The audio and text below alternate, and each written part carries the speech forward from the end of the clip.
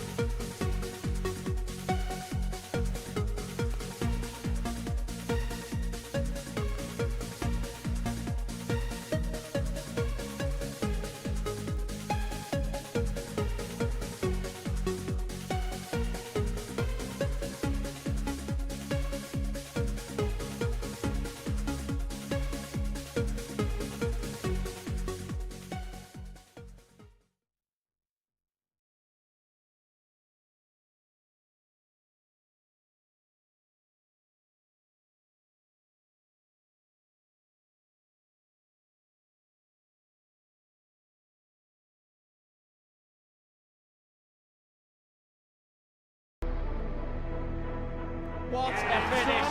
What a man! The drum roll finishes, and the target is and it comes on finals night, and it's a knockout push. Dirty Harrison! Van Velzen!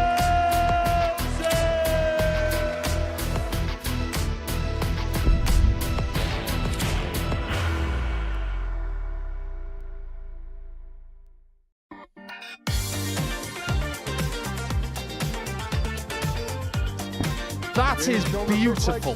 This could be potential 11 dart that goes first dart. It is an 11 darter.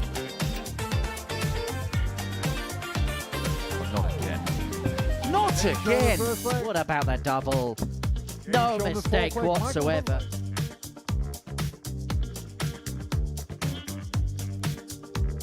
We have now, and Platt finds to 116 or 212 to make it 2-1. That's far more like it. Hello, good evening. Welcome along to the Modus Super Series from the live lounge here in Portsmouth. An intriguing afternoon's worth of darts is about to get underway in Group C. It's Steve West who has the lead going into this afternoon's session, and he is looking to book his place into yet another finals night here on the South Coast. The asset, Paul Nicholson, watched all of the action yesterday. He's going to be watching it all again throughout the course of Friday. And in terms of yesterday, well, it was Steve West who was the best. 2 ton plus averages and some really good performances. Yeah, I think Steve should be very proud of the way he responded after Group A didn't really bringing a great deal of positivity. He didn't play badly in Group A at all. He amassed a pretty decent amount of points. But his ability to reset and to put something right as well mentally ahead of Thursday, I think both Steve and his immediate team have done a fabulous job to get him ready for Group C this week. And how much as well does that come down to experience? Because there's nobody that knows this place quite as well as Steve. True. Over the last couple of years, nobody knows this place as well as Steve West. So experience does play its part in some guises, but I think you've got to remove a little bit of stubbornness. Now, there are lots of players who come here and they will constantly do the same things over and over again, expecting different results. I think what Steve did on Wednesday is he realised that that's not going to help him. He needed to change something. That was a mindset, and it has worked. Tommy Lisman's the best of the rest, but it's fair to say he never really got going yesterday. Very fair. It was nowhere near his best, but he still walked away with more wins than losses. Did he ride his luck at times? Yes, he did a little bit. But he did show in some of his games where his game could be at if he turns up a little bit more regularly today. I think of the people that are trying to chase Steve down, Tommy's the most likely. But if he plays like he did yesterday again, he will leave himself vulnerable. Well, this is how the table looks going into today's action. Steve West, top of the table, 10 points to his name. Rennie Idams, the other player, on 6. And that was such a weird day for him yesterday. It felt very up and down at points. Same as all week, really. We've seen erratic darts from Rennie, but at times, when it clicks, he can play just as well as anybody has this week. I don't think it's necessarily good for him that he's got Steve West in the first round. But imagine if he gets a win against Steve. Everything changes in the table after that. But if Westy is 6 straight on the wins in Group C, that will be brilliant news for Lisman. Does it feel like Steve West and one other from this group? At this point, yes. But because we've got experience in this building, we know that things can change in as little as 1 round. If Lisman gets a win and Idams gets a win against West, everything changes. Well, let's have a look at the odds then and see what the bookies think about today's action. Steve West goes off a very heavy 1-4 favourite. Truth be told, no real surprises with the betting? No, I don't think so. Huntley at 66-1, I think is very fair because you look at some of the wins that he's picked up this week. The majority of the time, he's losing more matches than he's winning. So those odds are extremely fair. And when he's in 4th, there are people behind him, and obviously the odds are fair for the others as well. It is 18+. It is gambleaware.org if you're going to have a flutter on the Super Series today. And everybody's playing for a place through to Saturday night's final here at the Live Lounge in Portsmouth. And you can be here on any given Saturday. Take a look at this.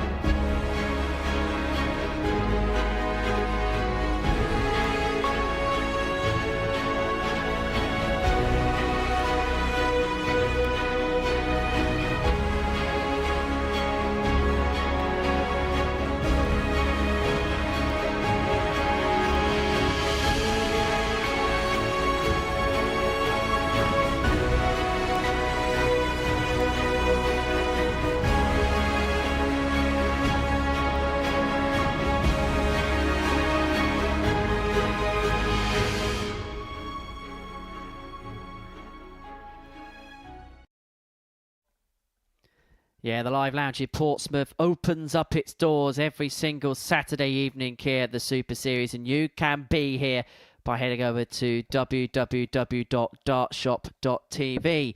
Next up on the menu, first up on the menu for us, is a meeting between Jonathan Platt and Mike Huntley. That'll get Friday's action underway here at the Live Lounge in Portsmouth. For Mike to win here, we'll put him onto 6 points in the group, and we'll put him in a very good position in which to really march forward for the rest of the day. For Jonathan Platt, well, he's on 2, and it feels like for the 57-year-old from Birkwood, he's just going to try and see out and enjoy his debut appearance here. The only way you feel like he's going to make it through is if he wins 5, minimum 4 games today up against Michael Huntley. If he can win this and move on to 6 points, he's got a real chance of making it into the final. So just a second time here at the Super Series. Tommy Lisman and Rennie Idams on 6 points. That's the second qualifying spot through to Saturday's showpiece finale. All the action being officiated by Paul Hinks, our star referee. First. And getting the action underway is Jonathan Platt on this Friday afternoon, who will be looking to pick up just a second win here. He lost this game 4-1 to Mike yesterday. Kind of ran out of steam a little bit, didn't he, in this particular clash. But for Mike, day 5, and he'll be hoping that his week's work here has got something to show for it. 100. What we can't ignore is that Michael Huntley's worst round of the week has been round 1. The most amount of legs he's won in his first game of the day is 1. That can't continue if he's got ambitions of making Saturday for a second time. Got to get off to a better start. 66. And how many times have we said this week, starts, whether good or bad, have kind of set tones for people's days. Now, they look like different stem for Jonathan. He's definitely put a ring 85. Between the stem and the flight of all 3 of his darts. Now, we did see a couple of interesting looking stems over the course of the session yesterday. 41. If they are the same stems, they must be very precious. I do believe they've got the name of his football team on them. And he is adorned 55. In the colours of said football team today, looking to be inspired like the mighty Villa here in Group C on day 2. Yeah, he's got the claret and blue. 38. Jonathan Carwood, 44. And a little bit like Aston Villa, looking to make a push up the league table. But he's not going to find the 144 here, but he has got plenty of time on his hands to 82. Take out the opening leg. He's going to leave himself on 62 with Huntley all the way back on 256. Again, a slow start to proceedings for the Welshman. 140. Jonathan Carr, 62. Interesting. 2-2. 58. Michael Carr, 160. That was never the norm, you know. Over the last 4 or 5 years, that's become more commonplace. And because he went inside on the 4-4, he's going to have to come back for 2-2. Jonathan Carr, 4. To get the opening leg of the day in his ledger.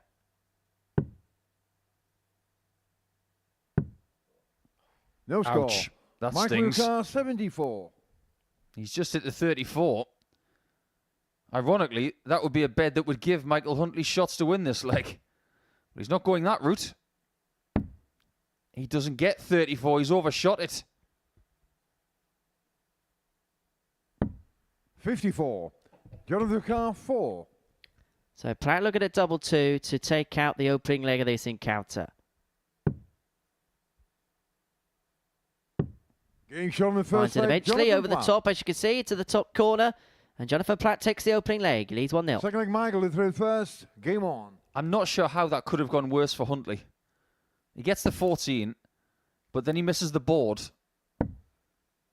At that point, you're thinking, 23. that's a real shame. But the fact that he hit tops with the last dart just makes it even worse. And we were looking into international darts yesterday, and you stumbled upon the fact that Michael Huntley is actually the Welsh 66. number 1. In terms of the national play, it is the case in terms of what he's been doing in those particular circles. Not at the British internationals 100. this weekend, although most of his stuff is played on the ADC circuit, is Michael Huntley. We've actually had 2 people who will wear an England shirt this weekend in Scaife 28. at the Super Series. Scott Mitchell was here in the box on Monday and Wednesday, and Jared Cole was here, and we wish them well. 177. Oh, that's a bit more buoyant, isn't it? Far more like it. Looks like they both began to find a little bit of a rhythm now. 140. That reminds me, actually, I've got to go up to Jonathan Platt today and say, have you got a spare set of those flights? I'd love to have a set of them as part of my collection. 60. Definitely retro, and a very nice retro as well. Yeah, these flights are right up there as one of the best made during the 1990s. 45. Michael Carr, 141.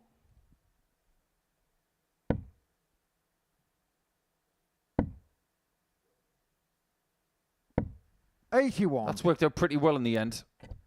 It's a better leg. And now he's got 60 points again, but this time with 3 darts, not 2. And you know what's going to happen here. The first dart is going to be the 81. safest of safe Michael Carr, 20s. 60. To atone for what happened in the previous leg. And that is as safe can get. 20. Double top doesn't go, and so Carr, Platt's going to come back 141. looking at 141. Did you see in that previous shot the difference in the angles of entry? 57. That's because of Michael where he Carr, holds the dart. 40.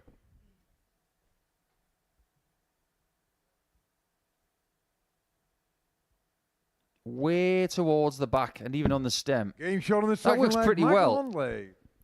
But if you're watching this, throwing a few darts yourself, try what Third leg, Mike is Jonathan doing. through first. Game on. Throwing right at the back. It's very, very difficult.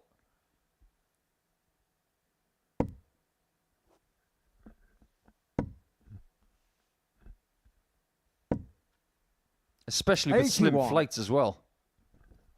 There are other players who throw towards the back of the stem. Steve Beaton does it a little bit, as does Michael Smith. 140. Well, let's have a look at this with our overhead angle so we can have a better look at the entry into the board of both players. 46. See, that's very fast. And when it goes in, it's very consistent. Look at the angles we've got here. 68. It might not be illustrated right there, but there's still a lot of difference. This angle of entry is consistent. 140. We have seen on multiple occasions this week where Huntley's darts will go in 3 different angles in a visit. 134. That last dart showed you exactly why. That one was flat.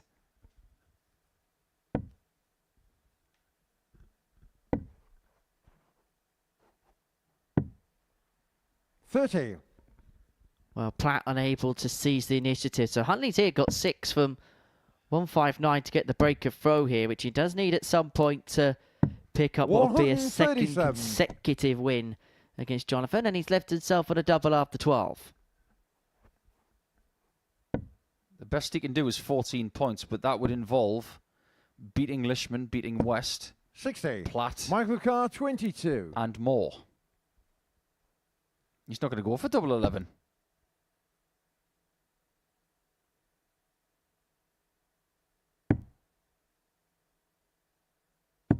Game shot on the Very third well leg, found. Michael Huntley. That is the most legs he's won in a first game of the day all week. Fourth leg, Michael to through first. So Game things on. are moving in the right direction. There was an harmony there. He split the double 11, but then found the double next door to hit. But either way, Huntley is 2-1-2 the good in this contest. 100.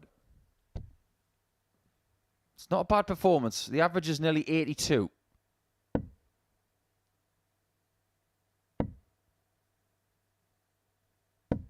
$41. You've got to say that if Platt does lose this game on debut here this week, that's going to be the end of his 100. campaign. 10 points is not going to be good enough in this group. As for David Williams, who will make his bow against Tommy Lisman next, he's going to have to win all 100. 5 games and pray that everything goes his way, and he will want Steve West to go bananas in the other 4 games that he plays. Well, he's going to need his good pal 100. to do him a good favour, isn't he, today, if he's going to make it through for Huntley. Well, after what was a scrappy first leg, he's actually brought the level up to around about 83.5. 80. Lose 20, gain 60. Now there is an exchange that most people would take. You obviously want all 3 darts in the board, but if you were forced into an exchange, that's the kind you want. It's a happy enough accident. It might not have any bearing on this leg. 100. Michael Yukar, 71. So Huntley here looking at 71 to open up a 3-1 lead and to put himself one away from victory. Did not like that very much. But he's still got to give himself a 51. dart at tops, and he's going to come back for 3 more double 10 and derivatives if he needs it. Did you just quote Graham Taylor? Do I not like that? He was a Villa man, wasn't he? 125. Yeah, he was. Michael Yukar, 20. Amongst many other clubs in his career, perhaps most famously manager of Watford before taking on the England job. The impossible job. Well, it's now impossible to take this leg out. Ironically, Platt is actually looking for the 15 now. 55. And this would be a pinch-em leg if Platt could take this. It's 2 in hand at double top to square up at 2-2. And now heads down for double 10. 35. Doesn't go, and so Huntley's going to come back for 3 more to open up a 3-1 lead. This is where you've got to go for the double 10 in the top half. That's your aiming point. Again, that was a little low. 10. And that was a bit too safe. 20. Well, it was something that we saw a lot last night in No Group score. B, wasn't it? A lot Michael of missed Yukar, darts at a 10. double. And it's becoming a trend in this Group C this afternoon. And so Huntley comes back for double 5 to open up a Game 3-1 from the advantage fourth and leg. gets that 3-1 Michael Huntley. advantage. 5th leg, Jonathan to through first. Game on. I do bring it up quite a lot about double 10, but people may have to start listening because there's nothing but trouble if you go for double 10 and go 55. low. If you go slightly high, you still have a chance. It's different with doubles like double 8 or double 4. There's peril either side. 60. But on 10s, if you slightly overshoot the shot, in a single 6 leaves you double 7, double 6 leaves you double 4. If you go low, 140. there's no joy. So what's the point in going low on double 10? None. Aim for the top half. 45. Another awkward angle, another awkward entry into the board for Michael Huntley. So many angles with circles and 45. straight lines. Honestly, some of the visits that we've seen from Huntley this week would be reminiscent of a Kandinsky painting. 97. But for Huntley, the key here is just get the job done. There's been actually some decent patches from him over the course of 60. this contest, but he knows that he's allowed his opponent in a few times in legs. And he may be allowing Jonathan Platt into this leg, although granted it is on the Platt throw. 41. I think Mike just wants to get over the line in his first game for the week. Constantly turning up and losing his first game is not a nice feeling. 139. It set him off on the wrong path. Who knows what could happen if he walks away with a victory here? It might just give him the jolt of confidence to figure it out by the end of the day. 100. Jonathan Carr, 62. Well, this to reduce the gap back down to 3-2. Well, it's not the worst miss in the world because another one of them leaves himself the double he wanted anyway. Game And he shown finds the the double fifth leg. 16 and only Jonathan needed the Platt. 1. And so it's 3-2. And so Huntley now has the opportunity 6th to leg, serve Michael it out to on his first. throw. Game on. I don't know which football team Mike supports, if any, because he might be a rugby fan. But whatever team he supports, 3. 125. Aston Villa 2. Or as was said in a very famous broadcast, Aston Village. 46. One of the best broadcasts I've ever seen. It's absolutely brilliant. Especially when he's trying to pronounce Sheffield Wednesday. 45. Or Leicester City. And still laughed at Manchester United. We've got to make the most of it. They were laughing at us for a long time. 85. Is this another we won the Carabao Cup preference? I haven't even brought it up all week. I'm bigger than that. 137.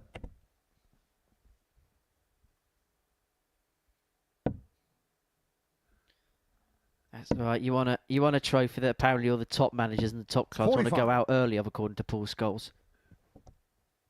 I've got nothing bad to say about Scholesy. Paul's a darts fan, fine chap. He's a football pundit. He's entitled to his 81. opinion.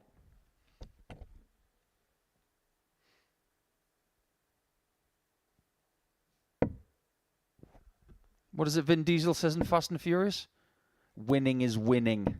60. That's what it's all about. Michael Lucar, 113. So Huntley here looking at 113 to wrap the match up. So the 4-2 victory has got time on his side, time on his hands. He's going to need said time to get over the line in this one. 45.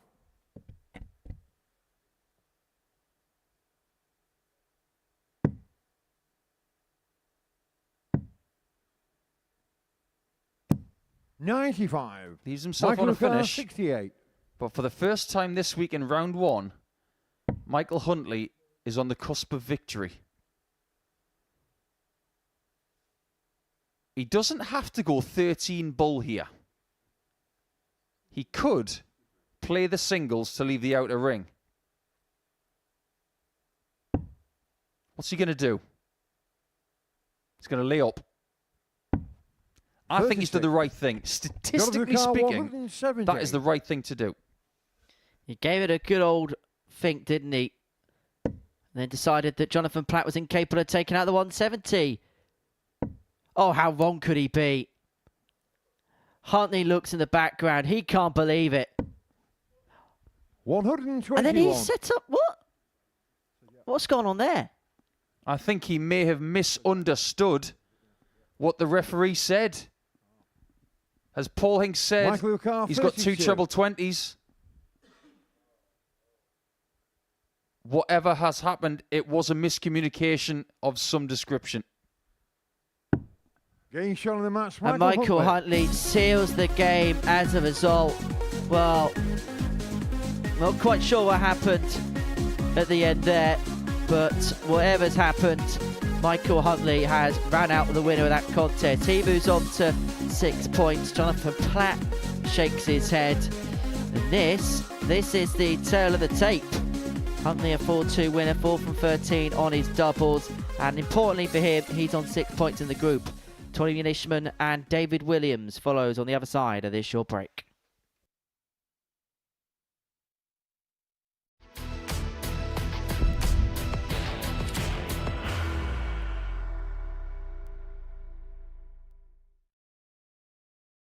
Are you ready to lift that trophy, Darius? Yes. Let's do it then. Ladies and gentlemen, your Modus Super Series 9 champion is Lucky D, Darius Labanowski!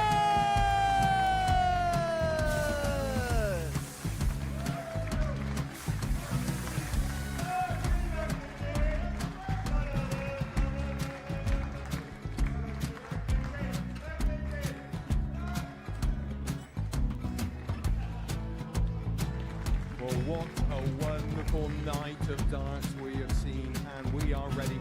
Our champion is ready, and it's trophy time. So receive the trophy. £25,000. The new Modus Super Series champion, the Terminator, Marvin Van Velzen.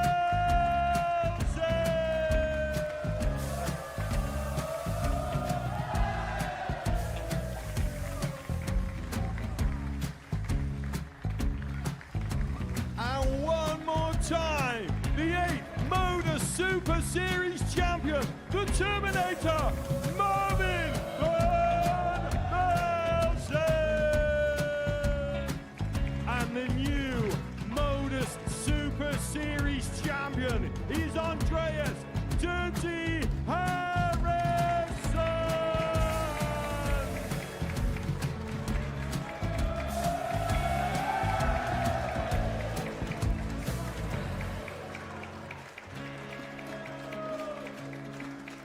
And one more time, the 7th Modus Super Series champion. Give it up for Andreas Dirty Harrison! The moment we've all been waiting for. Would you please show your appreciation for your Series 6 Modus Super Series champion, Scott Taylor!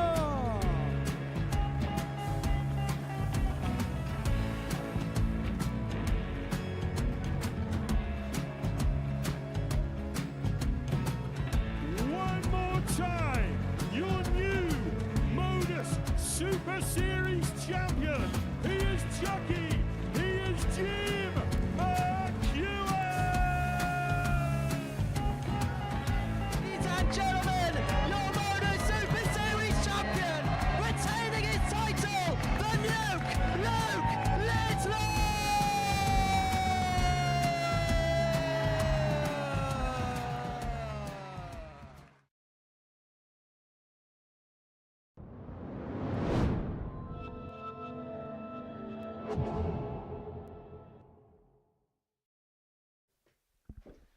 Welcome back to the Modus Super Series. Before the break, Michael Huntley got his day underway with a 4-2 win over Jonathan Platt. Match number 2 sees Tommy Lisman and David Williams go toe-to-toe on the live lounge stage. For Tommy, didn't play anywhere near his best, but was able to pick up 6 points from his exploits on Thursday up against David, who won his opening game yesterday, and it looked as if maybe things are moving in the right direction. Then got hit, didn't he, by that big average against Steve West. And things didn't correlate for Lisman. Well, the expectations for him have risen following his exploits on the Challenge Tour and on the Pro Tour this year, up against David, who is saying he's just going to enjoy and embrace the experience here as a player on his own merit for the very first time. And he's looking to make the most of the opportunity that he's going to get here at the Live Lounge in Portsmouth. We've seen him playing a couple of influencer events in the past. But this is his opportunity to make his mark as a player here at the Live Lounge in Portsmouth. It's Lisman to get us underway. He's in a good position, 97. but he won't be overly enamoured with the performances he put in yesterday. Let's be real about this. 59. He didn't play well yesterday on the whole. Nowhere near his potential. And if that doesn't motivate him to play better today, then nothing will. Okay, so maybe he's actually figured it out. 151 80s for the week. 95. There's probably about another 100 more to come, hopefully. 100. Well, Lisman leaving himself on a finish after 9. Looks like a more refreshed, revitalised version of himself. But there was one facet of the David Williams game that was good yesterday. It was very much the scoring. But how about this for starters? The bullseye. To kick off the day of a ton plus checkout. The 1-2-4 goes. It's a 12-darter. Tommy Lisman, ladies and gentlemen, has arrived. Game on.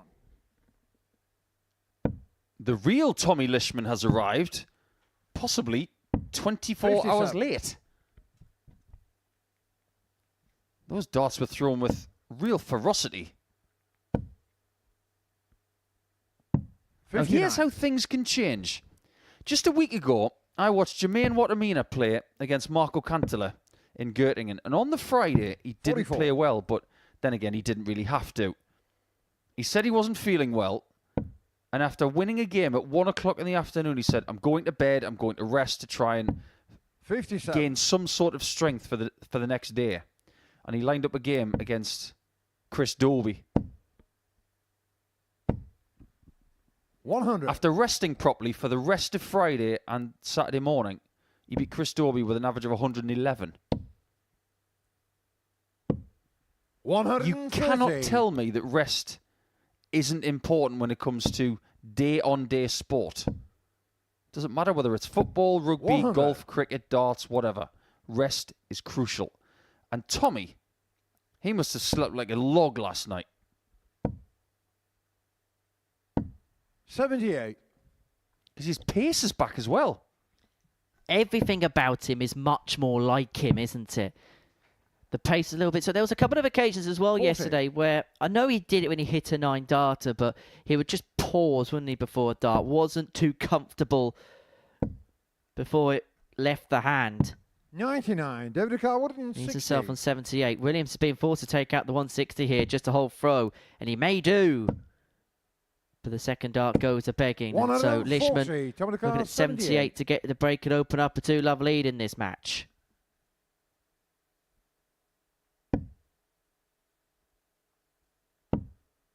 Tops for 2-0. Game shot in the second leg. Shot as a razor. Not that he needs a razor. Never seen him clean shaven. Through first. Game on. He's like a Humberside leprechaun, isn't he?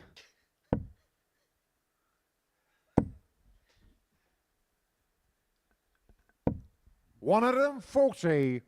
What do you think the biggest difference has been this year so far? Why do you think we're seeing the best version of Tommy Lisman now? 56. That's an extremely good question. Sometimes there isn't an answer to that question either. Something just clicks with feel in your game. 131. You might feel happier in your personal life. You might have a bit more financial security. You're better off asking him. 43. Because from a technical standpoint, doesn't look like anything's different. Sometimes it can be as simple as a new season, a new player, or a new version of that player. Because this is just brilliant. 24. This is what Tommy can do. 50. What does he do next, though? Well, you see Chris Mason hit the bullseye for a 10-darter in the past, haven't we? And Tommy Lisman's that kind of player that would, and did, and almost executed. Wry smile on his face. He fancied it. And I think even David Williams had 26. a wry smile on his face, thinking, oh, that would be quite cheeky. You wouldn't have seen that cheeky smile had it been a bad dart. It was actually very close. 180. It's probably dead cat, but that's his second of the match. Full told. Lisman double 12 for 3-0. Beautiful guide, surely. Game shot on the third leg. Use that marker perfectly to open up a 3-love lead. That was a great dart, and don't call me Shirley. David through first. Game on.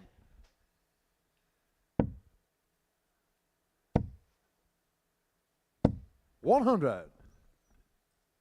David Williams has not played poorly in this game. He's had 3 tons, a 140 and 2 maximums. But he's not been afforded a dart at double because Lisman has just 100. been so much better.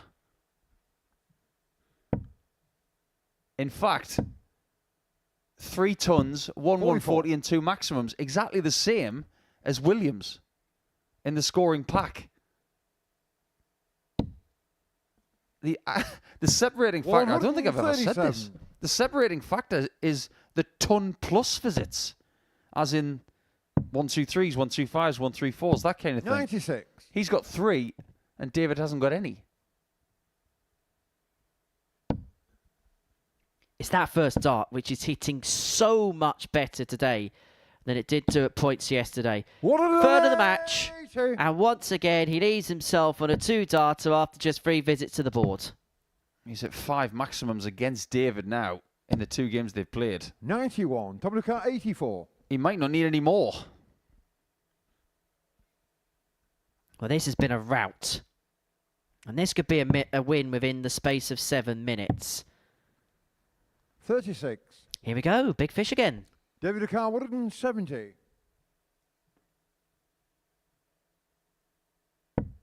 It's in. The second one isn't. 80. WK 48. And so Lisman comes back for 48 to round off what has been a comprehensive display. The average is under 105. 3 from 6 on his doubles, 3 180s. Everything about this match has been good from his perspective. 16. But he hasn't wrapped it up just yet.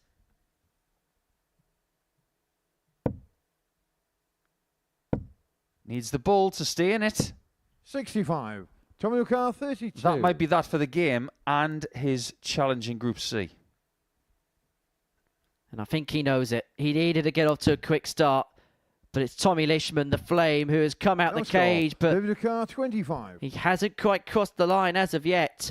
And so that flame for David Williams is still being kept to flickering.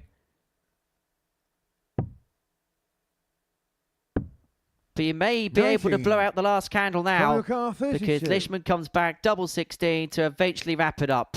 It's been a good performance. It's stuck a little bit towards the finishing line, but nonetheless, it is a 4-0 win for Tommy Lisman against David Williams. That probably puts pay to any hopes that he had of qualifying through to Saturday night's final. As for Tommy Lisman, where he will be really pleased with the way he's played in that opening game.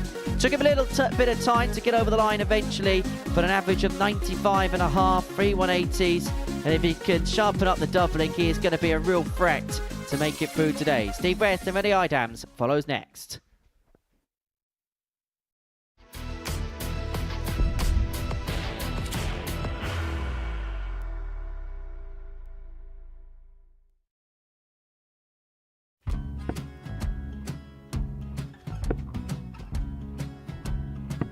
$54. Charlie McGuire, 164.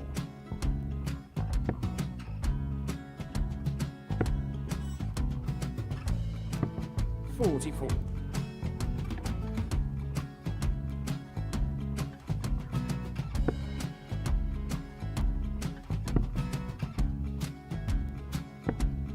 $32. Charlie McGuire, 120. Well, 120. He's got a fair, at least 2 handfuls of this. Just needs to stay 60. there. That's a good shot. Halves his score, leaves himself on a 2-darter.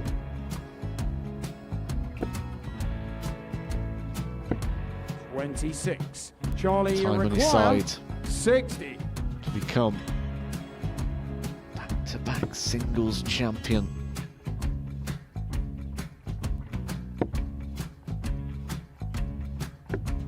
$40. Definitely a couple of nerves in those last 2 darts, but he'll be coming back. The moment he's been in before this situation. Standing at the back of the stage, Charlie approaching the McGuire, hockey with 20. a chance to win the title.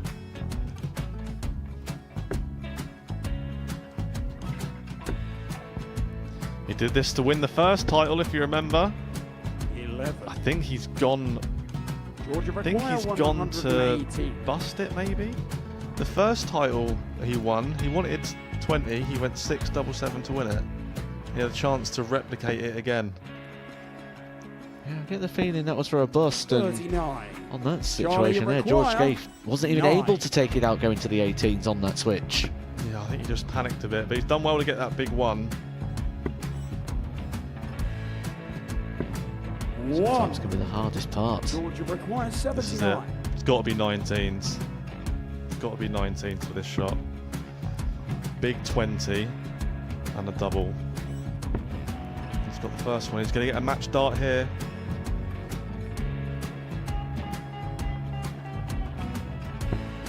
$59. Charlie Threw the entire McGuire, body into that 8. one. Just didn't want to let go of the dart.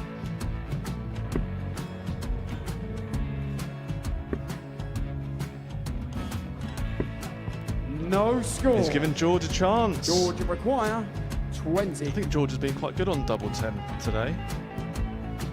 So many opportunities for Charlie Murphy. Go! Couldn't get the job Yes! done. Got in the match!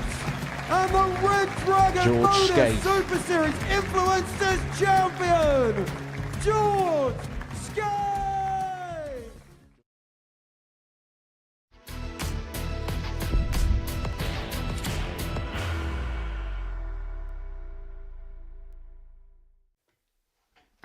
Welcome back to the Modus Super Series, where before the break, Tommy Lisman got his day underway with a 4-0 win over David Williams. 95.4 for the average for Lisman, 3 180s in there, and he kick-started the game with a 12 darts and a 1-2-4 checkout.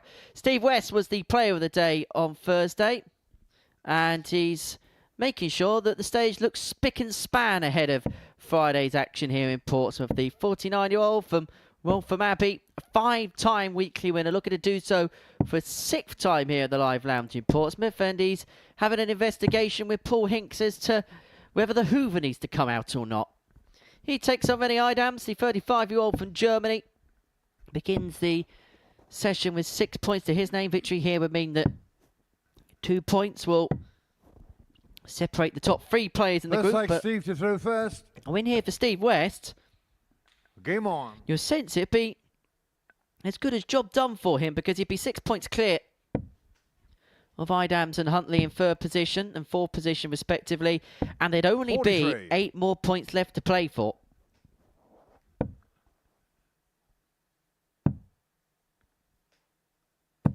$96. Steve West has got no time to relax here. He's top of the table by 2 points over Lisman. But if he were to lose 60. this match, he'd have 2 people within 1 win of him. Meaning, he's got to get off to a really good start. 99. He got off to a winning start yesterday, but with his worst performance of the day. If he finds the kind of stuff that he found 90. in the middle towards the end, he might have too much for Rennie on a 2nd consecutive occasion. 58.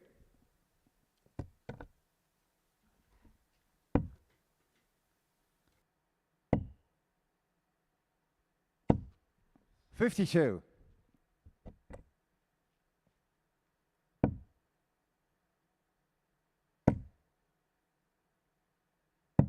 59.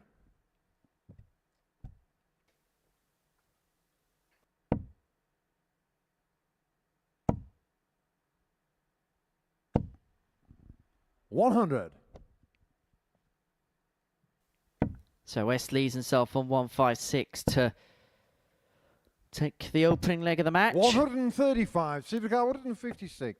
West looking at 156 to take out the opening leg, not to be on this occasion. So Idams will return for 54 to get 55. the break of Radio throw. car 54.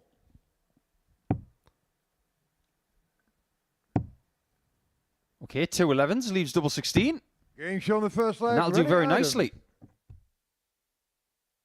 You were talking about the stage being spick and span, by the way. Do you know the root of that saying? Go on. I didn't know this until just now. You know how we just take certain phrases for granted? The term combines 2 96. nouns that are now obsolete. Spick means a nail or spike, and span is a wooden chip or, 100. I suppose, a wooden splinter of some description. But in the 1500s, a sailing ship was considered spick and span when every spike and chip was brand 59. new. The transfer to the current saying was about 300 years later, apparently. So we're 41. still saying something that has origins from 500 years ago. Amazing the origins of the English language, isn't it? And not everything came from English. A lot of the things we say come from Latin. And, of course, the Romans from 140. 2,000 years ago and further back.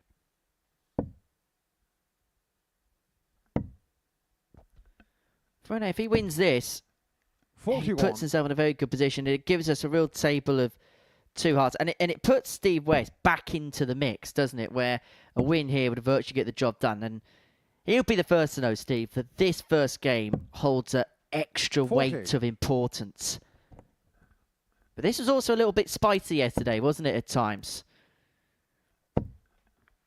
Rennie with a big celebration, and then 97. Steve West followed up with one of his own. So there is a little bit of edge when it comes to these two. Yeah, the game was very entertaining. 60. Radio car West averaged 89. 101.92 with 3 180s in the end.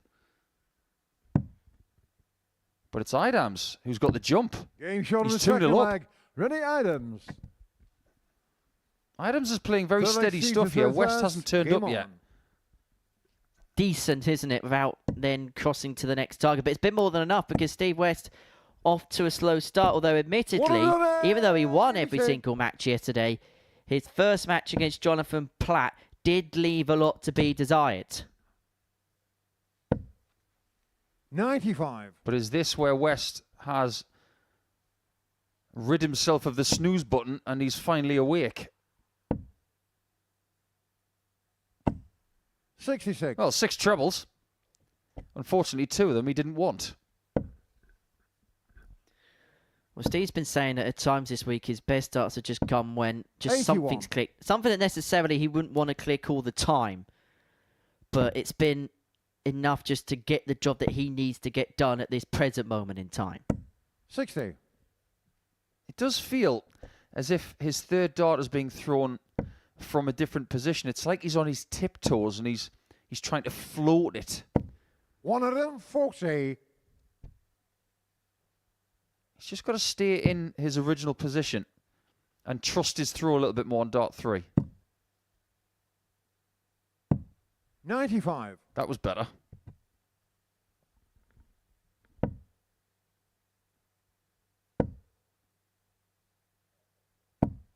$60. Supercar 100. Interesting exchange now at the end of leg 3. Double top. Getting shot on the third That's leg, how you Steve do West. it. That's how you get back into a match. 14 darter and a nice clean Fourth kill. ready to throw first. Game on. I saw it against Rennie Idams on Monday from Steve West. He had that spell where he was training and then he went on that 59. real rampage, didn't he? Missed double 12 for the 9 and then threatened the 9 again in the leg thereafter. That would go on to win 4-3 from a 3-2 deficit. 82. And it feels like Steve West is going to need another one of them purple patches in this particular contest. Curiously, the head-to-head record 97. in this fixture, in the one that West has with Huntley, and the one that Idams has with Huntley, it's 3-1 over the 64. 4 days in every case. Idams has a 3-1 lead over Huntley. West has a 3-1 lead over Huntley and Idams. 137. That embellishes the point that West is the better player of the 3. 140. And he's beginning to find the type of groove that he found at points yesterday. Had 2 ton plus averages en route to completing the card, did 41. Steve West. And this was a fixture which could have been a bit sticky around about this point yesterday as well, because around about this stage of the game where Steve really did get himself psyched up, 58. when he was Running the car, letting out those 167. celebrations, and then he really did click into gear and had a real 3-leg burst towards the finishing line. 39. Now, this has been Supercar poor the last 2 visits from 167. Renier. He scored 80 points with 6 darts. 137. If he doesn't take the 128 out, he's probably going to be in a tied game. Bull. 103. Supercar 20. Scared. Has Steve West survived a scare? It's double 5 for a level match. Getting shot on And the double fourth leg, 5 is Steve found, West. and we are back at an equal kilter. We're back at 2-2. That was a Fifth gutsy leg, last Steve to start. throw first. Game on. Fine margins when these two play each other. It's probably the best fixture in this group, 60. if we're being brutally honest. Because they don't mind throwing down. You can play certain players and be 100. tentative in your motives. Let's put it that way. You might be the kind of player that's got a lot of spirit about you. You want to show your passion. You want to go for it. 60. But you might be up against someone who doesn't appreciate that kind of game. I've played Steve. I've played Mervyn, 60. who we saw play 4 games into the early hours last night. They like to play a gentlemanly game of darts. 60. Most people are more than willing to do that, but there are some who genuinely do not care about other people's motives. And they will play 43. their game, whether you like it or not. Imposing their will upon the Oki. As we know with Steve, he's somebody that he just wants, if he could have the 100. perfect game, he just wants to get up there, get on with it, get off stage as soon as possible. No frills, no shenanigans.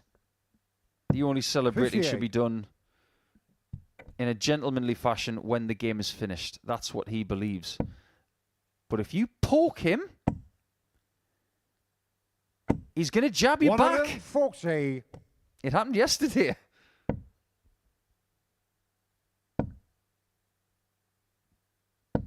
$60. Things have turned around now. We may just be in the eye of the storm.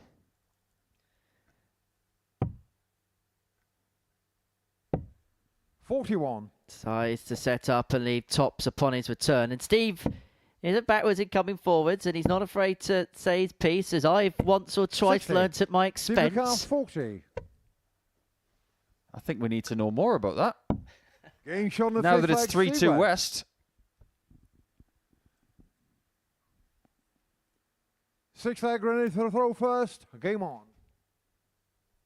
So what kind of things has he pulled you on then? A couple of years ago, do you remember when we had the age-old debate who's the best player 89. out of tour card? Ah, yes. That whole week he had a bee in his bonnet about that. And I think it was, I can't remember if it was on the balcony or not. He came up to me and 100. said, "Stop having this debate. It's rubbish."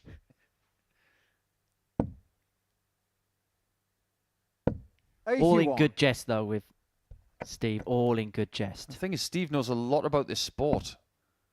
Just because he's playing on this stage doesn't mean he's not aware of other things that are happening. 100. He's been around this game for over 25 years. I'll never forget the first time I met Steve. He said, "You're the bloke I have to 60. turn my TV volume down on when you commentate."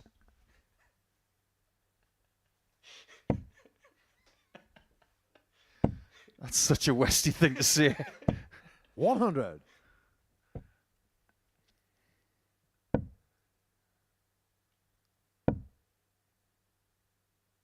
Well, this 100. game is in the hands of West. He would love to get it won in 6 legs. He doesn't want any more peril.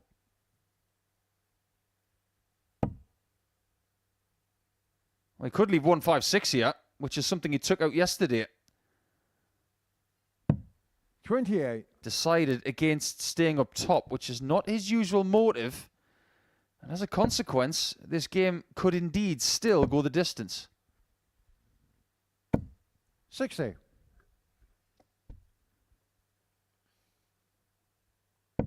Now it feels a bit more tentative, and I suppose the big question is who's going to drag themselves out of the weeds. I suppose for Idams, he's got the advantage of the fact that he has got this one of them for the match, but if he doesn't take it, West is going to get free in hand at a double to take this match and to win 4-2 and to move on to 12 points in the group. 51. It was that mid-match surge, wasn't it, that was the key difference in this one. And West now looking to finish it off once and for all. Double 18. Double nines found, and West is on the board. He continues his 100% record in this group, and now finds himself to within a win of making it through to the finals on Saturday night. He's beaten Idams by 4 legs to 2 in the final game of the first round of fixtures. That's how the game went from a statistical viewpoint. West coming off a 4-2 winner. That's the end of the first round. Steve West is 6 wins from 6. Next up, it's David Williams against Jonathan Platt.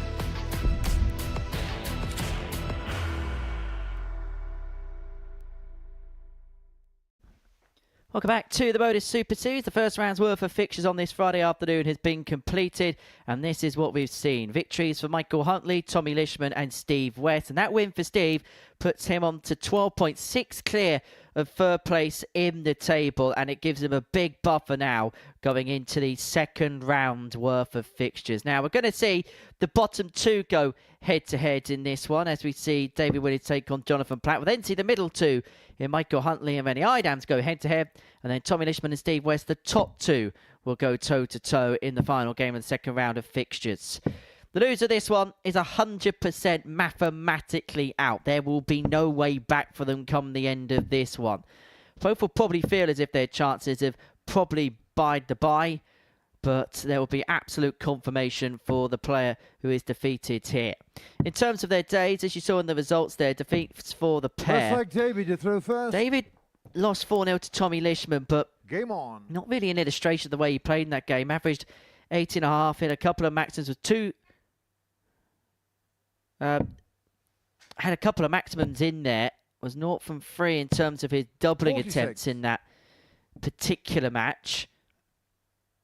As for David Platt, missed 8 darts and a double and a 4-2 defeat to Michael Huntley. What was a very nervy, cagey 100. opening game to the session. What do you expect to see here, Paul Nicholson?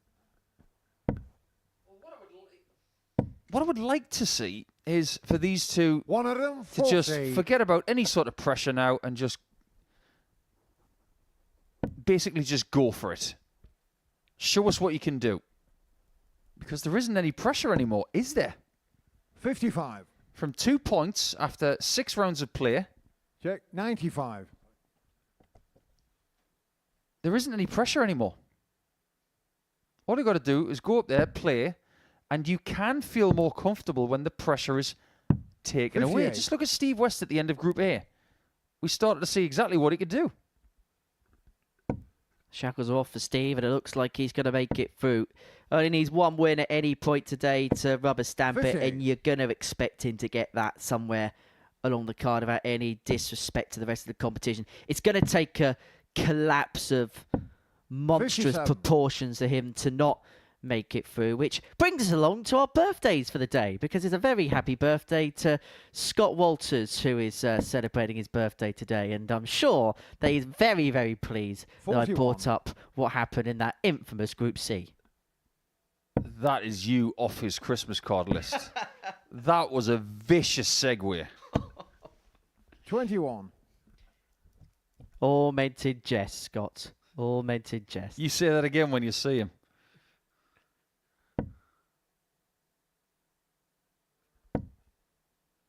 Group C is a game of 2 halves.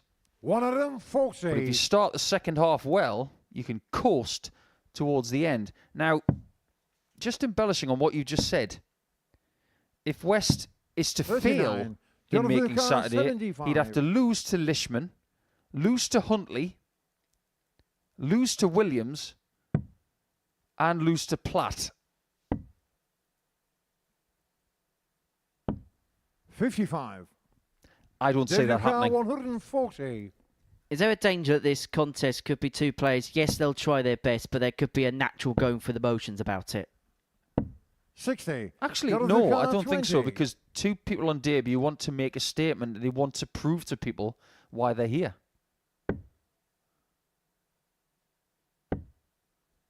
2 5s. 10. Chance for David Williams to get Carr, on the 80. board, to get his first leg of the day. He barely laid a glove on Lisman.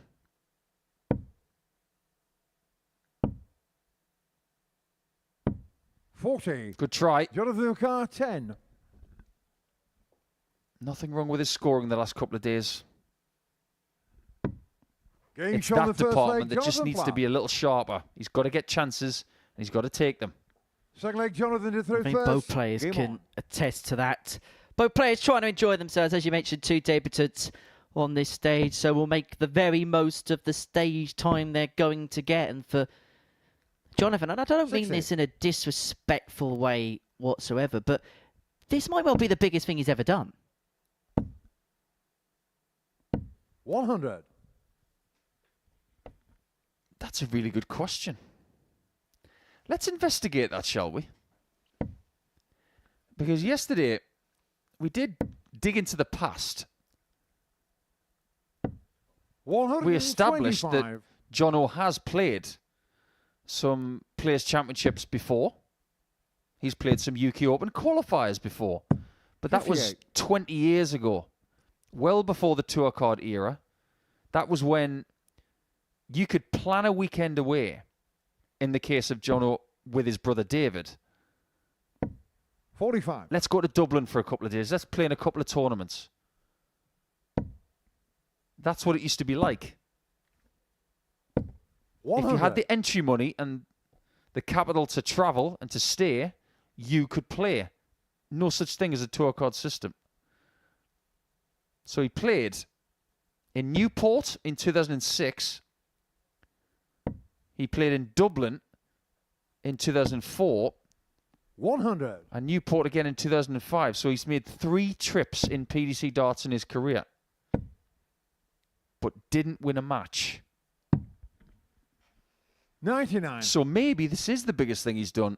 And I suppose retrospect does state the older you get, the more sentimental you get about your hobbies and the things that you're good at. This might mean the world to Jono, and I wouldn't blame him for saying that. 131. David Carr, 144. Well, he's certainly the player on top in this match. Got the break in leg 1, looking to confirm it in leg 2, unless David Williams can find the double 12 for the 144. 132. Jonathan Carr, 40. A little bit rushed that last start. I think he felt the magnitude of that moment, and he had a wry smile on his face as Platt comes back for tops. Jonathan Platt, that is. Game shot in the second leg. Jonathan Have Platt. that. 2-0. Yeah, I do want to apologise for accidentally So they calling gave him it to three David. first. It was always going to Game happen on. at some point.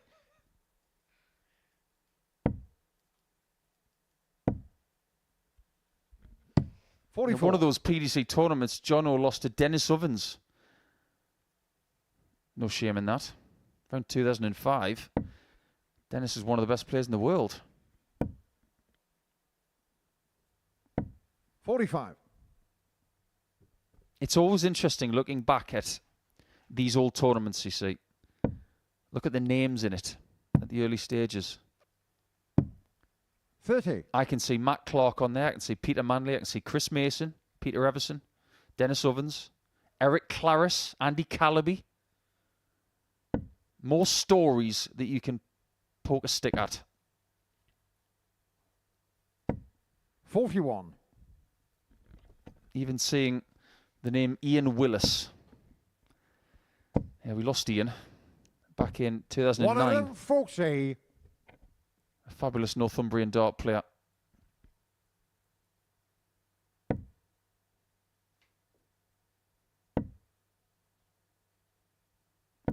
$45. Just having a look at Jonathan here. It doesn't look too easy on the shoulders, but a couple of times where he's been rotating. You can see it in the background there, just rotating that shoulder. 60. Flicking out the arm. Doesn't look overly comfortable with his throwing hand. Take note, Henry, when you get older, things start to hurt. I was warned when I was in my mid-20s that when you get to about 45, things start to 47. get a bit more difficult. I can attest to that now. And just one more thing as well. Obviously, Jonathan has played in other PDC events. There's one that really sticks 100. out. It was a UK Open qualifier in Newport in 2006. He actually lost in his first game of that tournament to a gentleman by the name of James Barton. 100. Now, we sadly lost James way too early. And James is from Paul Hinks's county of Yorkshire, and he was Joe Cullen's best friend. 59. We miss James. He was a great, great guy. Well, Williams are going to make some inroads in this game, looking at 68 95. to reduce the David gap Carr, back down 68. to 2-1. Platt looking at 128 if it doesn't go. Very safe dart for the guarantee of 1, and that's at tops. Doesn't go, so 48. Platt looking at 128 for Jonathan the Carr, double break. 128. Needs a double treble visit. Unless he gets the 60 in the bull. Other side of the wire. 42. David Carr, 20. And so 210s here for Williams. Game bring shot it in the back third to leg, David 2-1. Williams. Off the mark, on the board. Fourth leg, Jonathan. Platt here looking to Game on. re-establish the 2-leg gap. Now, we've talked about every opponent that Platt has played in a PDC event in his life, but there's one left. 28. I've saved the best for last. And that's, for me, this is even better than Phil Taylor. He played in a UK 100. Open qualifier in Dublin back in October of 2004. He lost to Tom Kirby. 55. That must have been a privilege. Tom, a stalwart of the previous generation. 140. Vastly important. And if the PDC and the PDPA have got anything about them, 83. what they really need to do is bring back the Tom Kirby Memorial. Why that tournament isn't happening right now is a mystery to me. 140. Do what's necessary and bring it back. Yeah, finals used to be just for the final of the World Grand Prix, wasn't it, in Dublin? Great players have won that title. Like William 100. O'Connor, Darryl Gurney, Keane David Barry. Carr, 121. Bring it back. King Barry, I think, was the last, wasn't he? Williams looking at 1-2-1, 25 first because the opponent isn't on the finish. And this is to level up at 2-2 in a game which he had 83. found himself 2 down in.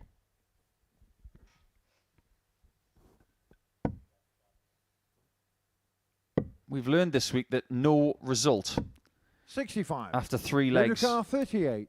is safe. Whether it's 2-1, 3-0 up, we've seen people win from every position. 32. He's found himself on Jonathan double Carr, 3. 170. 170 checkout for Platt. Not for the first time today. That one underneath the treble 20 60. bet. David So Carr, Williams 6. will return for double 3 to level up at 2-2. Been a little bit cagey at times, perhaps unsurprising. 3. But Platt here has an opportunity Jonathan to really Carr, put the game in his favour if he 110. can find the 110.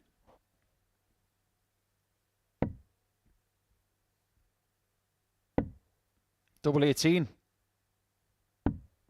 92. That was very David close. Carr, 3. I think we're starting to realise why Games on these the two are fourth leg, in the David bottom Williams. 2. We're talking about 7 Fifth leg, David visit is in legs. first.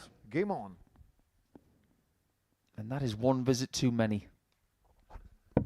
Yeah, 6 is usually the par for course, really, if you're going to 58. at least be competitive. May not always win your matches, probably isn't always going to win your matches, but it's going to get you the odd one here and there. Of course, busy day of darts across the landscape here at the Super Series. We've got 25 live matches for you on Pluto TV. 125. Also, Development Tour weekend. And the quarterfinals have just been completed. 99. And a list of players to make it through. Bo Greaves beat Damien Vitens by 5 legs to 1.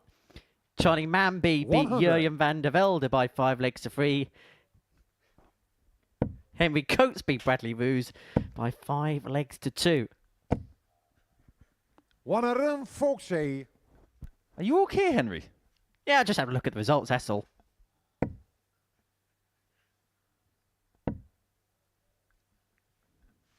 Semi-finals will 40. take place very shortly. So it's going to be Greaves against Manby then. Henry Coates up against Cam Crabtree. That 100. well, that's going to be a great game.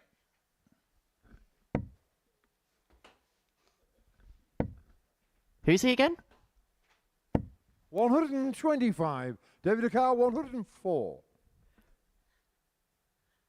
Williams 104 to re-establish the lead at 3-2.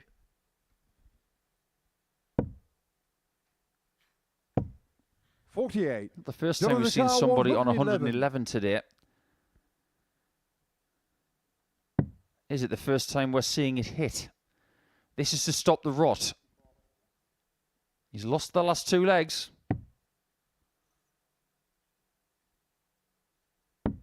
Consider the rot stopped. Jonathan Platt. That's really classy for Jonathan Platt. As you say, that's a real Jonathan to throw first. rot stopper. And that could just be a moment that could get him going in terms of his day. And how many times do we see players like this? And we know they've got quality. We know they've got ability. But sometimes on this stage, they don't quite showcase. And sometimes they just need that one moment just to 100. perhaps allow them to really flow at the level that we know that they are capable of attaining. You were talking about a tournament that's happening today. How about what's coming up around the world? You've got PDC Nordic and Baltic stuff happening this weekend in Gothenburg in Sweden. What's the most famous sporting story from 45. Gothenburg? That's right. In the mid-90s, that's where Jonathan Edwards broke the world triple jump record, which still stands today.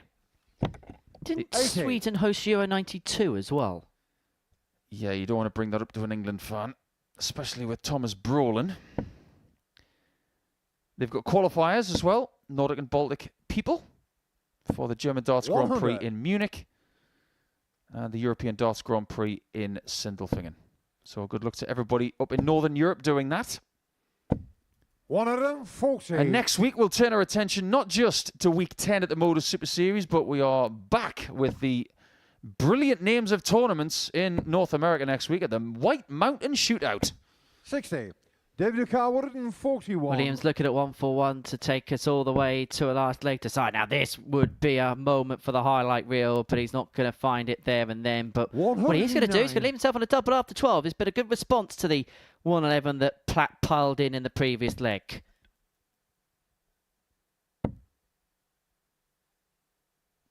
$60. David Carr, 32. Hasn't really enjoyed time on double 16 this week. No score. It happens Jonathan again. Carr, 136. That is something he's going to have to recognise and to correct if he comes back. Well, that would have been back-to-back Tom Plus checkouts to have seen the match out. But Davey Willings is 2 from 14 on the doubles in this match, and he's going to come back for double 16 to take us all the way. And he only needs one dart to do exactly that. And so we go all the way to a last leg decider. Williams free, Platt free. First. Game on.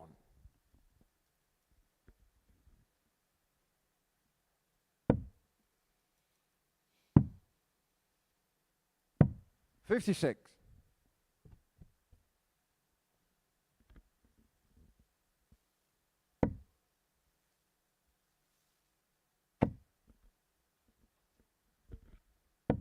$85. You can see how much they're trying here. It's not coming naturally. This is what pressure does. 97. People often ask us when we've been to big tournaments, how do you spend your last 3 hours before a game time? You spend it getting yourself in the right mindset, doing the 40. right things on the dartboard. It's not just turn up, throw at the board and get ready. It's a process. 96. You have to do what puts you into the mindset that you want, because not every player is the same. Some people want to get amped up. So if you're Dirk van Dijvenbode, you're listening to hardstyle music and you're like a frog in a sock. 55. Then there are other players who will try and stay as calm as possible because that's what they want. You just have to find your formula. 41. So that when you walk up the steps, whether it be at the Modus Super Series or at the World Grand Prix in Leicester or something like that, you are in the right frame of mind to play well. 140.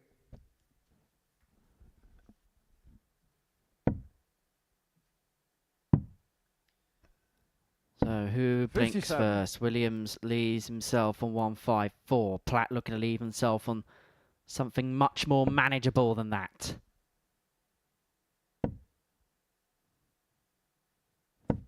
$135. Excellent visit. 154. Forces the 154 to be got. It's not going to get got. 58. Whoever thought of that saying? It's 46. terrible English, but it's moused its way into popular culture, hasn't it? Double 18. 37. 2 match darts missed. Dudukar 96. Williams has a chance to put Platt under the patio. He gets the triple 20. And he's Being got shown the match, the David double Williams. 18 to seal a 4-3 success. And that means Jonathan Platt's officially out. David Williams, to his second win here at the Live Lounge, just gives him a floating 4 to qualification. But both players, that wasn't them at their best. It was a nervy game. But it's David Williams that seals it 4-3. That's the tail of the tape. The 111 for Jonathan Platt as opposed to the real highlight of the game in terms of quality. Williams running off the 96. Next up, it's the middle two of the group, Michael Huntley and Rennie Idams.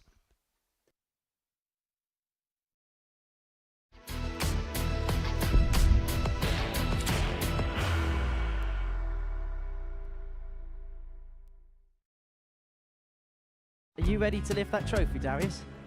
Yes. Let's do it then. Ladies and gentlemen, your Modus Super Series 9 champion is Lucky D, Darius Labanowski!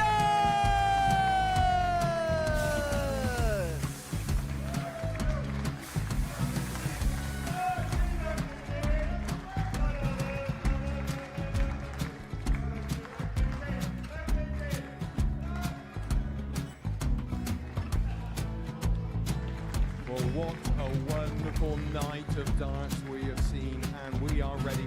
Our champion is ready, and it's trophy time. So receive the trophy. £25,000. The new Modus Super Series champion, the Terminator, Marvin Van Velzen.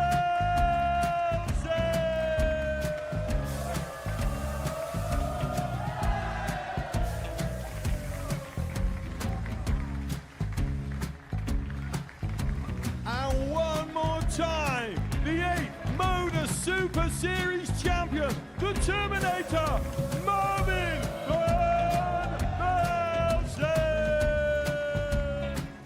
And the new Modus Super Series champion is Andreas Dirty Harrison.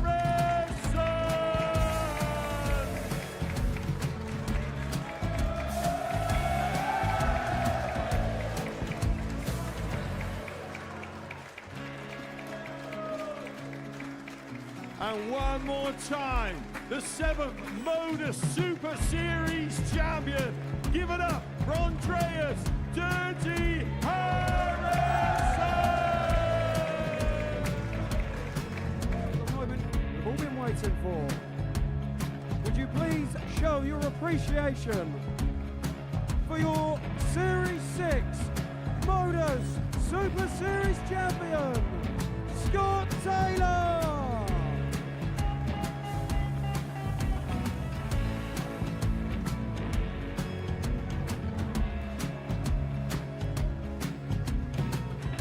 One more time, your new Modus Super Series champion.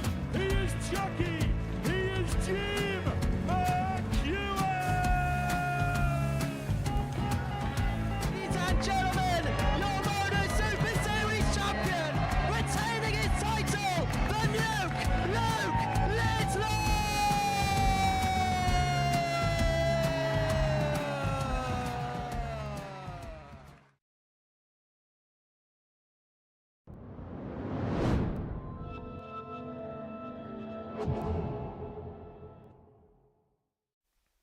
Welcome back to the Live Lounge here. Portsmouth 4 games down on this Modus Super Series Friday afternoon.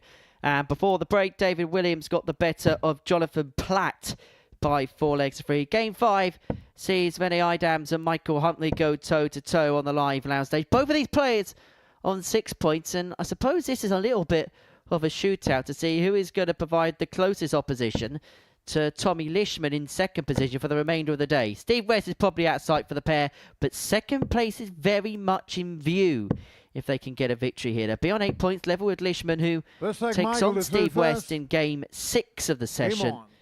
For Mike, well, it wasn't his best performance, but he managed to find a win, and that's the important thing for him against Jonathan Platt. While so Rennie Idams, he lost out by 4 legs to 2 in to Steve West in his opening game. 140. The importance of this result is very much dependent 26. on what happens in the next game. Because even if you do lose this one, 140. and you stay on 6 points, if Lisman loses against West, 60. 2 things are going to happen. Lisman will be dragged into a mire, and West will be in Saturday. So think about it from 2 sides of the coin. Steve West doesn't care who wins this game. 33. But if he wins his game, 81. he's going to be fine. Imagine the confidence that you get from that situation, and how much confidence do you get from a 12-darter? 49. We don't know. Is Michael Huntley saving his best darts for the very last day? And sometimes that's all you have to do. 60. Save it to Michael Carr, Friday. 32. And if it gets the job done, then Saturday becomes a bit of a free roll, I feel, for Mike. I think for him, psychologically, it's about getting through to the Saturday, because it's been Huntley. 6 appearances now since he's last done it, since his debut appearance. Second leg grenade And as much as he loves playing here, he'll want that Saturday night X Factor once again. He's taken out the opening leg in 15. 100. We're not going to get any Saturday night X Factor this year or next year, because Andy Bolton has a tour card. So we're going to have to get our kicks elsewhere. 40. Well, I suppose if we replay some of Andy Bolton's Saturday nights on Pluto TV, we could have some Saturday night X Factor. 140. It's not a bad consolation prize. That's all part and parcel of the Portsmouth life, though. Some people go away for a couple of years, then they come back. 70. Some people just don't come back. Let's face it, we're never going to see Luke Littler here again, are we? 99. But someone like Andy, for instance, in a strange way, we don't want him to come back. But if he did, 60. we'd be very happy.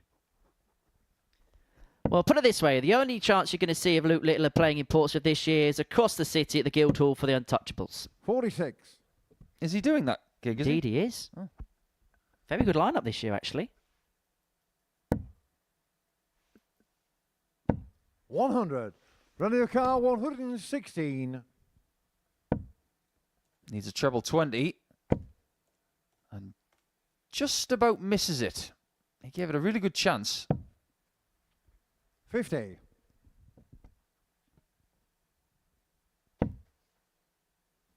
Go 19s, Mike. Oh, 59. old school counting. Radio car 66.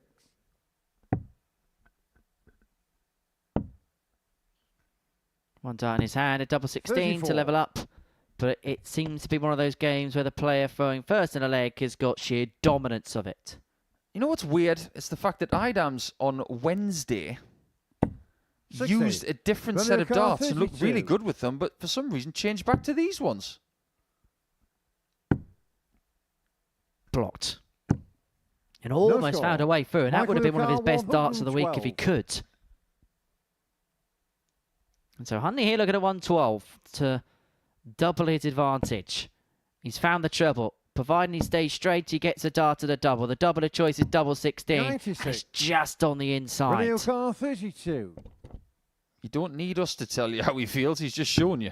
Game shown in the second Now he leg. feels Ready, just a Idams. little bit worse because that leg has slipped by. Third leg Michael is One through apiece. first. Game on. Just talking about that particular event, Luke Littler's playing in it. As to Stephen Bunting, Adrian Lewis, Steve Beaton, Fallon Sherritt, Josh 60. Rock and Gemma Hayter. It's not a bad lineup, is it?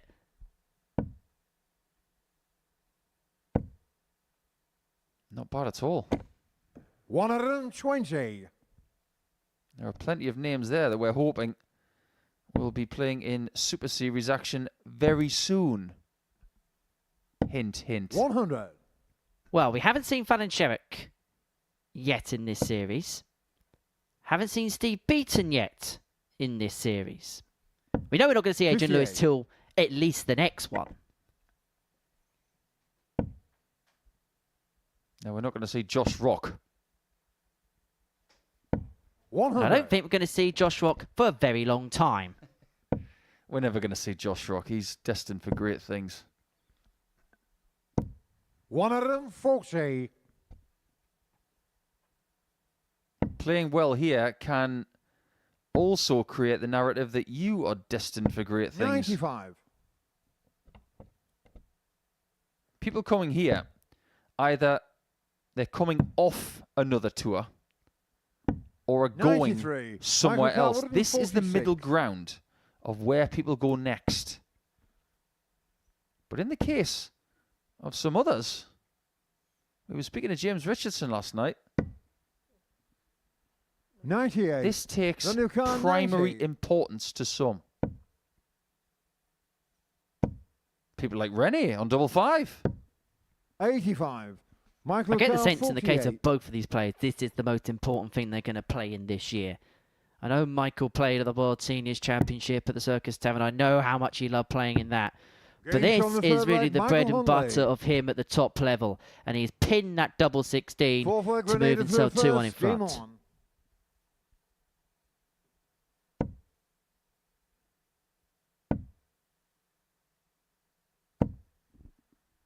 $140. Rennie's going to have a lot of opportunities this year to play European Tour events 60. because he's eligible to play in the home nation qualifiers. One of them has already happened in Göttingen last week. 60. There will be qualifiers for stuff moving forward. He may be earmarking things like the European Darts Grand Prix in 100. Sindelfingen in May. Then later in the year, there will be more events.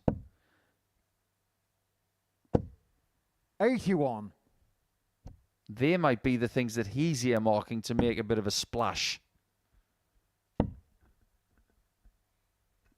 60. Of course, the advantage of being a player in that part of the world is you do get those extra opportunities. And I suppose darts to a certain extent is a bit of a postcode lottery. And Renee falls on the 99. right side of that one where maybe other things he doesn't. Well, he gets more home nation qualifiers than anybody else.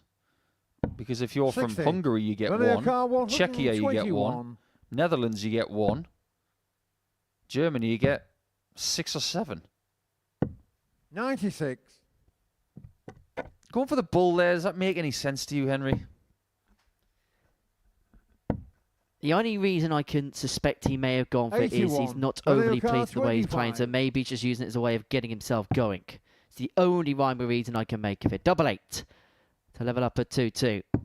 And a Games great on the guide, fourth leg, utilised it Renee well, Idams. and we are back at an equal kill to in this contest. It's not been a Fifth leg, classic. Michael through Both first. players Game just on. pitter-pattering around the low 80, high 70 mark, and we're level at 2-2. You were mentioning earlier 100. in regards to Jonathan Platt, and I know we're going a little bit off topic here about some of the players' championships and some of the locations that he's been to play in those 94. particular events. Would you like to see a little bit of a return of maybe a round of players' championships in places like the United States of America? Just even if it's just a couple of 135. times a year, branching out to places that aren't the conventional Rosmarlins, Wiggins, Barnsleys, Hildesheim. The answer is yes. 92. People used to look forward to the Canadian Open Players Championship events. They were held around 2009 to 2012 99. in Ontario. We used to have Players Championships in America and places like Atlanta. 58. Michael Carr, The 167. infrastructure's there to put it on. The CDC can do it in a heartbeat. I don't see why it's not happening. And look, there's an understanding, of course, 45. for a lot of players, there's finances that come with that. But And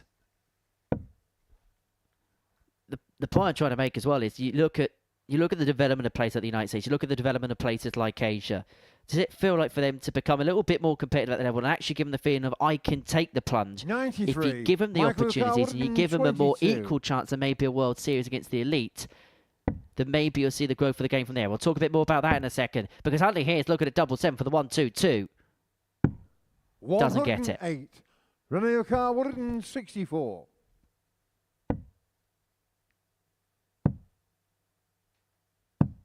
$94. Michael O'Carr, 14. So 2-7s here to open up a 3-2 lead. He's decided to split. Game shown the fifth Inspired. leg, Michael Huntley. This is better.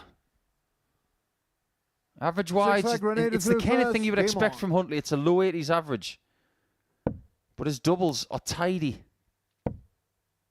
Now back to your argument about 81. Players' Championship events abroad.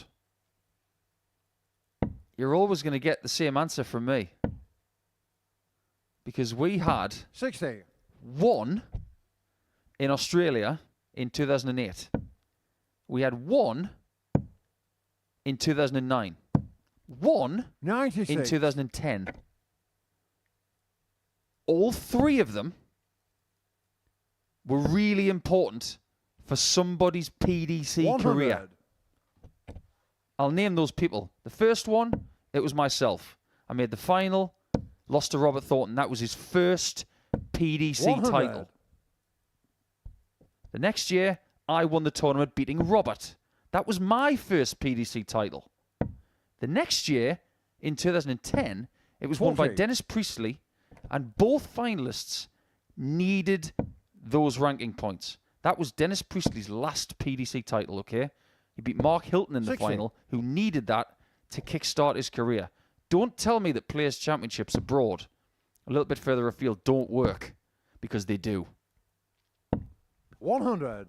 Rene O'Carr, 164 and 6 starts from here for Rene Idams to take us all the way to a last leg decider. It's not going to be got on this particular occasion. 94. Picks up the treble with the last, leave himself on 70.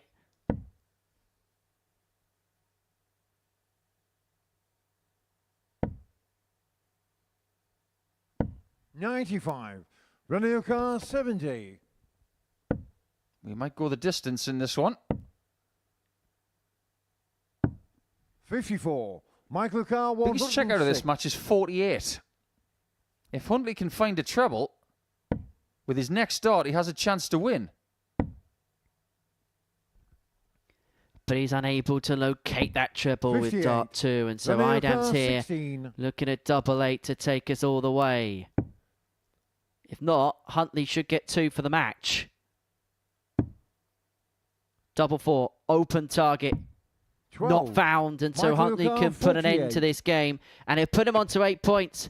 And he'd actually leapfrogged Rene Idams in the table. And it would put him right on the cusp of Tommy Lisman, who plays Steve West next. And in his most lofty position in a table all week. 32. But he's Rene unable to O'Carr, take the 4. opportunity, and so Idams is going to get 3 more to take us the distance. Didn't even have the energy to put his head in his hands. He is an emotional wreck right now, isn't he?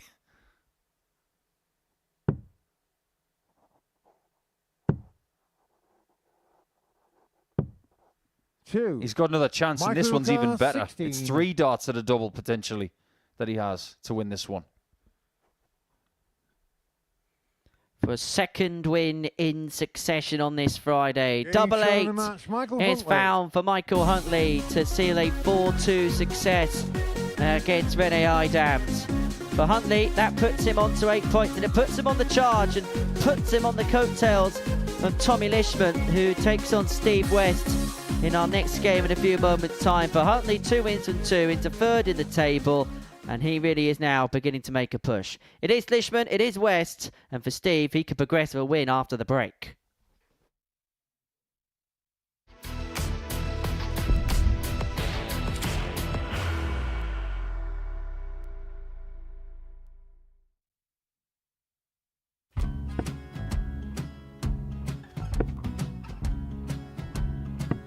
$54. Charlie McGuire, 164.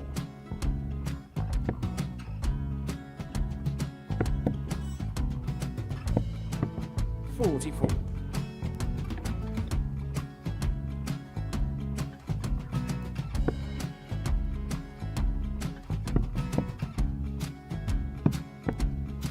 $32. Charlie McGuire, 120. Well, 120. He's got a fair, at least 2 handfuls at this. Just needs to stay 60. there. That's a good shot. Halves his score. Leaves himself on a 2-darter.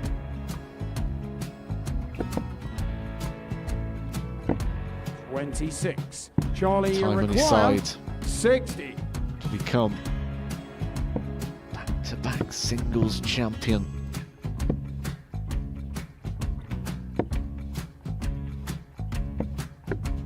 $40.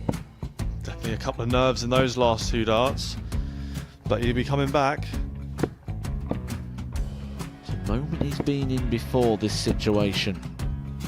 Standing at the back of the 81. stage, Charlie approaching the required hockey with a 20. chance to win the title.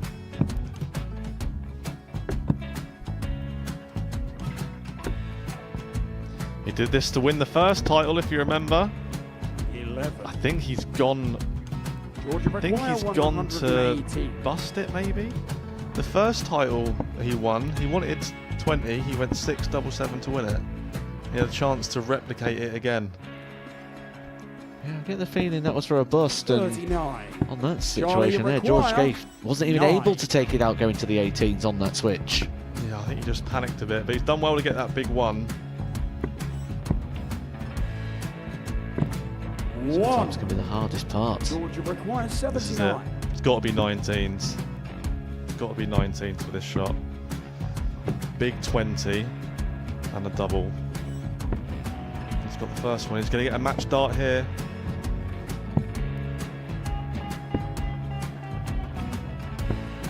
$59. Charlie Threw the entire require body into that 8. one. Just didn't want to let go of the dart.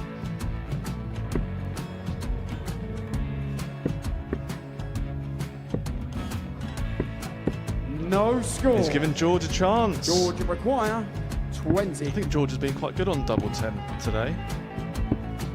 So many opportunities for Charlie Murphy. Go! Couldn't get the job Yes! done. Got in the match!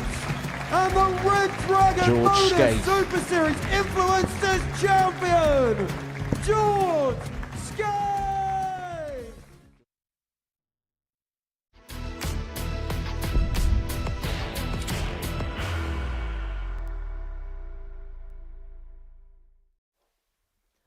Welcome back to the Modus Super Series, where before the break, Michael Huntley secured his 2nd win of the day, getting the better of Rene Idams by 4 legs to 2. Our 6th match of the session sees Steve West and Tommy Lisman go toe-to-toe. Now, a win here for Steve West will book his passage through to the finals pretty much tomorrow night. He'll move on to 14 points. Everybody else in the group would only be able to get to that particular mark, and of course, because Lisman plays Huntley later on in the day, both cannot get on to that mark. So West will win here, will book his passage through to the finals tomorrow evening, First leg, and it's Tommy all Lisman smiles first. before warfare between Game this on. pair. The two which probably at the beginning of the group you probably thought were more likely than anybody else to get out of it. Steve West, well, he looks like he's on the cusp of doing so, whilst for Tommy Lisman, 96. much improved start compared to yesterday. Yeah, performance of the day from Tommy in game 2. His best performance of the week so far. 60. And to say it's the best performance of the day is not really that hard.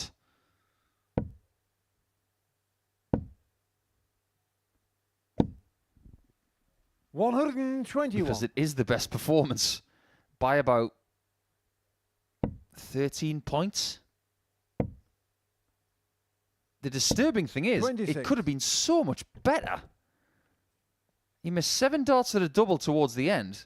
He could have cruised to a 3-figure average, but still got the job done. 57.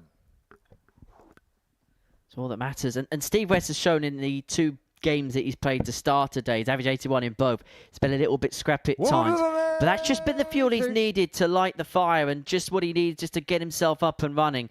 And once he does build up a head of steam, he really is a player that is one that you've got to be wary of. Couple of ton-plus averages 91. yesterday en route to the 5 from 5. And look, I suppose we're going to make it comparable to something like a Pro Tour Challenge Tour. How many players do we say that when they win their first round game, well, they're just getting themselves up and running for the tournament ahead. 36. No different in the thinking here for Steve West. No, that's true. Most people's worst performance of the day is their first round match. 56. Steve Carr, 95. In some senses, Steve can play with a little bit more freedom in this game. Now he's got that first one on the board, he'll relax a little bit more. Double. 57. Almost there. I'm not even sure that first one was a help. It may have been a hindrance. It was in the corner and it was awkward, which meant you're always going to throw that last dart with a little bit of trepidation. And Lisman's throwing this one with a lot of tungsten in the way. 41. And that's why he had to veer to the right 38. and too far to it.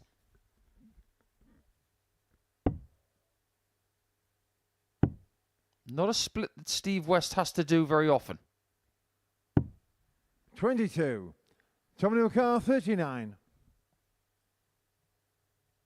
This one has to be split. You can't win it on treble 13. Not playing master out in this one. 21. Doesn't go, and so West is going to get a reprieve. Needed a couple against Rene Idams. Oh no, that's so ironic. Tommy Carr, 18. We've seen it miss to win the leg, and now we've seen it hit to keep the leg alive. Ruefully shakes his head. Lisman looks at 2 nines, finds 2 nines. Scrappy opener, but Lisman takes it. Second leg, Steve. You mentioned Master out. Well, the Master has been knocked out of the Development Tour event, which is taking place right now because Cam Crabtree took out Owen Bates. And 85. Cam Crabtree was taken out by Henry Coates in the semi-finals. And Henry will be taking on Bo Greaves in the final. Coates, that is, not Deacon. 100. If you took on Bo Greaves, you'd be left very, very blue. 100. I'm very happy just to sit here and enjoy the darts. I've seen you play. 60. Well, put it this way. The camera to the side of the board had to have bubble wrap over it.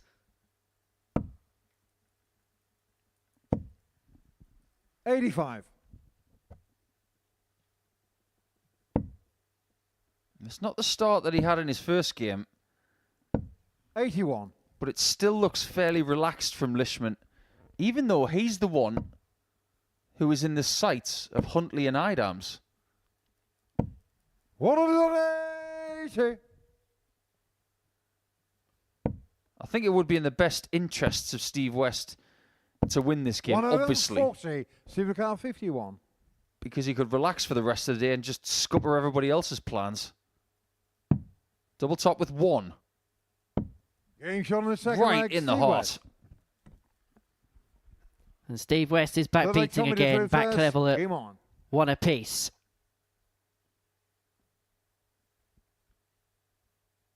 And with Steve, we've spoken about this a few times with him, and I think he knows where he 99. wants to plot his path now. This bit of seniors, bit of ADC. He might play maybe the odd WDF event, maybe Bridlington, maybe 58. the England Open or something like that, if he fancies playing in it. He knows where his bread's buttered now. He doesn't want to go back to that top level again. He's done with that particular 102. part of tour life. But I think he feels that he's got a spell here where over the next 5 years or so, that he could be the player that could be the best at this level. The player that could dominate something like 59. a Super Series. A player that could win something like a global championship, for example. Nice to have the choice, isn't it? Just go back a few years. 100. Pre-COVID. What were the options? Pro Tour. BDO. 140. ADC hadn't even been thought of yet. If you were under the age of 25, you could play the Development Tour. And obviously the Challenge Tour was there. But options were more limited pre-COVID. But remember as well, there was 76. a time where you had to commit to the Challenge Tour nothing at all, because there was a couple of years where if you played the Challenge Tour, you were barred from playing in BDO events. You really want to know my opinion about that? 80. Dominic Carr 124. Well, luckily for us, both players want to finish. Lisman 124. I'll take that as a no then.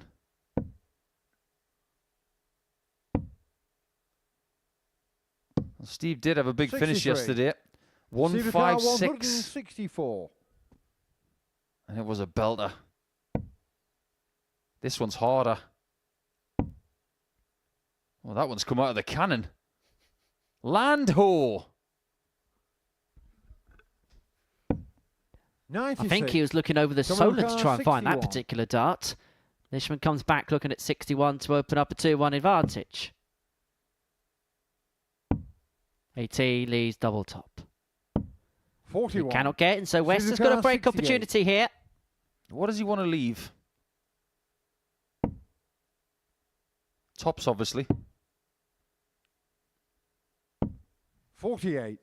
Dominic Carr 20. It has been better on tops the last day and a half. You're not going to hit it every time. But his conversion rate has been better in this group as opposed to Group A.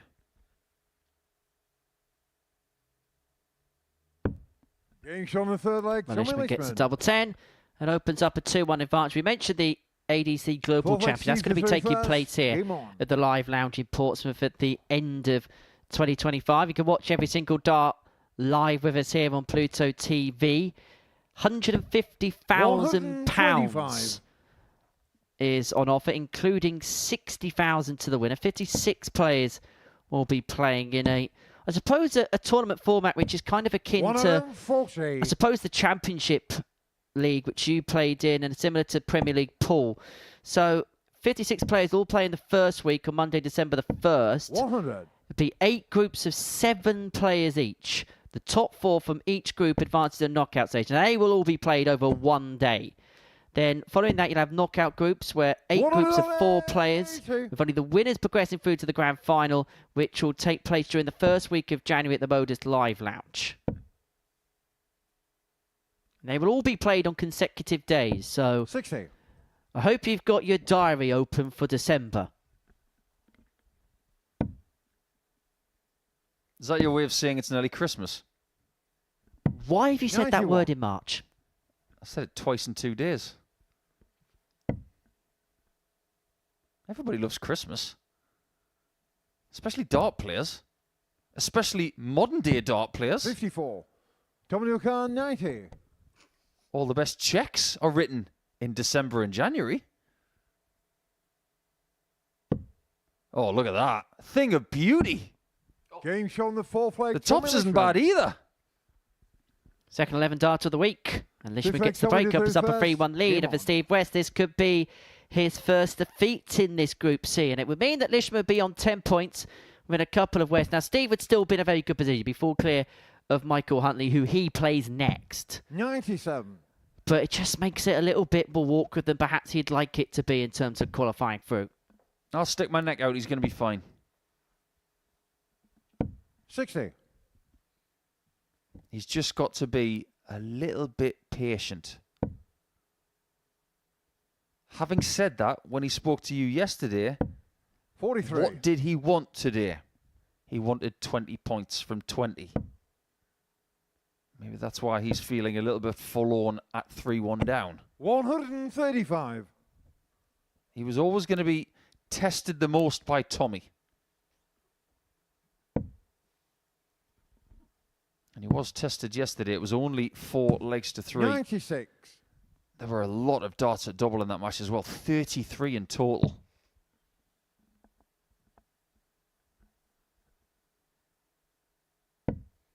Just one final point on that Global Championship. The 43. winners of the Free Modus Super Series that takes place this year, 10, 11 and 12, will gain automatic qualification to the Global Championship. So if somebody wins a series, not just do they win the 25 grand on offer here, but they also get the chance to play 92. for another 6. They won't need to go through the rigorous qualification process. Steve saying, what do you want me to do with that? As he slings one into the single free. 83. He's not out of this leg at all. But he is relying on Tommy not taking 173 and 6. 57.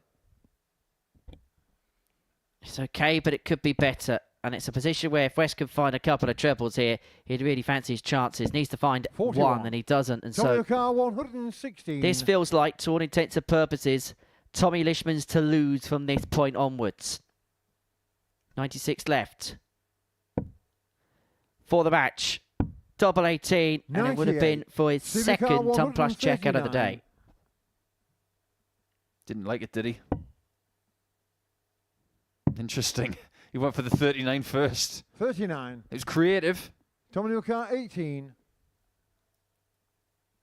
But is it double 9 again for Lisman? Well, Steve West Game thinks from it's the all match, over, Tommy and Lisman. he's correct in thinking that, because Tommy Lisman inflicts his first defeat in this group, and importantly for Tommy, it puts him on to 10 points, and it gives him a bit of a buffer for Michael Huntley, who takes on Steve West in the third round of fixtures. At the tail of the tape, decent performance that, par for the course, 85 average, 40% of the doubles. He will take that.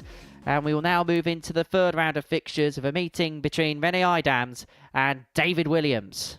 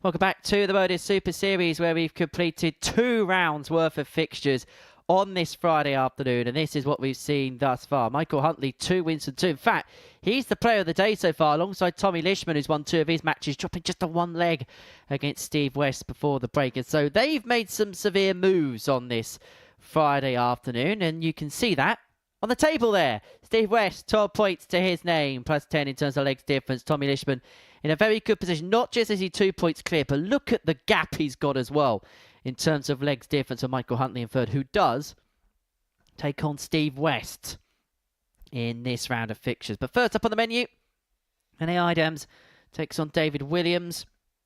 David, well, the likelihood of him getting through is very, very slim, but it would be an impossible chance if he loses out to the cube here. With a victory, move himself onto 8 points and would just knock on the door ahead of Lisman's meeting with Platt and Huntley's meeting with West. So, what are we going to see in Game 7 of our session here at the Live Lounge in Portsmouth? The asset, Paul Nicholson, alongside myself, Heavy Deacon in the commentary box. And for Rene Idams, you get the sense that if he's realistically going to make it through, he's going to have to win this contest. Well, let's look at what is possible. 95. He's got 6 points. He's got 3 games to go. He can get to 12, which Steve West already 78. has. He's got Williams. He's got Platt. And then he's got Lisman in his last game. His mission 56. right now isn't to win all 3 games. It's actually to win this game, the next one, just to give him a chance against Lisman in the last one. That's how you plot your way through. This whole thing about 1 game at a time, it's a fob-off answer. It's the right thing to say. 60.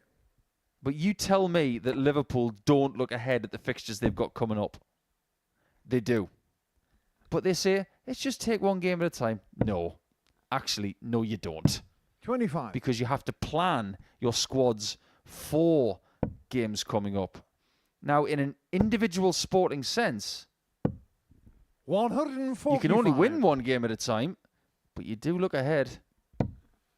Luckily for Liverpool, they haven't got a game to look ahead to this weekend because they're at the FA Cup. 92. Who Newcastle playing in the quarterfinals this weekend, Nico? 145. Who are Portsmouth playing? We've got Blackburn Rovers in the Championship. 113. So you haven't got anybody in the FA Cup then? Yeah, but we're in the second division, no one cares. You care? 56. Renault car 32. Double 16 for Idams. Take leg 1. Game shown the Beautiful first in leg, off. Rene Idams. Clip off the barrel, into the bed. Idams 1 off. Second leg, David through first. 1 up, Game shall I on. say, even. We have discovered this week that that is not a toothpick. That thing protruding 60. from his mouth is actually a white soft tip point. 140. Now, I've got a lot of questions. You and me both. First of all, did he originally used to have a toothpick in? Did he just decide, you know what, I'm just going to chew on this soft tip point?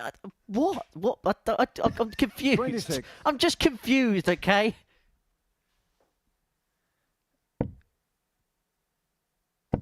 Here's the thing about planet Earth. It's full of humans. 140. And humans can be a little strange with these idiosyncrasies of theirs.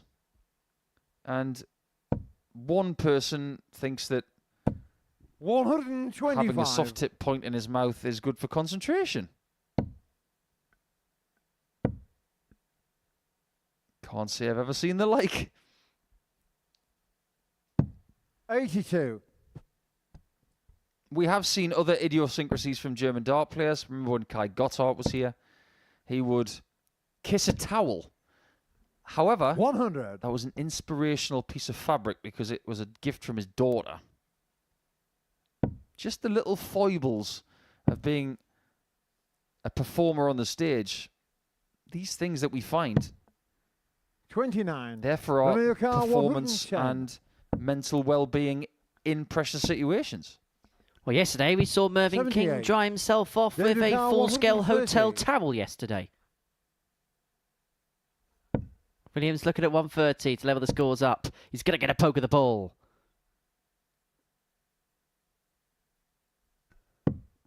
Cannot get, so 105. Idams will Running return car 32 32. for 2 love. And the break. 8 now. Getting shot on the second doubling's leg. improving for Rennie Rene. Idams. Third leg Rennie to You know how through some first. dart players like to take a lump of red wax and Game put it on. in their pocket for grip? Rene probably doesn't do that because he would be the butt of a joke. 60. With a name like Idams and red wax, what do you get? Something that resembles Dutch cheese called Edam. 42. That used to be the height of sophistication back in the 1980s and 90s. Edam cheese, you know. Ooh, look at you. You've got some cheese that's got wax on the outside. 140. It actually wasn't that nice.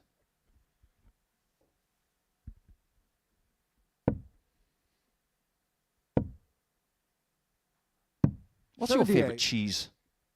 And don't say cheddar. I love mozzarella. Love mozzarella.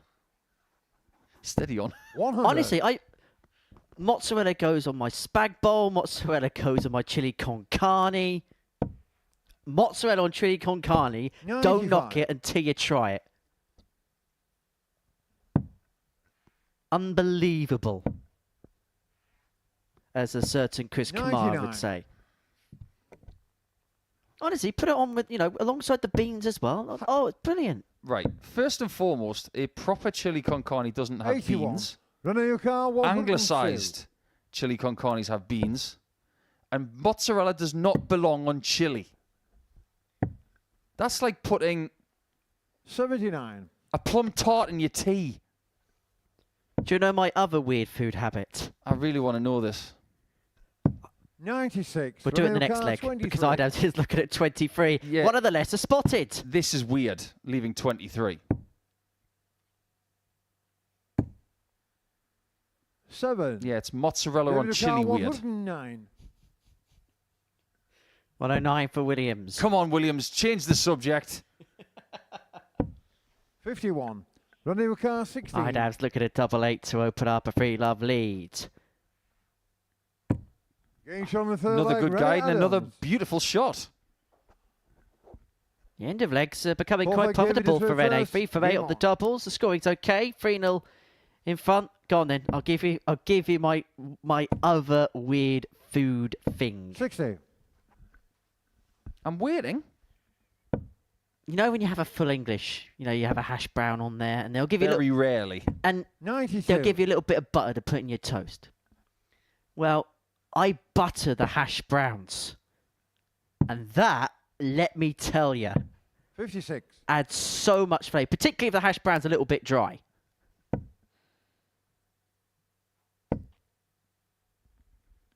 I have so much 55. to say. And yet I don't have enough time.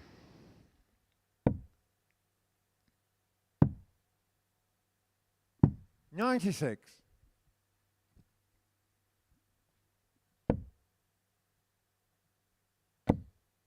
I do have a weird one. 40. When I was growing up, I discovered a really good substitute for pickle in cheese sandwiches. And when you realise what's in 140. this product, it actually doesn't make any sense. Because Houses of Parliament sauce 44. is actually David made Carr, with tamarind, 149. which is a spice. A cheese and HP sauce sandwich. Don't knock that. 93. That should remind me of one more weird one. I think we need to start talking about the darts, don't you? Salami on cheese on toast. Beautiful. 60. David Carr, 56. Back to the darts. Tots or Williams. Needs to hit it to feel good about himself. 16. Didn't get close.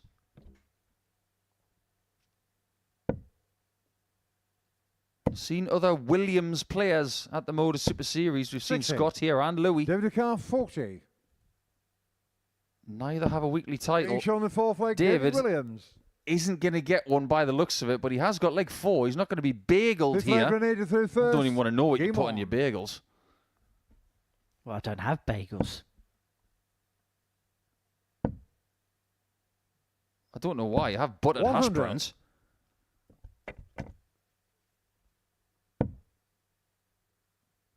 You do know that hash browns are for texture. They're not for 140. anything else. Everything on a full English plate, which actually doesn't include hash browns because that's American, it has a place. Just like that 180. Well, Rene Idams is 100. looking to finish this game off once and for all and to put himself back on course, put himself onto 8 points, just keep himself 60. on the periphery of Lisman and Huntley. Yeah, it's not out of the question yet because Lisman 97. could lose to Platt 161. and Huntley could lose to West, bringing Rene back into the equation.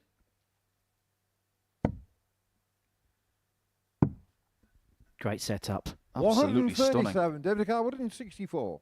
Williams 164. Hail Mary time. But he hasn't found the second triple. So Idams, who's been good on his doubling, is going to return for 83. double 12 to Daniel Carr, wrap up a 24. 4-1 win. Game shot And in no match mistake, and he finishes Idams. off with a 13 darter.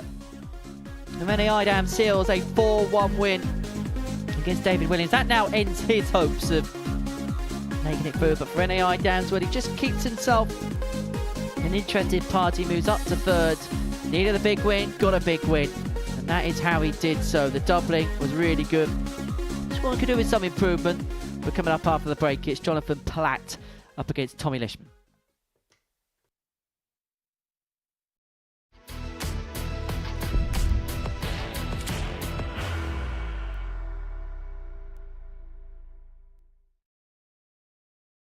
Are you ready to lift that trophy, Darius? Yes. Let's do it then. Ladies and gentlemen, your Modus Super Series 9 champion is Lucky D, Darius Labanowski!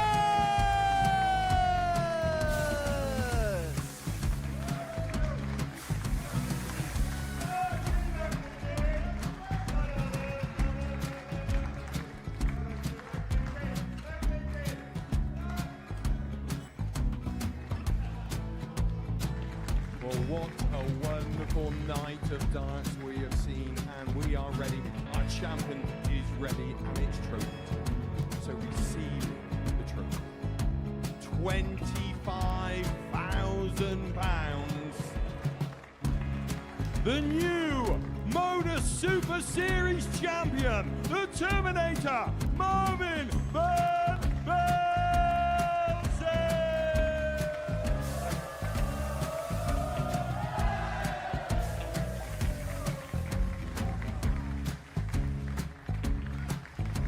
And one more time, the 8th Modus Super Series champion, the Terminator, Marvin Van Velzen.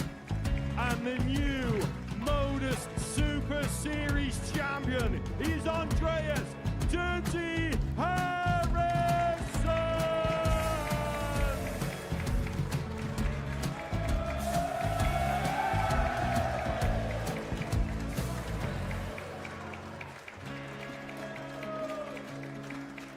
And one more time, the 7th Modus Super Series champion. Give it up for Andreas Dirty Harrison.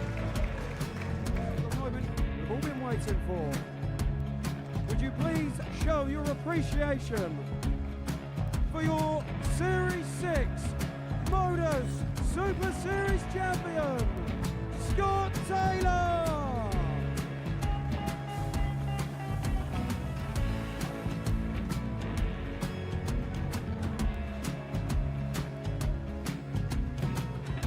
One more time, your new Modus Super Series champion. He is Chucky. He is Jim McGuire. Ladies and gentlemen, your Modus Super Series champion, retaining his title, the Nuke, Luke Lisman!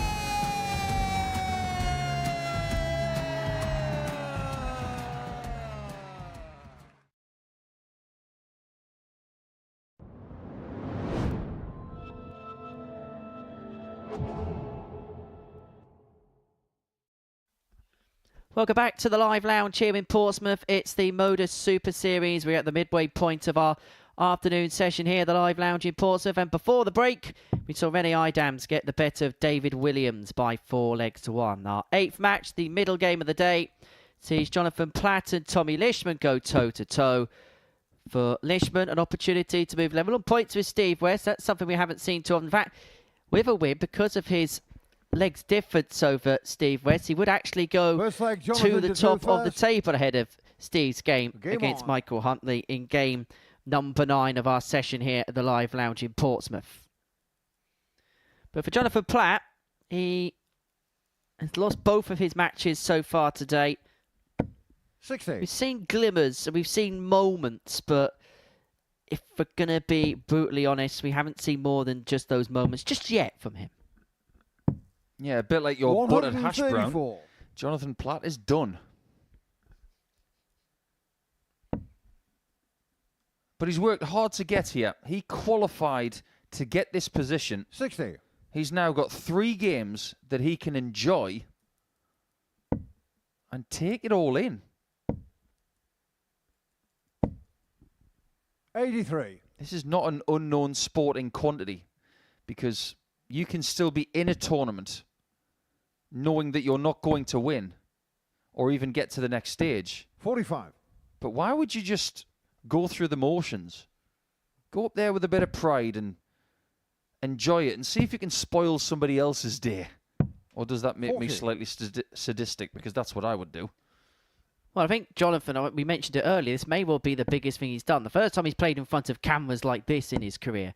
And so you can imagine that something like this, and particularly because of the way that he's qualified, and that qualifying process, may I say, is very, very rigorous. You have to come through a 32-player field on a finals day to even get there, and that's on top of a 10-week vault qualification process. So it's not as if he's just rocked up one afternoon and had a lucky day. He's had to work his way. He's had to graft to get to this point. He's earned his spot on merit. So it's going to be A, wanting to showcase that, and B, wanting to enjoy the experience that he has earned the right to enjoy. But Lisman here, looking at 64 to take out the opening leg. 16 for tops. Tops it is. 44. Not to be this time. Drop low. 136. Thrown too late.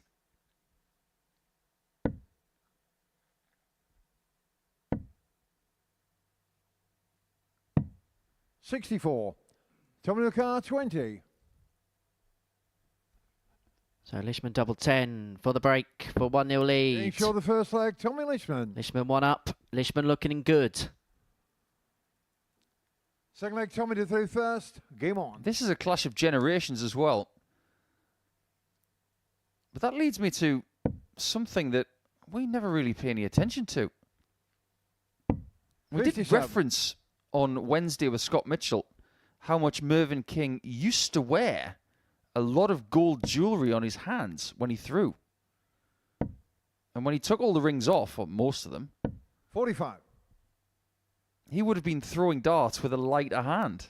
It could have made such a huge difference. But if you look at the left ear of Jonathan Platt, he's got a 60 hoop earring in his ear.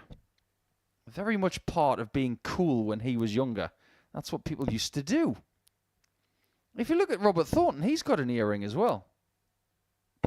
60. You ever thought about doing that, Henry?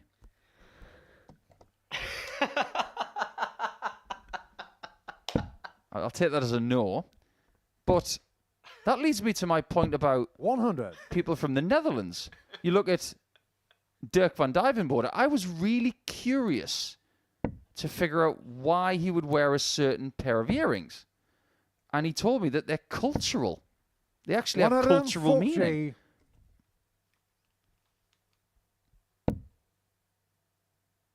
When you were coming through in the 1980s, if you didn't have an earring, you weren't cool. Isn't that right, Jono? Yeah, I got put off of earrings by the fact that my dad had his ears pierced by his brother. And it didn't sound too great. 144. Well, pierced is maybe one way of describing it. 144 for Lisman. No, it's Jonathan Platt, not Jonathan Pierce. 54. Jonathan Carr, 116. 116 for a level match. So he had the 111 today. Is he going to add another ton top? He had this yesterday and he finds it again today. He found the 116 on Thursday. The 116 is found again on Friday. Through first, game on. And this game is back level at 1-1.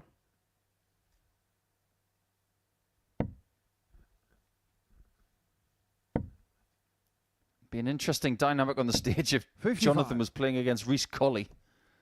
Both Villa fans. I do believe Matthew Edgar's a Villa fan as well, isn't he? Indeed he is. 81.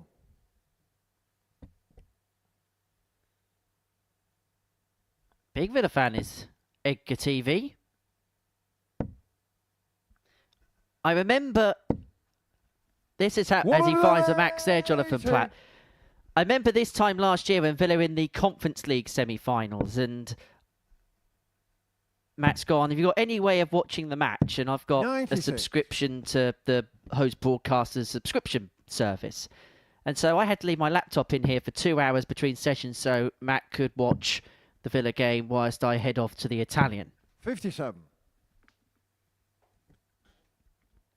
Henry means when he's heading off to the Italian, he means a restaurant.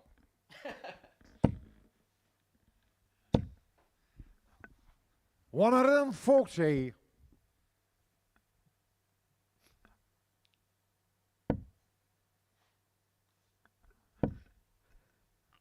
I'm in that restaurant that frequently. I might as well have a steak in it.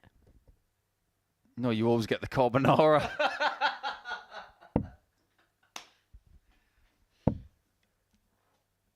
You walked into that 100. one. Jonathan Carr, 149. Now, is Lisman walking into something here? Because this is a better performance from Jono. 95. Tommy McGuire, 84. This is useful. Not that his other ones haven't been, but this is just a worry for Tommy. Needs a pinpoint bullseye at the end of this one. 59. And he Jonathan runs the risk Carr, of being 54. behind.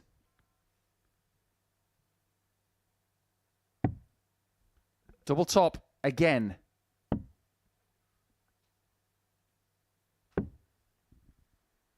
Tommy dodges one.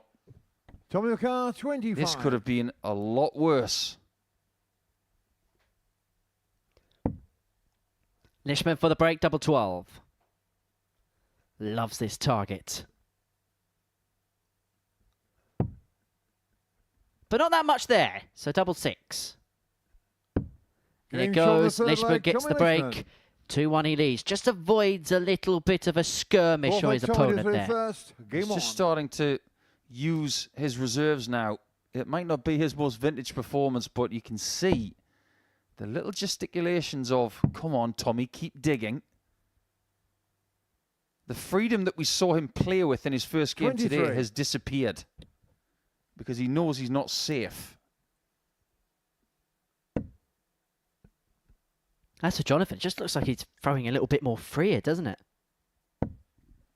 I'm not surprised to see that. He knows exactly what's going to happen come the end of the session. He's going to be waving goodbye. But isn't it nice to see Jonathan playing this way?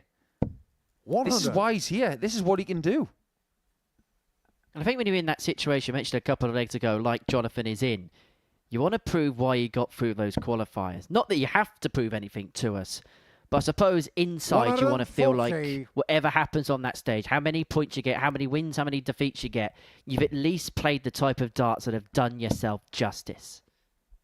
And that sense is completely different player to player. We can judge what we think would be a good outcome for Jonathan, but only him inside his own mind knows what he would feel like is a good success here over the course of a couple of days. 85. That's very true.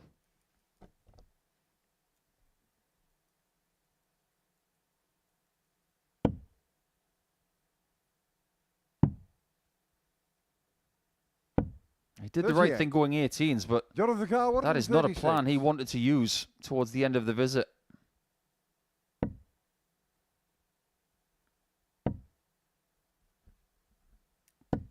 $45. That might just be a freebie for Lisman. Not a big dint in that 136 at all. Jono knows it.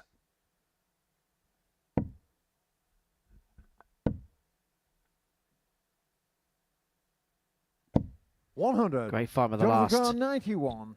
And so there's now pressure on this 91. Lisman got the break in the previous leg. He's looking to back it up with a hold here. And he's going to get a couple of darts in his hand, providing he stays straight to do exactly that. But the problem for Lisman 51. with double top Tommy Carr, 60. is if that first dart is centre in the single 20, he's got a massive drawbridge in the way. Well, that helps proceedings, doesn't it? Clean bed, open target at double 10. 40. That's not been Jonathan a Carr, 40. friend for hardly anybody in this group so far. Game shot on the fourth leg, Jonathan Platt did not need double 10. But that break back makes things very Fifth leg, Jonathan interesting. to throw first. Game on. Before that dart hit double top, Lisman was provisionally top of the table. 85. By losing leg 4, he's provisionally second. But it can't stay as a draw. Either Platt goes to 4 points or Lisman goes to 12. Nothing else is possible. It's not like Burnley at Turf Moor where you can have a 0-0 draw and be done with it. 60. Incidentally, away from the Super Series, many congratulations to Bo Greaves for picking up yet another Development Tour title. Beat Henry Coates 5-3 in the final over the course of the day. 100. She played 8 games and lost just 7 legs. Now this is who she went through. Lewis Gurney in the first round. That's a dynamite draw. 140. Went through a young man called Joey Spitz. Interesting name. Keenan Carr after that. 140. Wessel Tempelars, David Schlichting. We know a thing or two about David. Damien Vetkins, Charlie Manby, who we know about because he was here recently, and Henry Coates in the final. Well done, Bo. Wherever she goes, 140. Bo wins. 121. Lisman 1-2-1. Should get a poke at the ball. Gets the bonus of double 14 and James finds Shaw, double the fifth leg, 14. Tommy Lisman. And that is Tommy Lisman's second ton plus checker of the day. The 1-2-1 Sixth leg, joins Tommy the to throw 1-2-4. 12 Game on. darter, 3-2 up, and now with the darts to win. Guy's got skills, that's for sure. We are 5 legs into this contest. 139. And he's averaging 92.7. It hasn't been the case throughout this group that he's done that. But he has played better today 140. than yesterday. And that's what he needed to do to ensure a place in Saturday once again. Well, let's make the numbers comparable to yesterday. Kicked off an 88 against Renee Idams.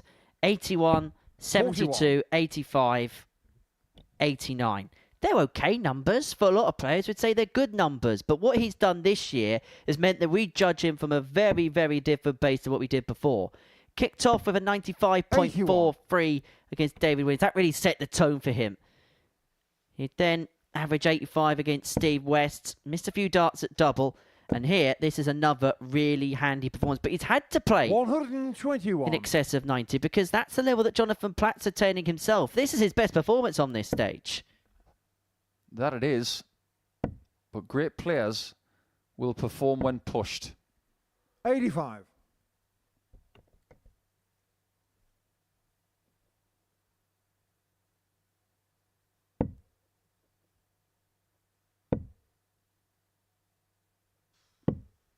$65. Well, that is really good thinking.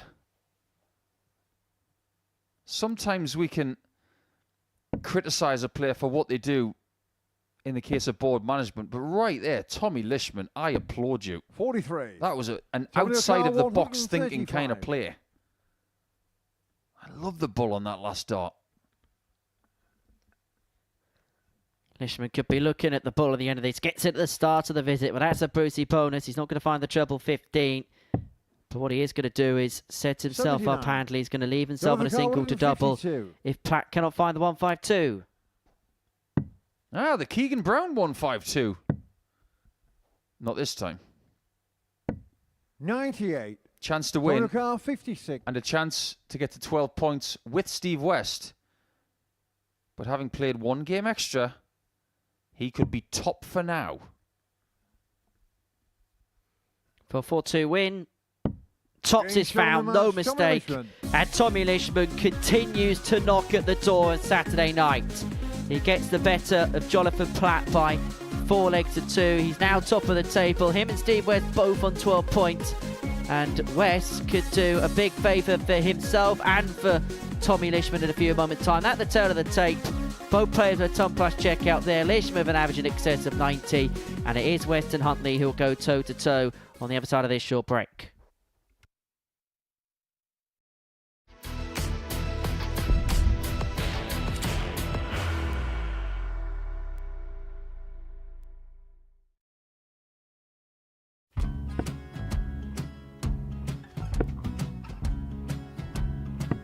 $54. Charlie McGuire, 164.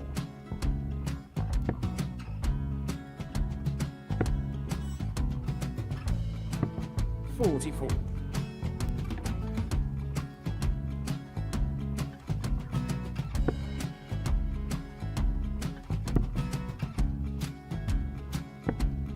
$32. Charlie McGuire, 120. Well, 120. He's got a fair, at least 2 handfuls of this. Just needs to stay 60. there. That's a good shot. Halves his score.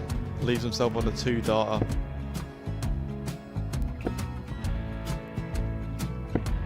$26. Charlie Time on his McGuire, side 60. to become back-to-back singles champion.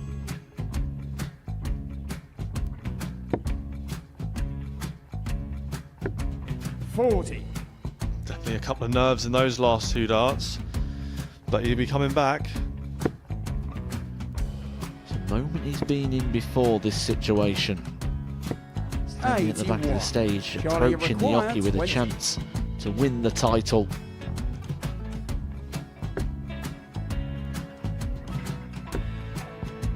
He did this to win the first title, if you remember. 11. I think he's gone. Georgia I think McGuire, he's gone to 118. bust it, maybe. The first title he won, he wanted 20. He went 6-7-7 to win it. He had a chance to replicate it again. Yeah, I get the feeling that was for a bust, and 39. on that situation there, George McGuire, Scaife wasn't even 9. able to take it out going to the 18s on that switch. Yeah, I think he just panicked a bit, but he's done well to get that big one. Sometimes can be the hardest part. Georgia McGuire, This is it. 79. It's got to be 19s. It's got to be 19s for this shot. Big 20 and a double. He's got the first one. He's going to get a match dart here.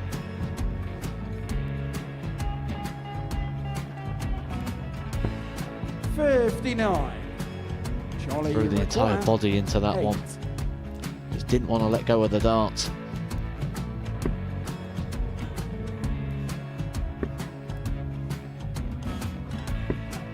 No score. He's given George a chance. Georgia McGuire, 20. I think George has been quite good on double 10 today. So many opportunities for Charlie Murphy. Go! Couldn't get the job Gets it. done. Got in the match! And the Red Dragon George Modus Scaife. Super Series Influencers Champion, George Scaife!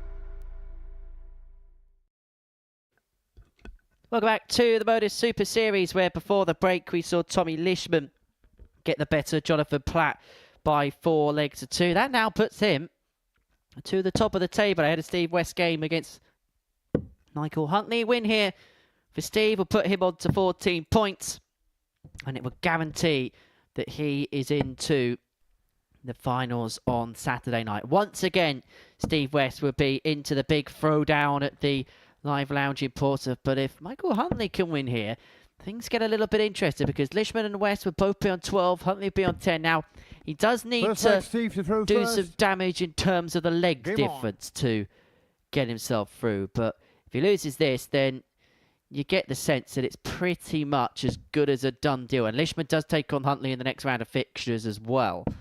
But what's going to happen in this, our 9th meeting 55. of the afternoon session here at the Live Lounge in Portsmouth? We're going to find out in the company of myself, Henry Deacon, alongside Paul Nicholson. 100. These situations are rather tenuous.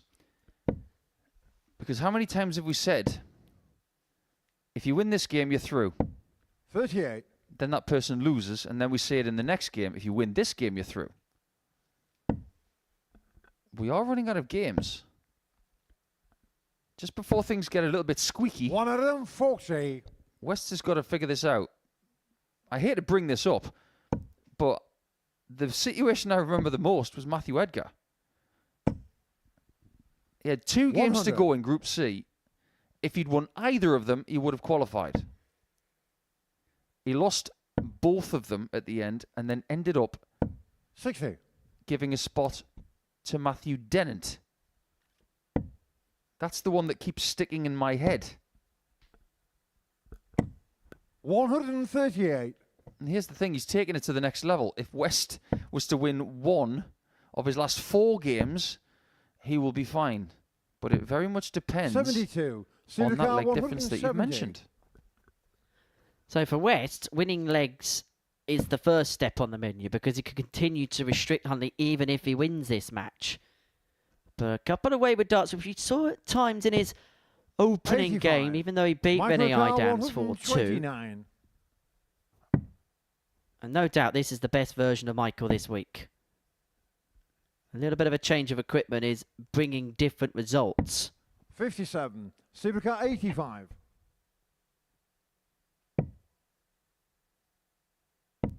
For a second bull of the leg. 60. Well, he gave it a good Michael scare, Carr, didn't he? But was unable 72. to find, and so Huntley will return, look at it, 72 to get the break and open up a 1-leg lead in this match. Oh, that was a risk. 40. Supercar That 25. flight was poking up there as a barrier. He really should have looked at the 12 or the 16. 1 for double 12. 1. Michael Carr 32. Always seems to be the doubles that let Steve down, if anything does. This is really hard. Game shown the How first good leg, was that, Michael though? Huntley. Great shot from Babyface. Second leg, Michael who threw first. Game on. Well, you certainly can't put him in the corner in this group. 135. What's your favourite Welsh starting nickname? 45.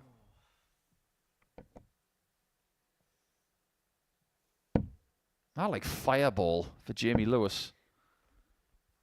Not to become a part of the 140. commentators' convention club. It's got to be the Spider. I love the Spider. Mark Webster. 60. We used to rib him constantly about his Premier League VT for every time he would go to the walk-on, where he'd have to do 100. the Spider-Man web shooting.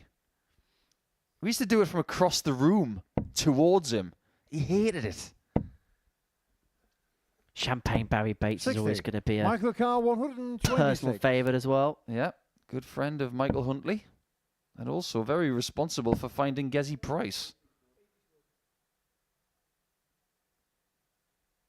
94. What is happening in this game? What's happening in this group? Because there's a real antithesis between these two players' weeks. 180. Because Michael Huntley's playing the 32. type of darts that Steve West has played at times, and Steve West is having the struggle here, which at times Michael Huntley has endured this week. Double 16 for 2-0, now double 8. Game shown Just second sneaks leg, in the Michael corner, Huntley. but just in counts just as much as a hit in the middle of the target. Third leg, 2-0. Steve to throw first. Game on. What we have here is not just a 2-0 lead for the Welshman, but if he goes on to win this game, it's actually Huntley 70. that will be the closest to West in the chasing pack.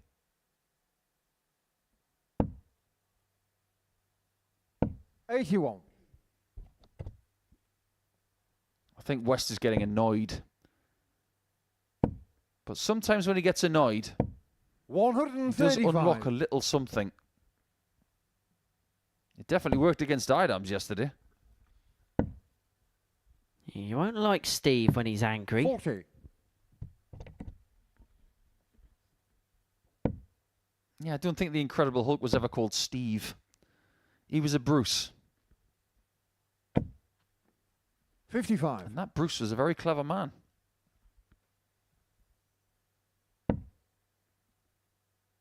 Wasn't clever enough to stop himself from getting gamma radiation 100. poisoning.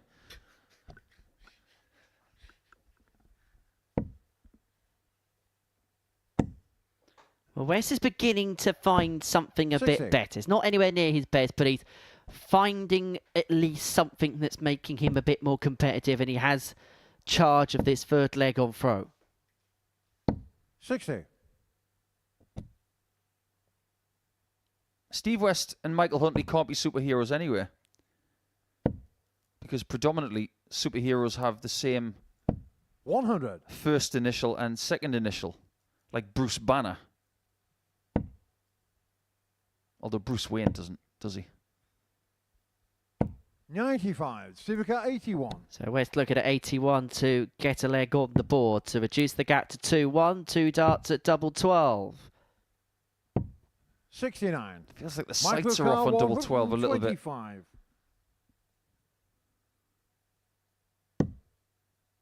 $60 for tops. Something has to work in this game 93. for West to get back into it. 12. It's double 6, the recipe. Game shot Yes, the it third leg, is. C West. West is back on the board. It's back at 2-1. Fourth leg Michael is through first. Game on.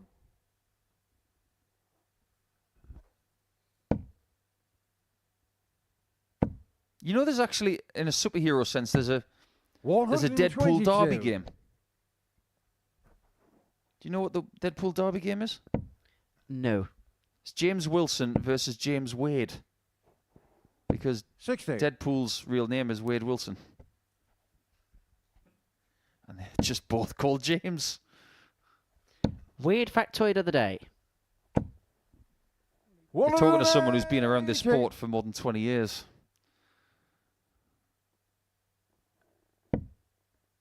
These guys get on exceptionally well, but at the minute, Michael Huntley 96. is like a hedgehog in Steve's shoes.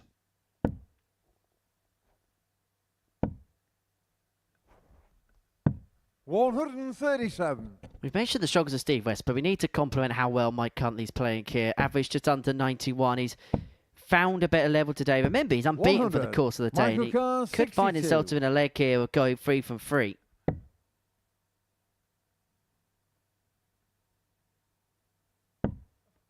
Misses the single by some 30. distance, but West, not for the first time in this game, is just a little bit too adrift.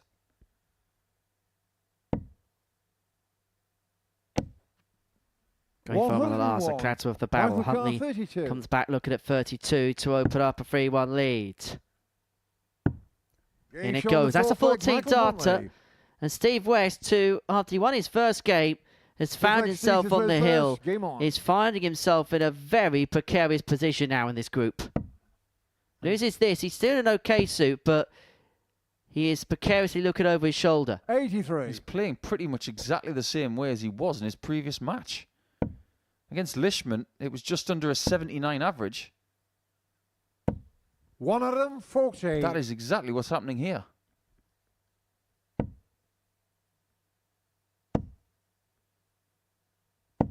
$43.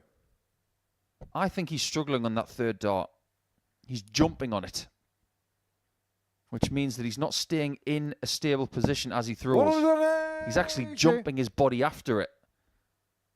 He needs to stay still. 45. But like you said, Henry, we've got to give Huntley credit here. This is very much looking like the best performance of his entire week. Something is starting to work. 81.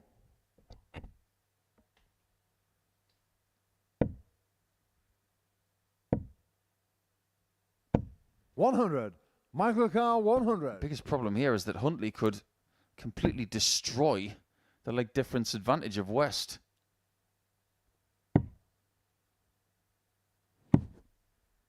43. If 4-1 is the result, there will be a 6-leg swing. Well, this is everything Michael needed and more. A big win, which just keeps 100. him Michael floating Carr, around. And he 57. does take on Tommy Lisman next. But this to depose of Steve West by 4 legs to 1. It's double top. Double 10. 52. That Supercar, was nervy. 130.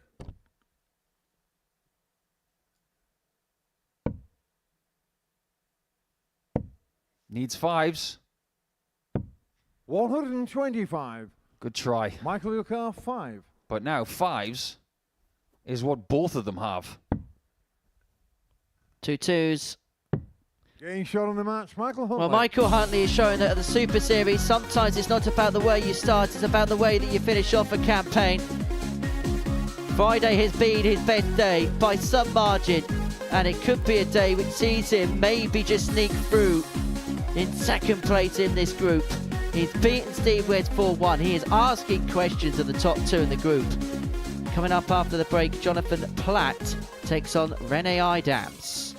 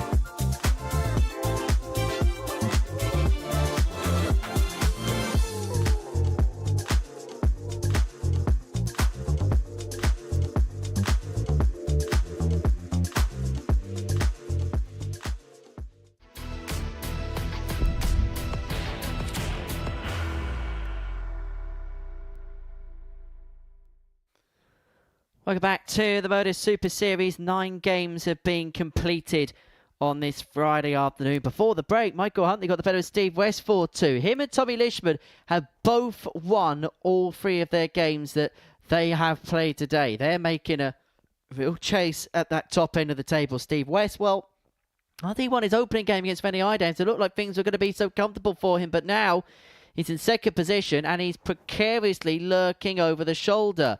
Lisman top of the table with 12 points. West in second place with the same number. But Michael Huntley has cut the gap between him and West in terms of legs difference down to a margin of just 4 legs.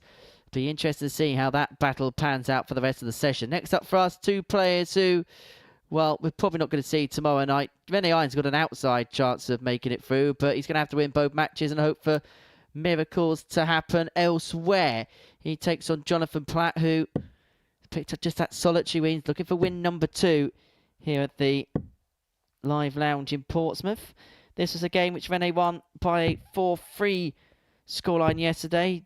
Jonathan had the 116 checkout, but Idams getting over the line despite missing 9 darts at a double in that contest. That was the last game of the second round of fixtures yesterday. This one, the first match from the 4th cycle of games on this Friday afternoon. It is Idams up against Platt. Looks like Jonathan to throw first. And for both players, another opportunity to bolster their points tally.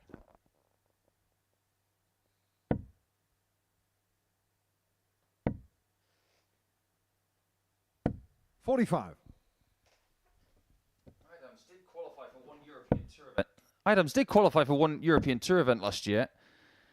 And he ended up drawing a German. Played Gabriel Clemens at the European Darts Grand Prix in Sindelfingen, losing by 6 legs to 1. But he's played on the European Tour now for 10 years. Do you want to hazard a guess, Henry, as 97. to his best run? Let's go for last 16. You're pretty close. He's been to the last 32 6 times. He's never made a Sunday on the European Tour, which feels kind of strange for someone so experienced. 180. Hello. Back-to-back 180s.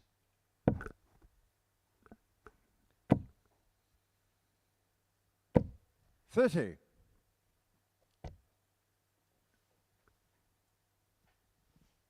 Well, Platt here, 6 darts on 179 to take out the first leg. And what a start he's made. Can lean himself on a double after just a dozen darts. This throws a little bit of extra perspective on the next game that he plays after this, doesn't it? Jonathan Carr, 40. His last game is against Steve West, and all of a sudden, Jonathan Platt is starting to play pretty decent stuff. Show the first which means the Jonathan West Platt. camp are going to be feeling pretty stressed. Second leg Especially ready if he to throw doesn't first. beat Game on. David Williams next. So Platt 1 up. Idams will be gone 100. with defeat here. And I mean that it'd be just a 3-horse race. Although it does realistically look as if that is the case anyway. West takes on Williams. He can rubber stamp his place through. And Lisman will be able to do exactly the same against Michael Huntley. But hang on a second. Jonathan Platt has found his scoring shoes here. Second max of the match. 100. Well, unless Jono's scoring boots are moon boots, this has come out of the clear blue sky because he's playing out of this world. 81. Just goes to show it's in there somewhere.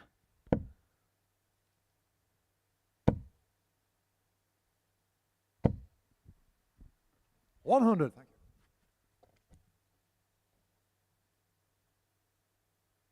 you. Thing is, when you start a game this well, 42. you have to reset after every leg. You have to continue doing what you're doing. That's what makes it so difficult. 100. This is why people like darts, you see. There's always something happening. speak to a lot of people about 84. American football. Renew They don't car like it because it's so 101. stop-start. Darts isn't like that. It's start, continue, continue, continue, start again. And it keeps going and going 69. and going. Jonathan Carr, 114. One long, constant. Platt here looking for his third tontine out of the day. So the 111, 116, now looking for the 114. Getting shot on the second leg, Jonathan And Platt. that's a 2-0 lead for Jonathan Platt, averaging here 103.66. Third leg, Jonathan to throw first. Game on. It's only taken him 7 rounds of play over the course of 2 days to figure out how to do this. But now that he's doing it really well. 81. By the way, did you see the end of the Lakers Bulls game last night? What an ending that was. Bulls winning it with a second to go from a 100. half-court shot. I bet Luka Doncic has got a bit of a headache as well as LeBron James today.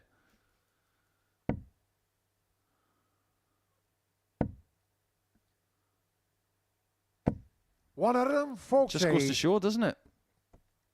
Results are not guaranteed. Sporting drama. 100. Anything can happen on Thursday. Anything can happen Friday. Well, we're certainly seeing that in this group, aren't we?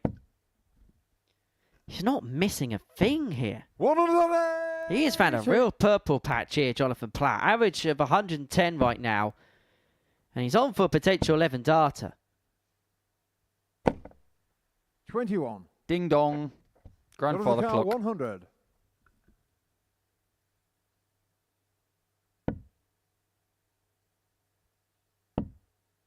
Safety first. I like it. 60. Didn't entertain tops.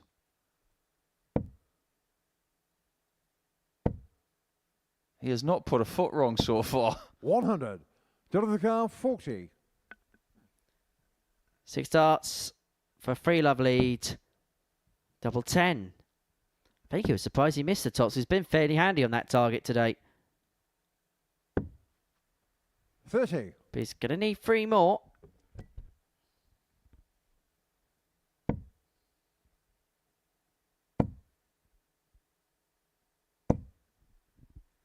$60. Rene really loves to persevere on that treble 20, doesn't he? No such thing as perseverance here. It's Yeah, constantly he's on the moving third around the leg, board, Jonathan but it's a 3-0 lead for Platty. Who is Fourth leg, serving Rene it to throw up first. here Game to on. Rene Idams.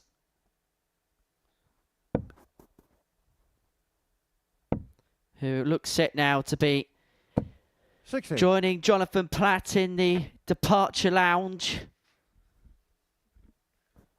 Yeah, there's no duty-free in that departure lounge.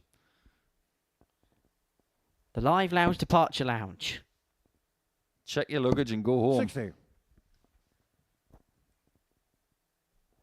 Curiously, I've just looked at Rene Idams' European Tour record. He's played 18 games. 60. He's won 6. But he has beaten an opponent twice. Someone who knows this area of the country very well. 140. Beat him at the 2018 German Darts Open. That was in Saarbrücken. And beat him at the 2016 European Darts Match Play. 180. A certain Ricky Williams. Now that really is a blast from the past. He was heralded as a new young superstar, but it just didn't work out. It isn't a guarantee for everybody. 81.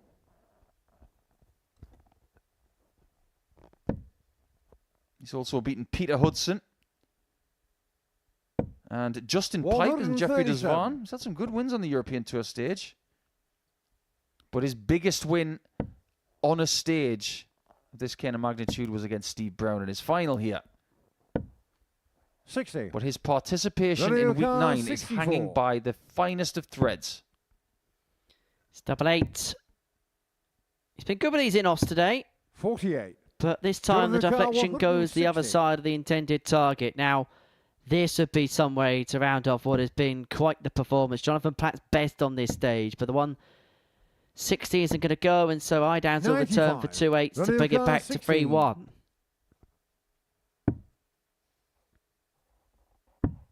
Getting shown the fourth Well leg, found. Idams. Still alive, but his leg difference doesn't make for good reading. Fifth leg, Jonathan to throw I know first. things are tighter Game on. between second and third with Weston Huntley now. But with Idams even further back, the best he can hope for is 4-3, and that doesn't help him. 50.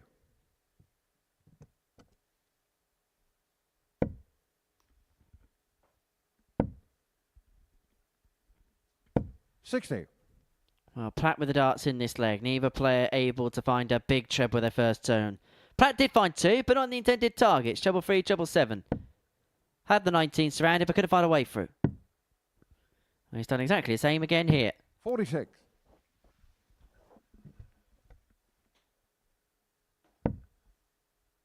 You may remember in that game, Steve Brown led 3-0 before Rennie Idams would win 100. 4-3 in that final.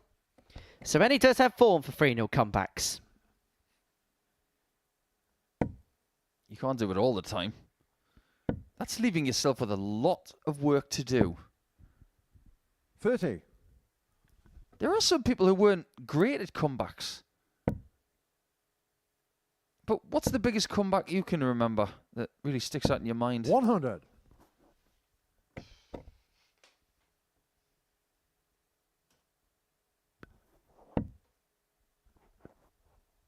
I know you're thinking back to your extensive life, Henry, where 97. in the last 15 years, what could possibly come first? But when you were a little kid, 59. Phil Nixon had a pretty good comeback against Martin Adams. It didn't work out, but it's still one of the best attempted comebacks in a World Championship final. Hamilton, 140. Whitlock.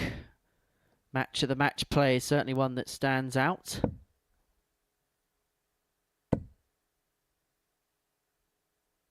Suppose in a sporting sense, you could put Liverpool-Barcelona from a few years ago in the Champions League up there. 62. Just don't mention who took the corner. 138. 138 for Platt to win the match. Not to be this time. 34.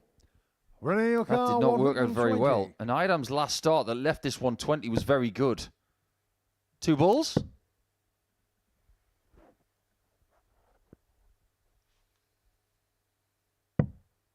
$62. Well, this should be easier than 104, and he knows it. But this would be some way to wrap up what's been his best performance here. 21 scored. So treble 17 was the intended target with dart 2, leave himself double 16. Idams 48. comes back Renee to O'Carr, 58. continue this game. Looking at 58, looking at double top. 1 left. Platt's going to get 38. match darts. Jonathan O'Carr, 56. And just like that, Jonathan can go plat-a-tat-tat. Game shot on the match, Jonathan And Platt. just like that, he seals a 4-1 win against Rennie Idams. That's Idams gone. It's now just a 3-horse race to see who's going to make it through to tomorrow night's final. Jonathan Platt, his best performance on the stage, average of 86. He was flying at around about 110 midway through the third leg, but he sealed a 4-1 success against Rennie Idams. Coming up after the break, Steve West can finally seal his qualification if he can get the better of David Williams in a couple of moments' time.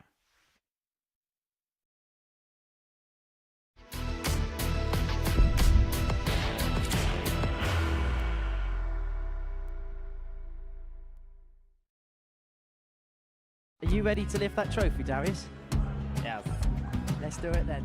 Ladies and gentlemen, your Modus Super Series 9 champion is Lucky D, Darius Labanowski!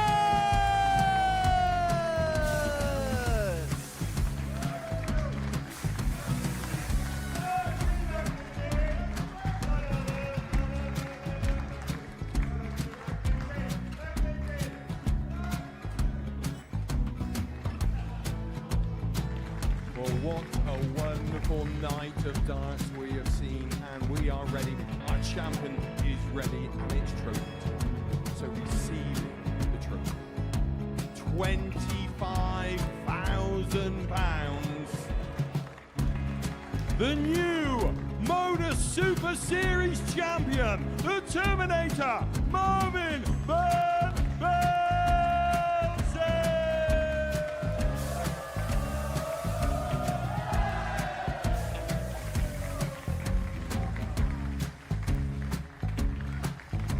And one more time, the 8th Modus Super Series champion, the Terminator, Marvin Van Velzen. And the new Modus Super Series champion is Andreas Dirty Harrison.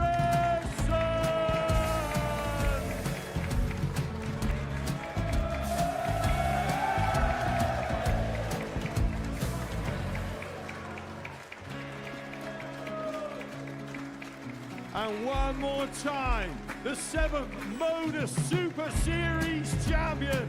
Give it up for Andreas Dirty Harrison. The moment we've all been waiting for. Would you please show your appreciation for your Series 6 Modus Super Series champion, Scott Taylor?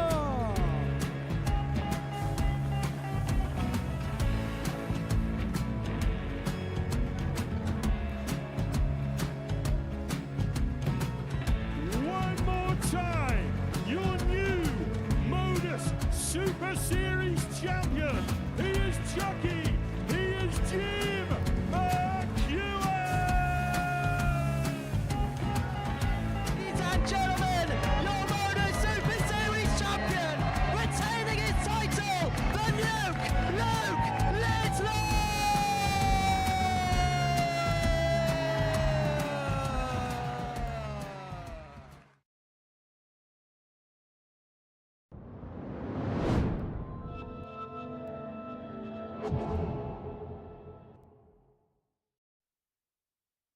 Welcome back to the live lounge here in Portsmouth for the Modus Super Series, where before the break, David Platt got the better of Rene Idams by 4 legs to 1. Jonathan's best performance of the week, average of 86.12, 4 for 9 on the doubles.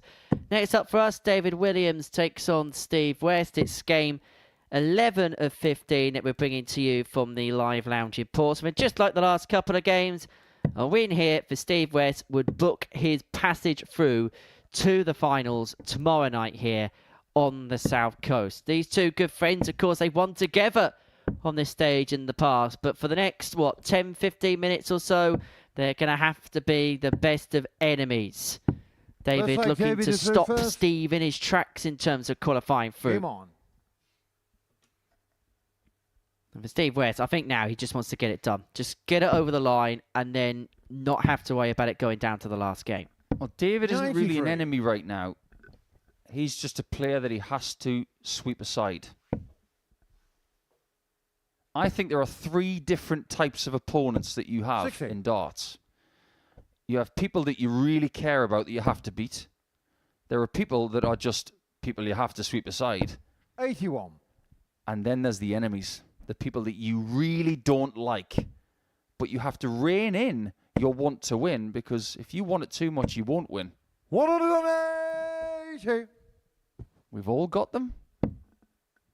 They just have different names. 81.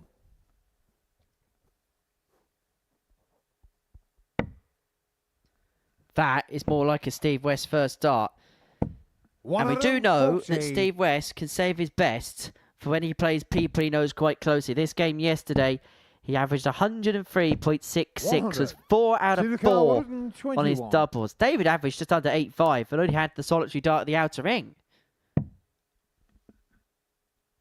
57. David Ducar, 146.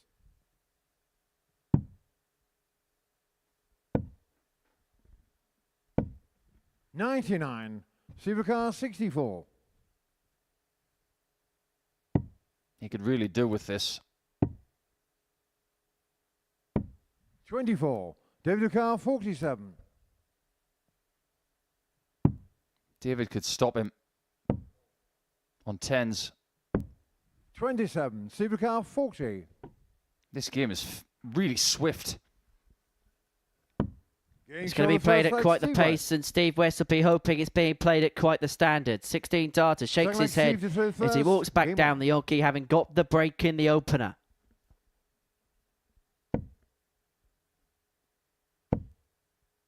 You have to really be a dart player to understand what it's like to be in these kind of spots. You're thinking so hard that all you're trying to do is calm your mind down when you're trying to do something accurate. It's no wonder dart players get so many headaches. 41. You look at it from our vantage point, you're less than 8 feet away from the board throwing bits of tungsten 45. At a plant. It's amazing how we can overcomplicate something as human beings.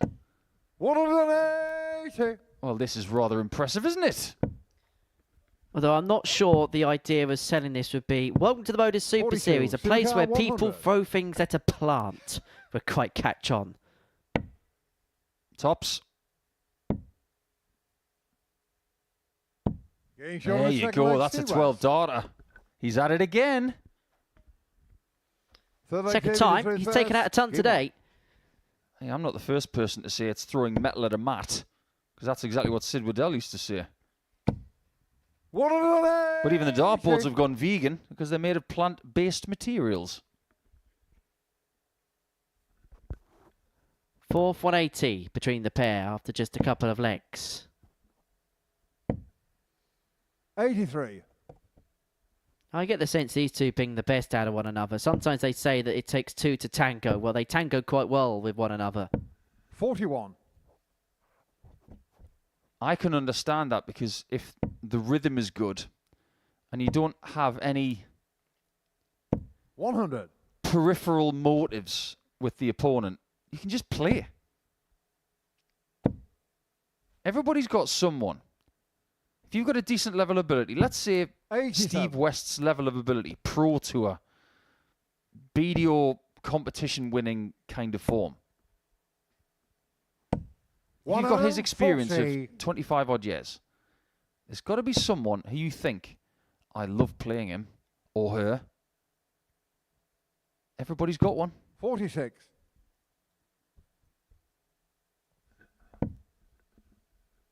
That first starts hitting again. And Williams is going to have to take out the 147, otherwise he may need snookers in this match. Because West is looking to pocket the tops, 99. to pocket a 3-0 lead, averaging over 109. Steve West would wish he could play friends every game, wouldn't he, if this is the way he treats them? 4 Steve to throw first. Game on. Steve is a friend of mine.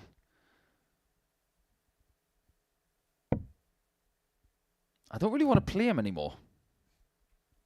93. Meanwhile, I'm sure Steve would absolutely relish the opportunity. 96.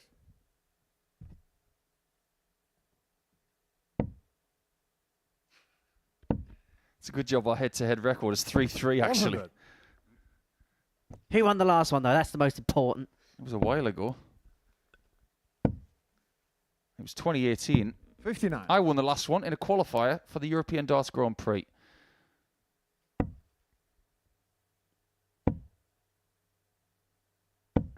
All of our meetings were on the floor. We never played each other on the stage, which is a bit of a shame. Because that would have been a little bit spicy, I reckon. You think? Oh, it'd be fun. Not at all. No, it would have been played in great spirit.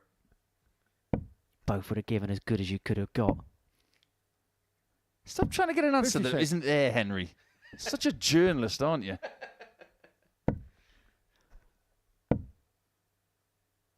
Well, this is exactly what Steve needs. 126.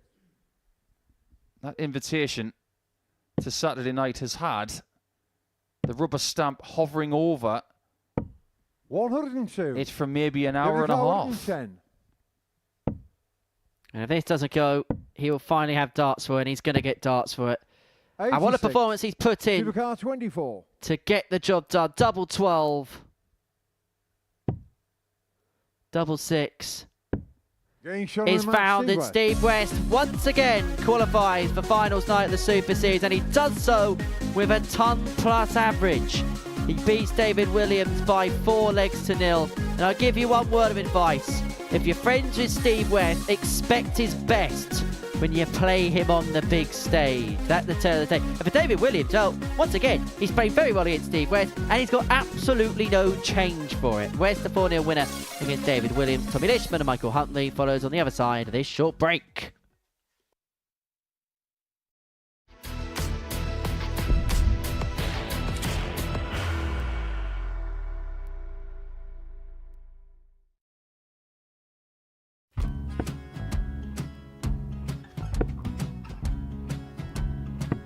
$54. Charlie McGuire, 164.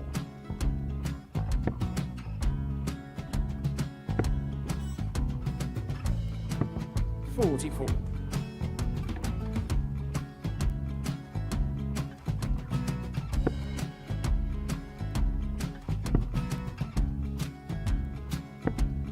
$32. Charlie McGuire, 120.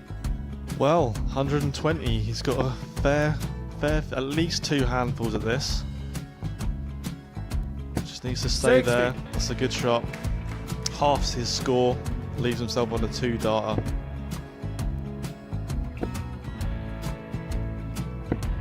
$26. Charlie Time on his McGuire, side 60. to become back-to-back singles champion.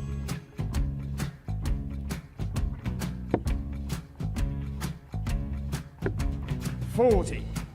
Definitely a couple of nerves in those last 2 darts. But he'll be coming back. It's a moment he's been in before this situation. Standing at the back of the stage, Charlie approaching the McGuire, jockey with a 20. chance to win the title.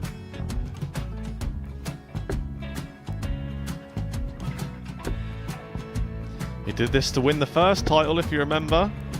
11. I think he's gone. Georgia I think McGuire, he's gone to 118. bust it, maybe. The first title he wanted 20. He went 6-7-7 to win it. He had a chance to replicate it again. Yeah, I get the feeling that was for a bust, and 39. on that situation there, George Scaife wasn't even able to take it out going to the 18s on that switch. Yeah, I think he just panicked a bit, but he's done well to get that big one. Sometimes can be the hardest part. Georgia McGuire, This is it. 79. It's got to be 19s. It's got to be 19s for this shot. Big 20 and a double. He's got the first one. He's going to get a match dart here.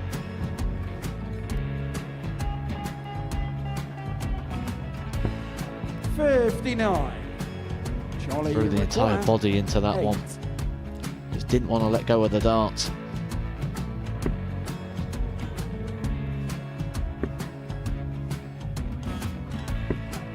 No score. He's given George a chance. Georgia McGuire, 20. I think George has been quite good on double 10 today. So many opportunities for Charlie Murphy. Go Couldn't get the job it. done. Got in the match!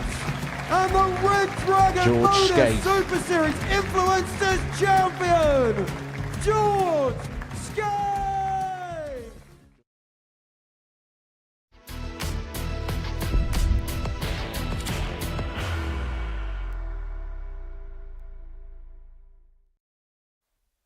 Welcome back to the Modus Super Series. Before the break, Steve West got the better of David Williams by 4 legs to 0. Next up for us on the menu, Tommy Lisman and Michael Huntley on the stage. All to be watched live on Pluto TV, so put your feet up and enjoy all the action. Lisman, if he wins this, will end the debate for qualification. Michael Huntley, once again, would have got valiantly close in his efforts to get to Saturday night, but would have just fallen short. And for Tommy Lisman, an opportunity to put one of the perennial players on the circuit this year into a Super Series Saturday night. 80.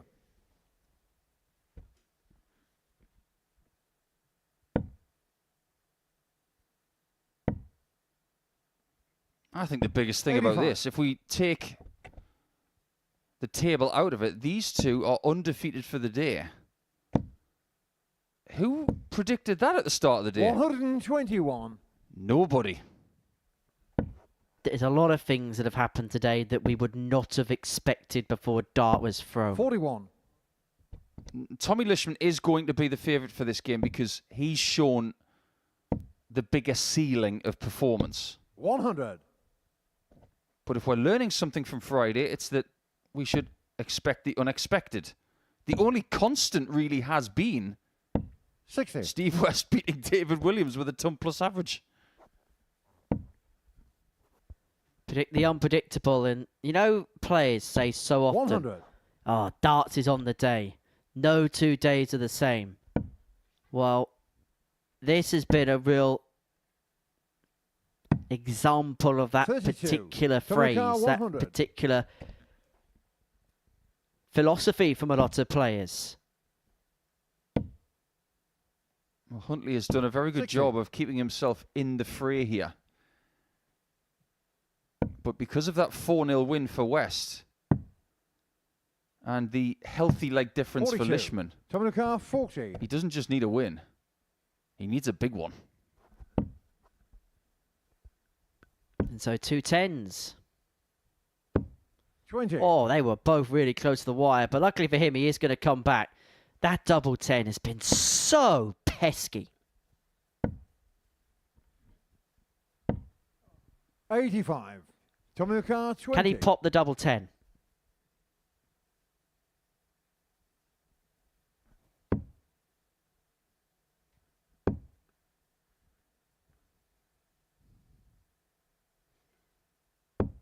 No score.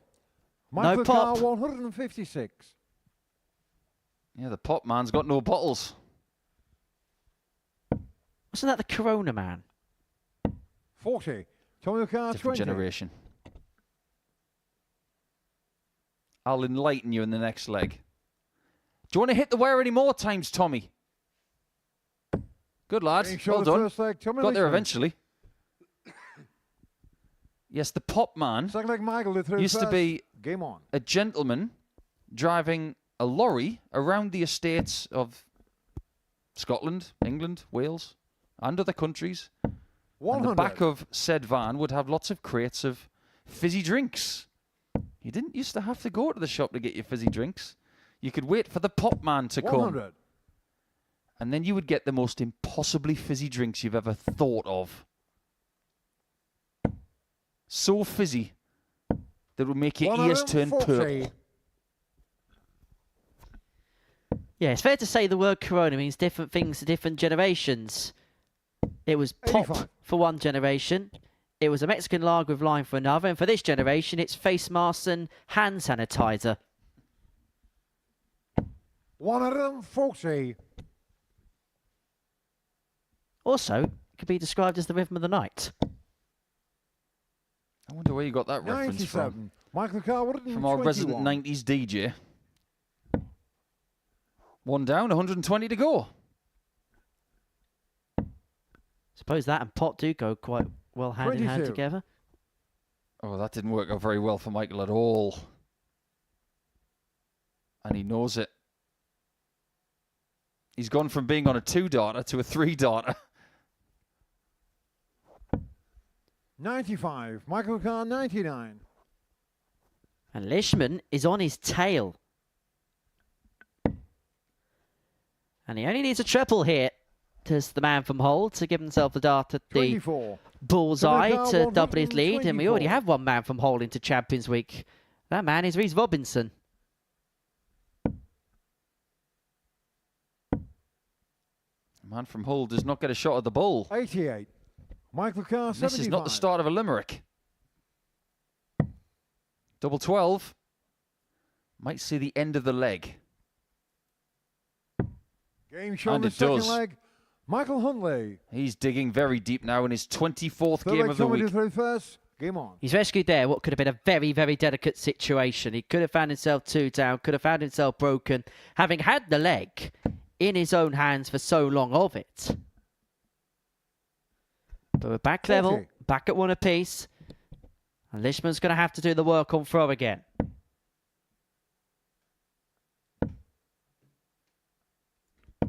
The more legs that are won here, the harder for Tommy Lisman, the harder the task becomes for Mike. 134. Tommy doesn't strike me as someone who's under pressure. He actually looks very relaxed. 100. That's confidence for you. Confidence is weird. When you build up a certain level of it, it does make you feel relaxed and very much at ease with pressure situations. 85.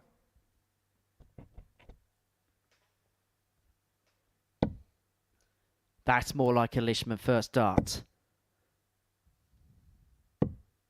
170. Lovely little 170 approach to leave himself on double 10, but he's had some trouble on this particular double.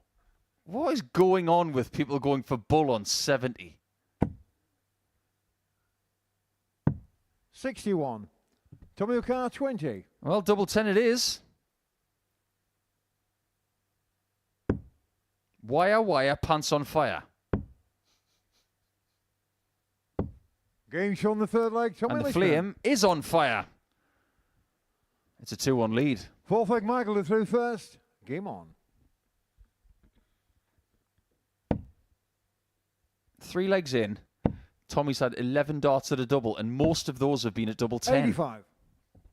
In fact, if I remember rightly, I think it's only 1 dart he's not had a double 10.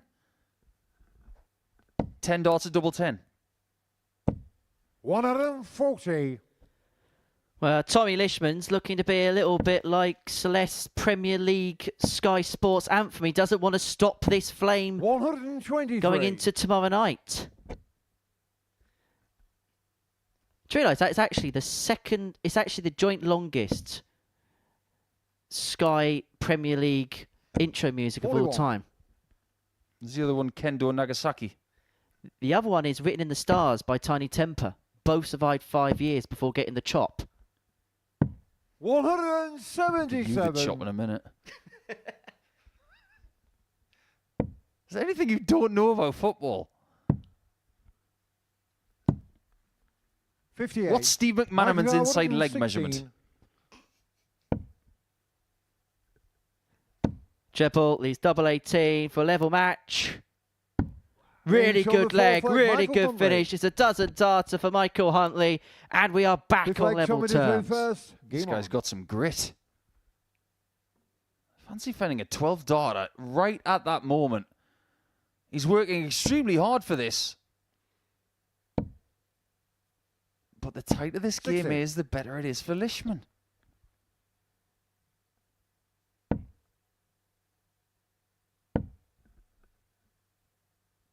$60.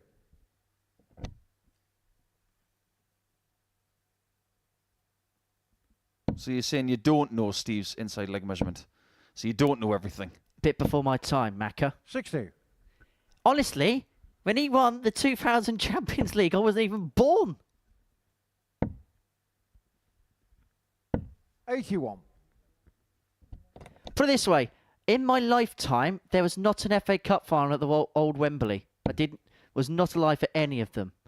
The first FA Cup final after I was born was at the Millennium, the first ever one. 96. Michael Owen scored that brace, didn't he, for Liverpool against Arsenal.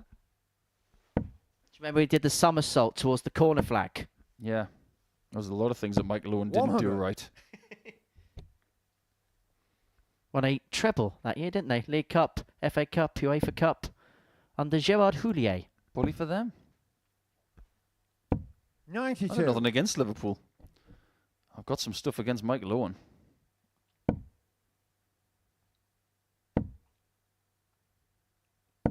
85. This game is getting very tight. This is like watching someone on a tightrope walking over Niagara Falls. You can't take your eyes off it. 139. You want to see if someone falls or if someone's going to make it to the end.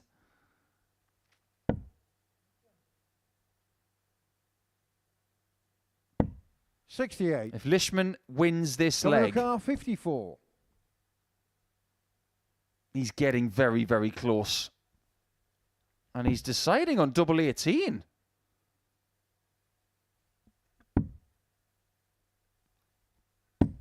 Is he that scared of 18. double 10 he didn't want to Michael contemplate McGuire, tops there? No, I don't think so. That one is puzzling. Huntley's looking at 107. Having already found the 116. 67. And that would have felt like a Tommy dagger McGuire, for Lisman if that 36. went. Has to take out the double 18 now. Yeah, that was a big chance for Mike.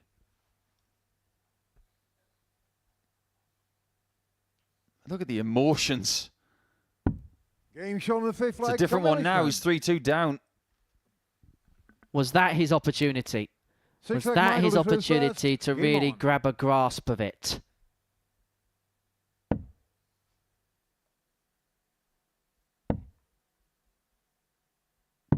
$99. This is the beauty of the format, isn't it? Because he has had his best day today. He hasn't lost yet. He doesn't want to lose, obviously. 85. I just wonder if it was a 2-week campaign. By this time next week, he'd probably have a perfect day. 2 points Monday, 2 points Tuesday, 98. 4 points Wednesday, 4 points yesterday, 6 already today. His upward trend is very easy to see. 38. But timing is everything in this sport.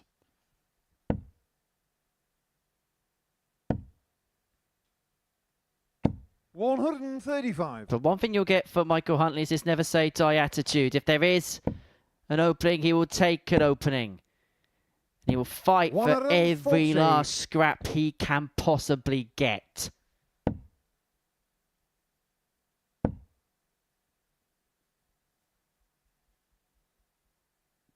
$137. He's playing much better with pressure.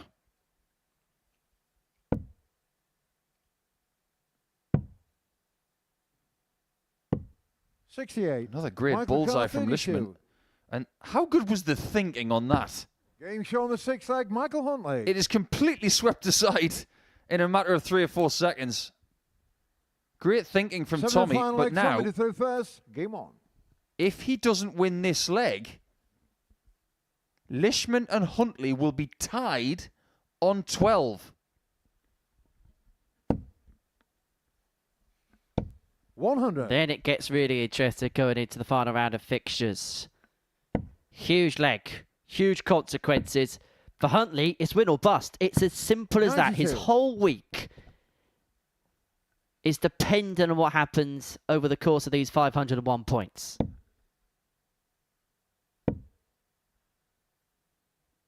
We see it every week. Tommy's got the responsibility. Get rid of Huntley now, otherwise he'll bite you later.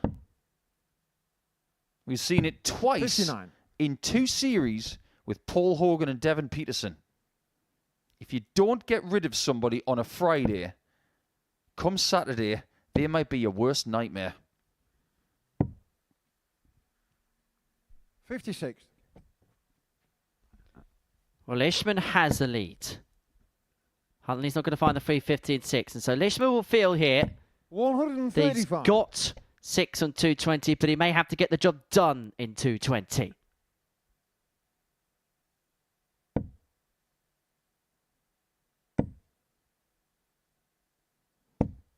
$60. Well, he did really well to get it in between the 2 darts, but it didn't find the 60. What has Huntley got left? 23. Not enough Tommy right McGuire, there. 160. It's going to be 6 darts from 160 now. Here's like a walking, non-talking on the stage, darting soap opera. Oh, 100. What a last start. There's a few times over the course of the last couple of days where he's managed to crowbar a difficult dart into a target. He's managed to do so there, and he's left himself in a single to 40. double to confirm McGuire, his 60. place through to end Mike Huntley's chances. He pauses and now stares at tops for a place into Saturday night showdown. Into Saturday night's throwdown. It's been a love-hate relationship on double 10. but he's found it there to seal his place through to the finals. Anguish on the face of Michael Huntley, who once again has battled so valiantly, has come so close yet so far from qualification. But for Tommy Lisman, one of the best players on the amateur circuit in 2025, he's going to be into Saturday night here at the Super Series. He does so with a 4-3 success against Michael Huntley. So Lisman and West, they are through. Coming up after the break, West can move on to 16 points if he can get the beating of Jonathan Platt.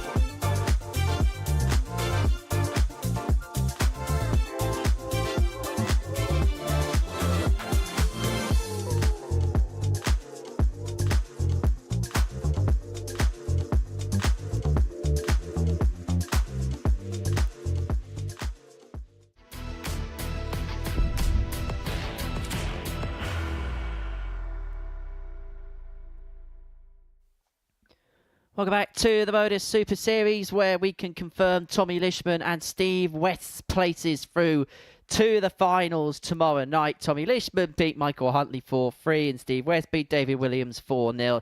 And so they will be joining Jamie Atkins in the finale tomorrow evening. Tommy Lisman on 14 points, same number as Steve West. Michael Huntley on 10. He's narrowly missed out once again on a Saturday night here at the Super Series. Right, let's move on and get into the final round of matches. Final game today for Steve West and a final game of his debut appearance for Jonathan Platt. If he wins here, move on to 6 points and he'll provide the biggest win of his group. As for Steve West, well, we could see pretty much anything here because now he is through. Yes, he'll want to put the foot on the throttle and win the group, but maybe we'll just see a bit more of a relaxed Steve with the adrenaline and the necessity of winning now out the window. First leg, Steve to throw first. Game on. That may just be the case. But in order to win the group, West may have to win this game. Likelihood is he has to, 180. because his leg difference is 3 behind Tommy Lisman. They have the same points. But even if he wins this game and Tommy was to beat Rennie Idams next, it will come 60. down to what kind of gap they have. For example, if West was to win 4-0, 100. I think he needs Tommy Lisman to lose based on the leg difference, because he can only get to 15 in the plus column. 100. Anyway, we'll cross that bridge when we come to it. The most important thing is now we can be excited about Saturday and knowing that West, Lisman and Atkins are there. Talk about the first half of the field. It's pretty good. And the fact that Mervyn King looks like he's going to be there as well. That is already a tantalising lineup. 170. Is this going to be the perfect start for Steve West? Not to be, but he's got plenty of time. But add Mervyn King to the mix 96. of that three, and potentially a couple of others that could follow. It really could be a Saturday night for the ages here at the Live Lounge in Portsmouth. You've got players that are in form, importantly. 85. And you want to make sure you're here. 74. If you can be here at the Live Lounge, doesn't cost much to attend. Getting shown the first leg. You might Steve see West. things like that from Westy, the 5-time weekly champion. Second leg, Jonathan to throw first. Game So on. if you've got no plans for Saturday night, get yourself down to London Road in the north end of Portsmouth, and you can come and see Jamie Atkins, Steve West, Tommy Lisman, and 140. others. Come and create an atmosphere. You know you want to. 45. You might even get to meet Henry Dicken. He's one of those lads off the telly. Hey, they're your words, not mine. Put it this way. 68. We want to sell people tickets. One of these days you're going to stop putting yourself down, Henry. 43. Well, put it this way. You can have a selfie with a man who's refereed 4 World Finals tomorrow in Paul Hinks. 85. Well, people did come here last week and they were posting their selfies with the players after the end of the show. Someone 99. came all the way down to Portsmouth to watch Graham Usher play. And if you're very lucky, you might see TikTok's Owen Binks. 100.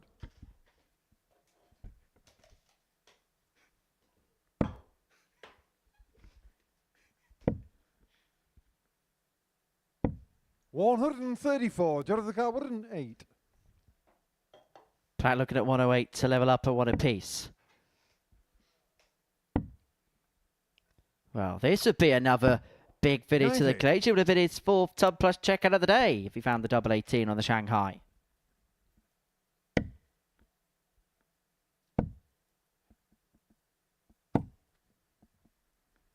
That's a truly sensational 140. 18. Is it one visit too late? This is different.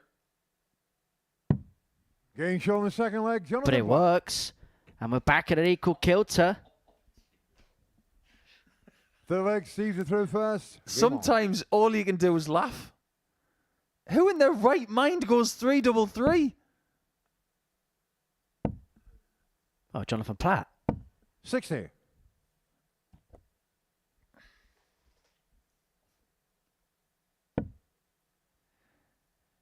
Weirdly, it actually does have 58. something about it that makes sense. Because if you've got 9 left, you're going for 1-4-4. It's in the same region, but 3-3-3 is even closer, isn't it? It's single to double, and if you get an angle of entry like Jonathan's got, you could actually create a marker. If you feel you've got only that one chance, 100. it's not something that most players will ever do.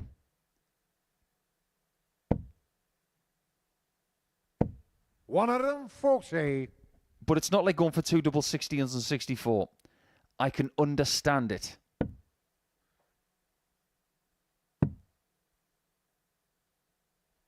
$134. Supercar 121. So West looking at 121 to open up a 2-1 lead. 25 first, 96 left. 65.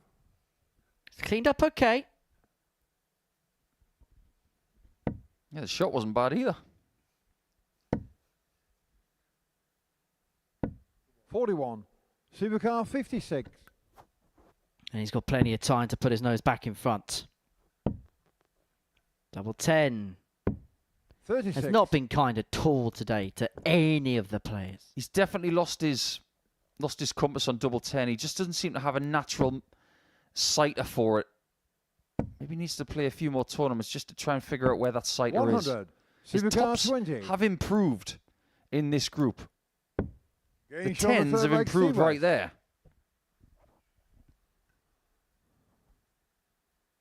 4th leg, Jonathan to throw first. Game on.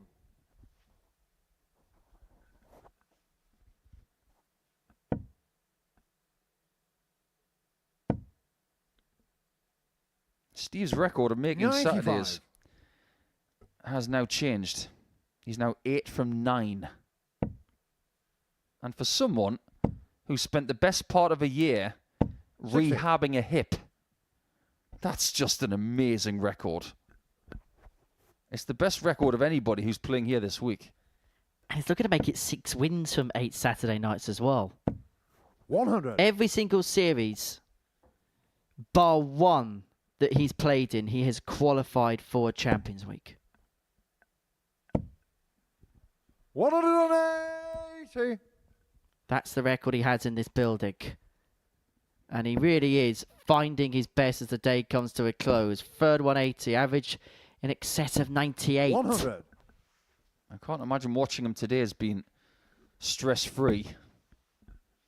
Because after losing his second game, 85.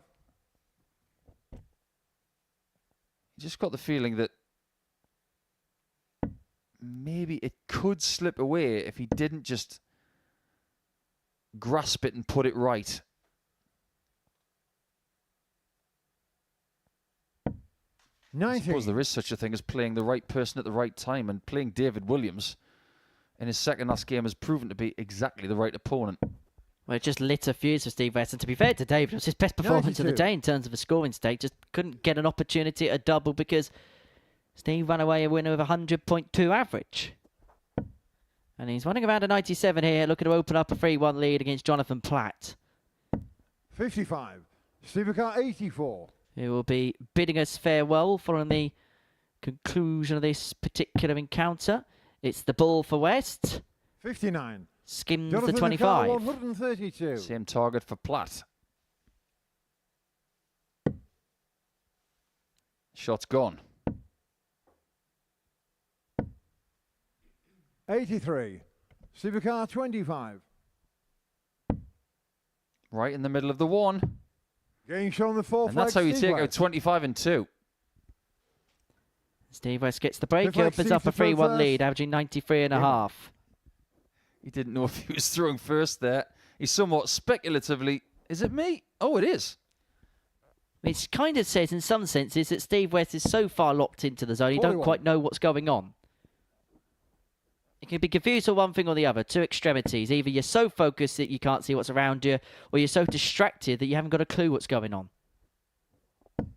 140. The zone is a nice place to be.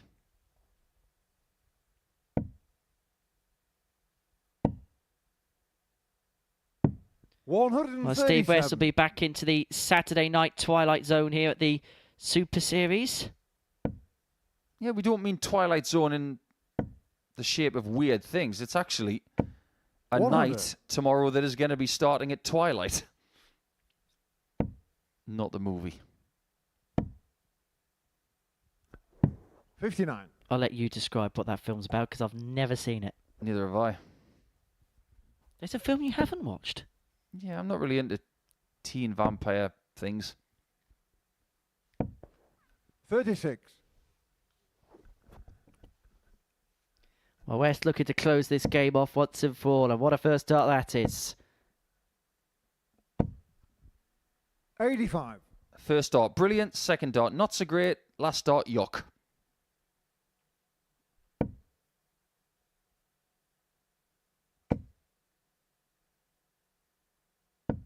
100.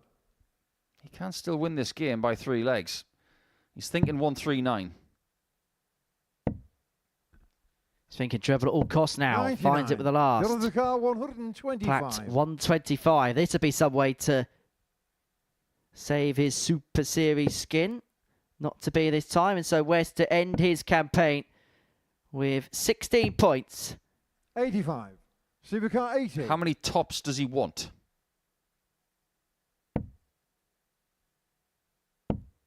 One of them. 60. Well, that Jonathan took a Carr, diversion 40. off of the flight there. And then into the middle of the other two. And so Platt to continue the game. Being shown the free flag. It's been good on Jonathan Platt. tops. Finds it again there to get the break. And this match, Six flag all of a Jonathan sudden, to returns to first. throw. Game on.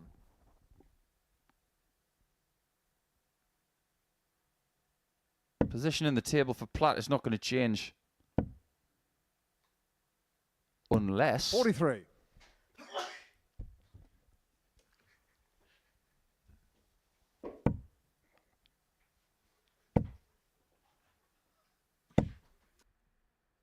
$100.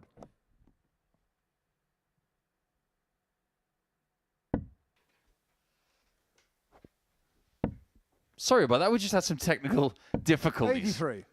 Unless David Williams wins his last game, which is against Michael Huntley. 60.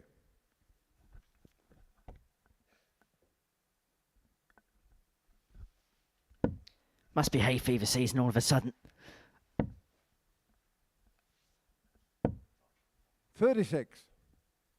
What they were saying last night in Group B was that the stage was very warm.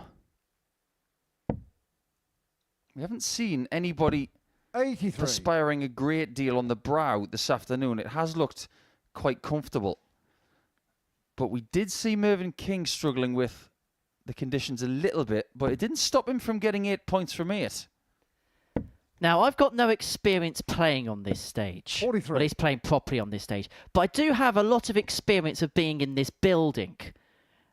And this commentary box here used to be a balcony, which when we were sole presenting, we'd spend the whole session on. 125. And I can tell you, on a double session day, when you get to the night, it gets hot in the auditorium. It gets very warm because the lights would have been on for one session, and then by the time you have that cool over period, everything's still on over the course of the day. And so 41. by the time you get to the end of the night, Supercar the conditions, well, they really do hit, well, they hit balmy conditions. This would be a balmy way to finish. I love the creativity of that. It's such a Dutch way to 63. go. They love the 33 and the treble 14 next to each other. Look how much passion he's got still, even though he's through. He really wants to win this group. And if you win the 43. group, Supercar 70. you get more money than the person who finishes second. This for the win. It's double top for Steve West. 30. That would have added his campaign off with a 4-2 win. He's got time on his hands, though. He's had 2 darts for the match now, but both shots have had a dart in the way. Now, 60. that is not the Supercar case. 40. So a double top for West. To James eventually Jonathan cross the Seaworth. line and seal a 4-2 victory against Jonathan Platt. 16 points for Steve West, and once again, he's into the Saturday night fold here at the Super Series. Springing his step, I think he's got somewhere to go. I don't think I've ever seen Steve West sprint that quick. Average of 87.5, 4 out of 10 on the doubles. He's beaten Jonathan Platt by 4 legs to 2, and he's off to do a 10K. Coming up after the break, it's Rennie Idams up against Tommy Lisman.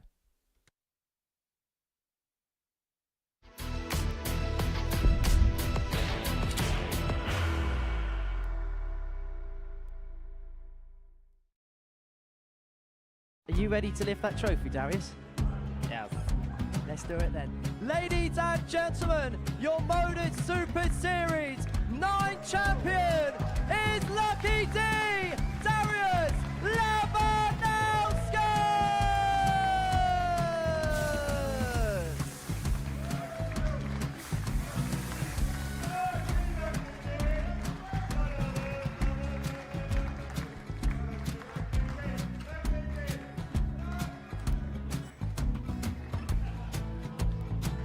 Well, what a wonderful night of darts we have seen, and we are ready. Our champion is ready, and it's trophy time. So receiving the trophy, £25,000. The new Modus Super Series champion, the Terminator, Marvin Van Velzen.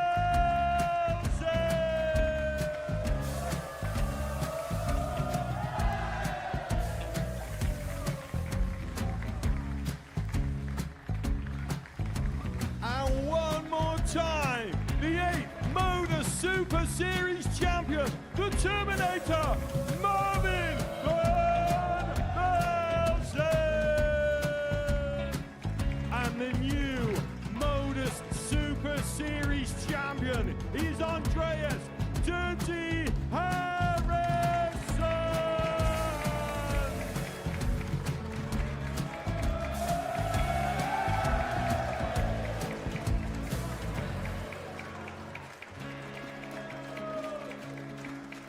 And one more time, the 7th Modus Super Series champion.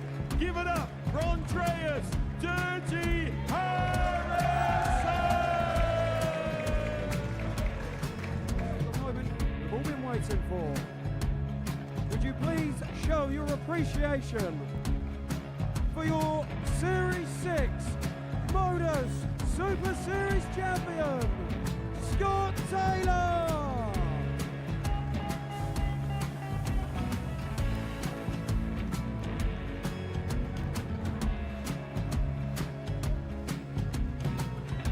One more time, your new Modus Super Series champion. He is Chucky. He is Jim McGuire. Ladies and gentlemen, your Modus Super Series champion, retaining his title, the Nuke, Luke Lisman!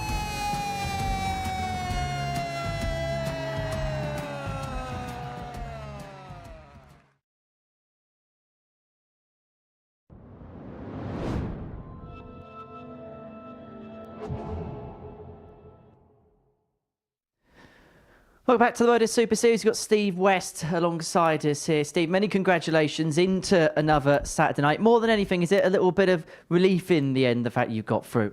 Yeah, again, like I said to you, at the beginning of the week was terrible. Felt good yesterday. Today's back to being terrible. So I don't know what's going on. I have to search for that. But yeah, any Saturday's a good Saturday, right?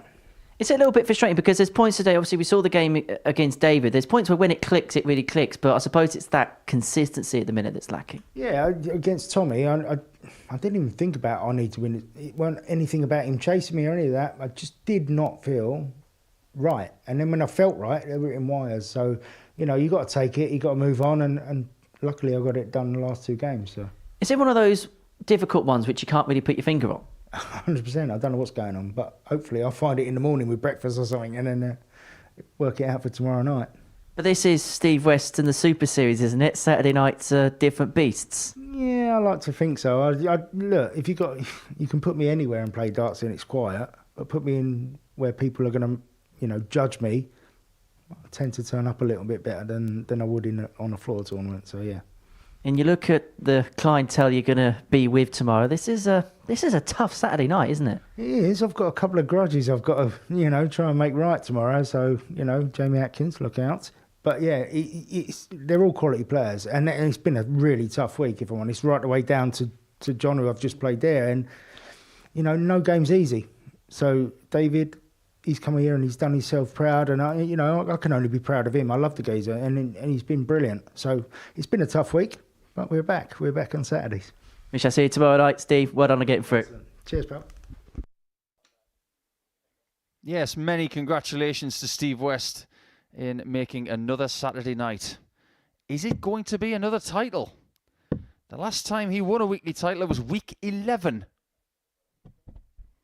And that was in the end of 2024, just a week after getting married. But now, it's time to answer another question. First leg ready to throw first. Game on. And it is not a question that ends with the answer I do. The question is, does Steve West win Group C? He will if Tommy loses to Rene Idams. But it's as simple as this. Because 57. Tommy has a better leg difference than Steve West, if he wins this game, he will win the group. Regardless of what happens, Tommy and Steve will be 59. split up and will be in different groups on Saturday night.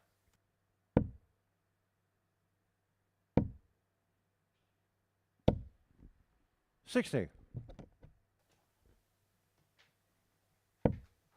These two duelled in the first game of their Group C campaign. And it was a game that was won by Lisman, 4-1. It was pretty convincing. Best part about the performance for Tommy was his doubling, 4 out of 6. 100. Idams wasn't really at the races in that game. And with his expulsion from week 9, I think we can say 100. that he's just been a little bit too up and down. Yeah, there was good moments, but he hasn't really been able to replicate them on a consistent enough basis. For Tommy Lisman, 58. Running a car, in some senses, the best part of his job was done yesterday when he wasn't playing at his best, but he still managed to accumulate the points. How the situation 65. could have been oh so different for him otherwise. I suppose we shouldn't forget about the fact that Lisman, 98. if he wins, Running will have a car, perfect 92. day. Double 16. 60. Tommy car, 120. Well, this is right up Tommy's street. This could be a little bit flashy.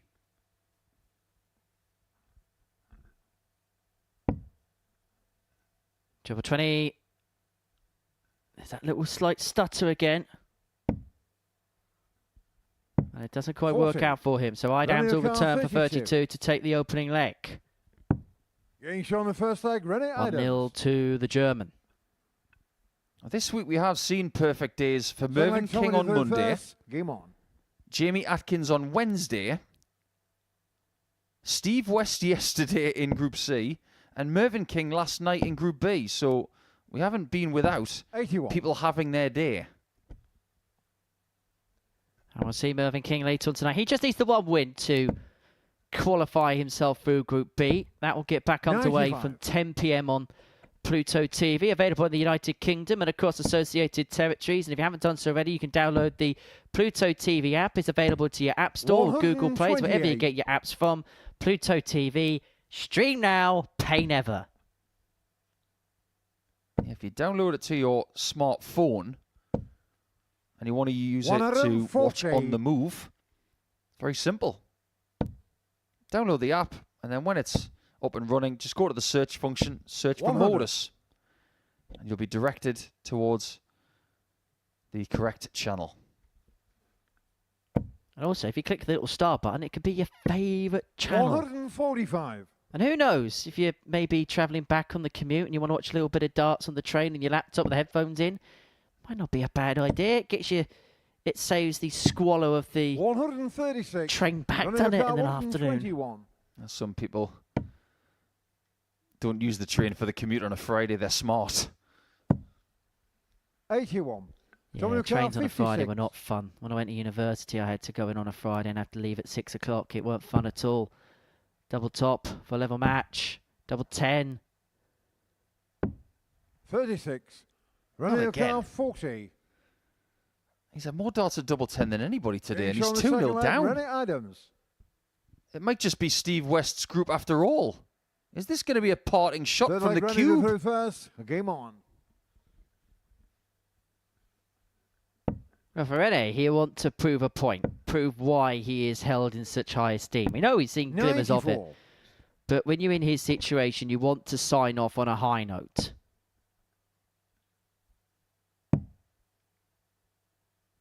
$80.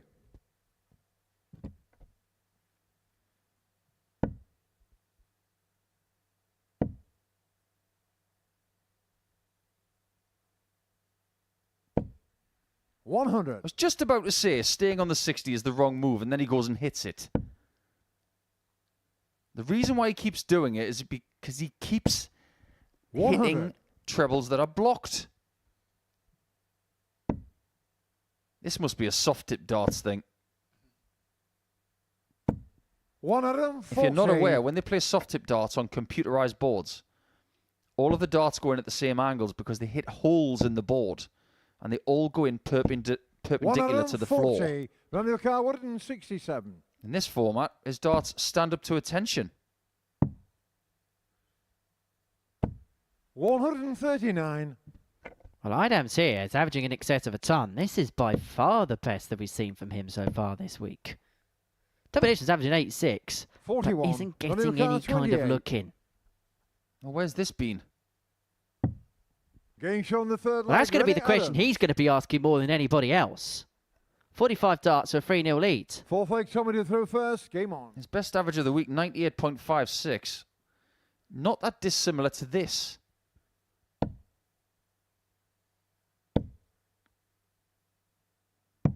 $91. See, this is the difference between this discipline and others. $60. You can put in one good display like this. And if it's the kind of tournament where you have to play one game a day, you look like a genius. 140. But if you've got to play 5 games in a day and this is the only good one, it's not going to be good enough. And this has been the problem. Rennie's had a good game today, but he hasn't been able to back it up consistently. But the good game today is a very, very good game. And it could be a game that's over in the space of 7 minutes if Tommy Lisman isn't careful. 100. If anybody looks more likely to take out the big fish this week, it's Tommy Lisman. And as he walked back down the hockey, you wouldn't have seen it in your 60. camera shot, but he was chucking all the way back down the hockey. He fancies this. Hit 2 treble 20s and lay up. Lay up, Tommy. You know it makes sense. 140. Well, he's left double 15 instead.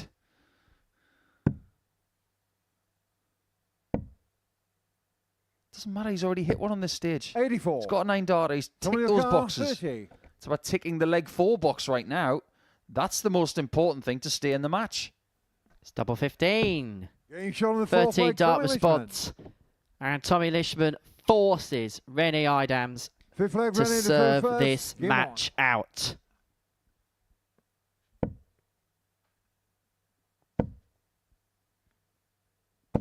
$100. You can only imagine what it's like knowing that you're not going through to Saturday. But you still 93. want to win to make sure that when you leave this building, you did so on a positive note. 100. He has played so beautifully in this game. Incredibly steady. I honestly can't remember a bad visit. 81.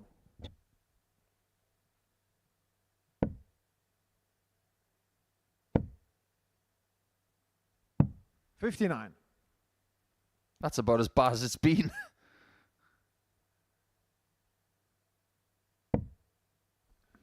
Well, that is a beautiful first start. There's been a lot of players who have not been able to follow up decent first starts today.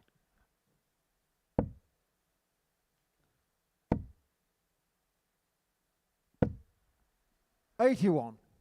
That's on the other side of the coin. Bad first start, decent recovery.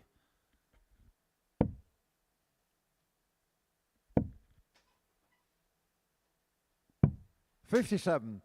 Running a car 161. Well, this would be some way to round off his Super Series stint, but he's not going to find the 161. And so Lisman will come 50. back looking at 130 to reduce the deficit back down to 3-2.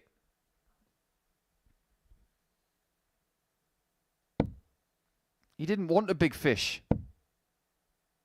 He's a little fish man. 105. Running the car, Apparently 111. that one was not on the hook. Oh, he was doing the littler, wasn't he? He was looking at the bull 11 bull. 85. Tommy the car, And he's left himself for 25. double 13 if Lisman cannot convert this. And this will be one for double 12. Game One show for on the double fifth leg, 12 Tommy is Lisman. found. Lisman brings it back to 3-2. 6 leg Tommy to throw first. Game on. He's not going to go without a fight.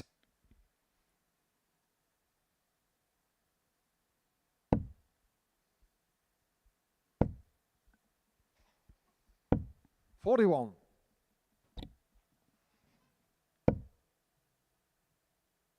Just to let you know how tight it would be, if Lisman was to win, 140. he would win this group by 2 legs.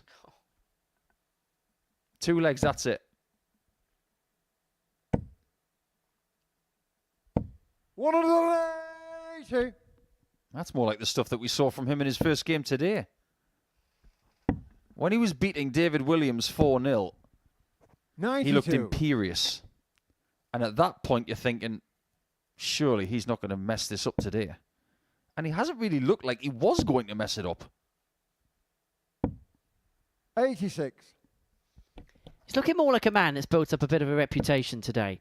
More of a man that knows that this is now just bread and butter qualifying instead of it actually being 96. a staple of his diet.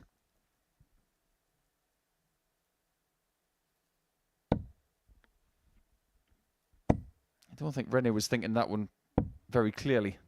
138. You should never leave yourself on 173 from the position he was in. 63. Tommy McGuire, 56. Well, Lisman found himself 3 down in this contest. He's got an opportunity to take us all the way to a last leg decider.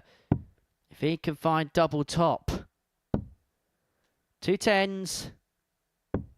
Game show on the In it 6 leg, goes. Tommy Lisman. And we go all the way. It just had to be double 10, didn't it? 7th and That final was the leg, best one ready he's to hit throw all first. day. Game on. Geographically speaking.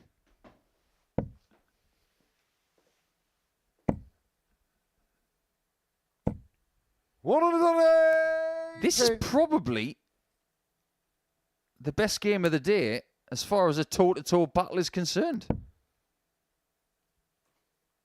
And they're both at it. 177. He gave it the old, look what I've just done there, Tommy Lisman. Now, we have seen somebody finish a Group C campaign 60. with a 9-darter. That was Adam Mould. That was the last 9-darter in this building. And he did it on a 144.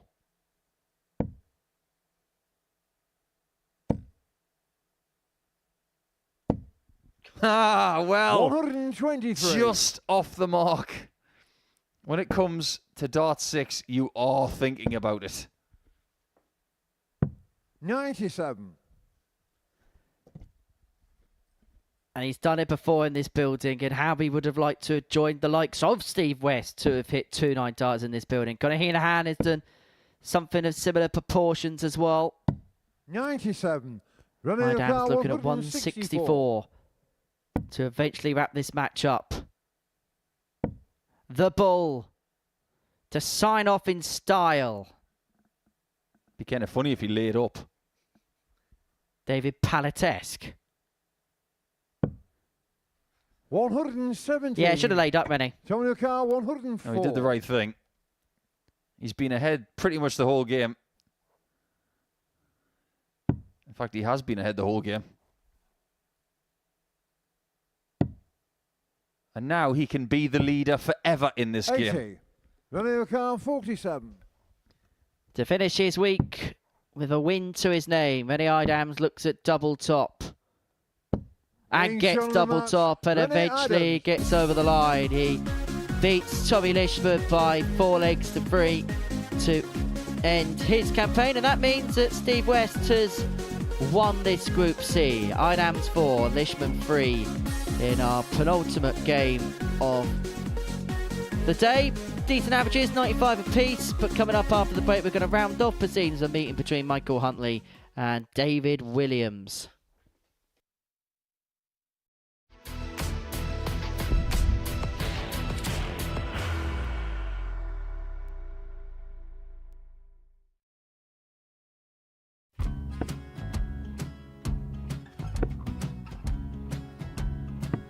$54. Charlie McGuire, 164.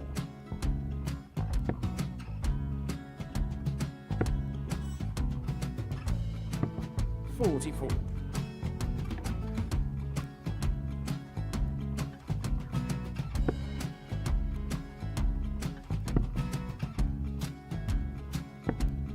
$32. Charlie McGuire, 120. Well, 120. He's got a fair, at least 2 handfuls at this. Just needs to stay 60. there. That's a good shot. Halves his score. Leaves himself on a 2-darter.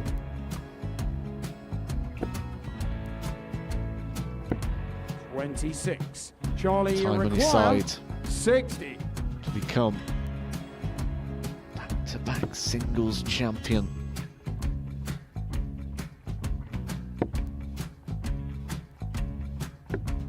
$40. Definitely a couple of nerves in those last 2 darts. But he'll be coming back. It's a moment he's been in before this situation. Standing at the back of the 81. stage, Charlie approaching the McGuire, Oki with a 20. chance to win the title.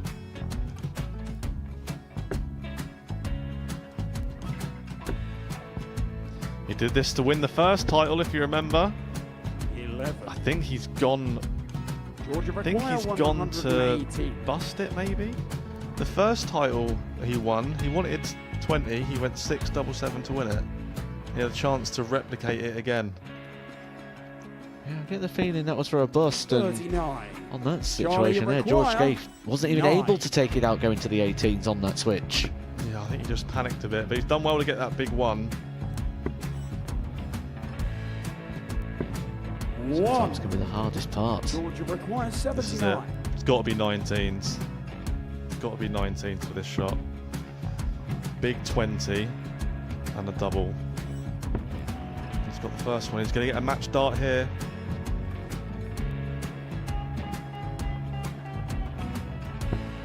$59. Charlie Threw the entire McGuire, body into that 8. one. Just didn't want to let go of the dart.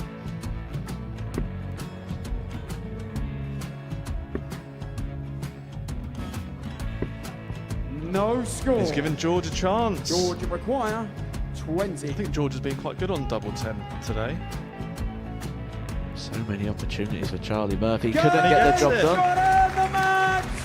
And the Red Dragon George Modus Scaife. Super Series Influencers Champion, George Scaife!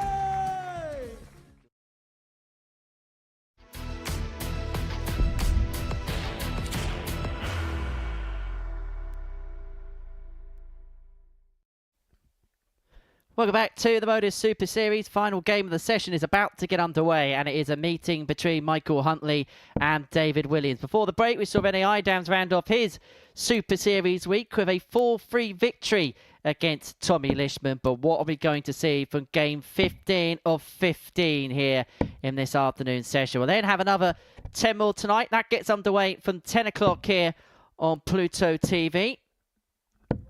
Mervyn King just one victory away at any point tonight from confirming his place into the finals on Saturday evening, which will be coming to you, of course, here from the Live Lounge in Portsmouth. And if you do want to be here on a Super Series Saturday, you can do. The website you need is www.dartshop.tv. It is £5 per ticket for any given Saturday here at the Live Lounge in Portsmouth. And I should tell you as well, there's some other special events taking place here. The Modus Live Lounge, the 85 influencer event will be taking place once again. Now that is happening on May the 11th. 140.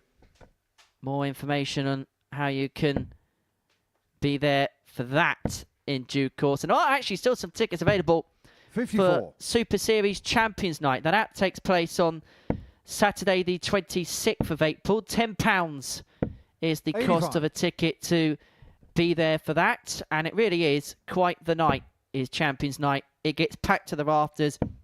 Even the balcony gets filled on a night like that. 100. It really is quite the experience and quite an hors d'oeuvre in this auditorium when it comes to a Champions Night. 42.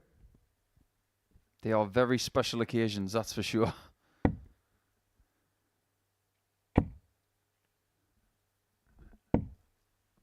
$132. We haven't had a back-to-back champion since Littler.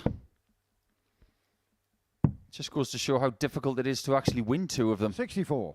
But there are Michael people who have Carr, won so many 130. weekly titles who haven't won a series yet. First, you've got to get there into the week. Double five. The Games on little first fish leg, Michael goes, Huntley. and Huntley takes the lead. It's his second big outshot of the day. He had the 116 Same like earlier. David who He's threw now first. fired Game home on. the 130.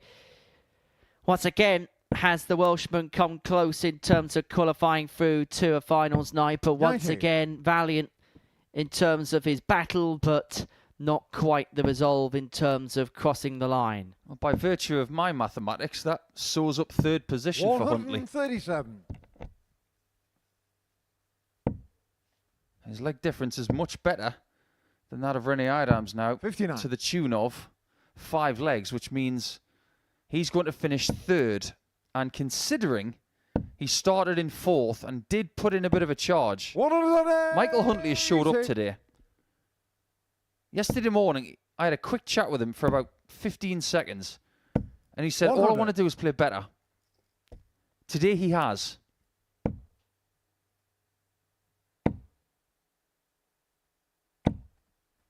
$140. He's on for potential 11 data here to double the lead. And David Williams could, in back-to-back games, be hit by something monstrous. 56. He was from Michael Steve Carr, West last 44. time.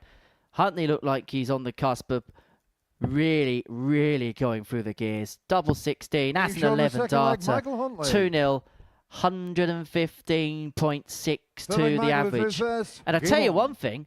The pace these two are going at, 2 minutes 45 seconds. If Huntley can keep to this kind of standard, then the 5 minutes and 41 seconds of 140. Merrickx and Klassen could be under threat.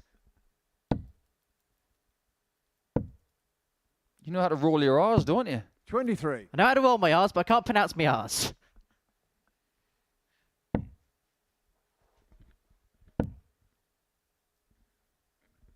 $100. This really is a great performance from Huntley. 100. Idams has already left his indelible mark on Group C with that 95 average against Lisman. Essentially 100. giving the group to Steve West, who set the clubhouse lead. Turns out it was good enough. 58. Michael Carr, 161. Well, plenty of time from this 161. What do you think David Williams would have taken away from his experience this 80. week? That word, experience. He's never played in this silent environment in singles competition. And I think when the dust settles 45. over the weekend, Michael he'll Carr, realise 81. that this is an experience that will make him a better player. Whereas this Oki is one of the best places to play. It's actually one of the most difficult as well. 49. It's so quiet in there, you can actually hear your own thoughts. And they are dangerous 81. things to hear. Michael Carr, 32. For 3-0.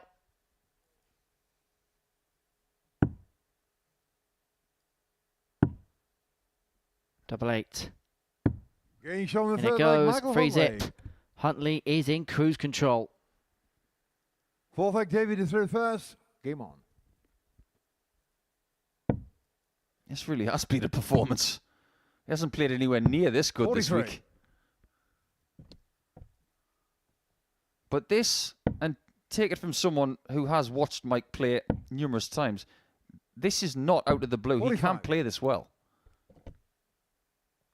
He's done it in Wales many times, 60. qualifying for different events like seniors or champion of champion events. He walks into a darts tournament in Wales and people think, oh, Mike Huntley's here. 140.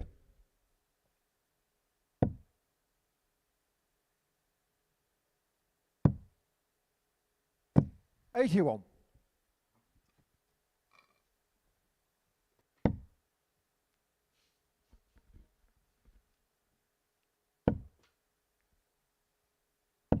$100. Great find with the last. He's edging closer here.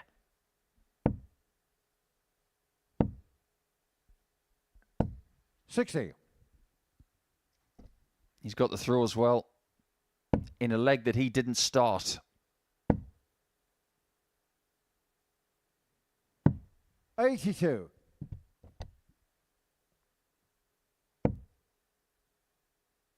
I know that Mike's going to be disappointed that he's not going to Saturday. 100. Michael Yokar, But this is about as 134. close as he's been ever since he made his debut.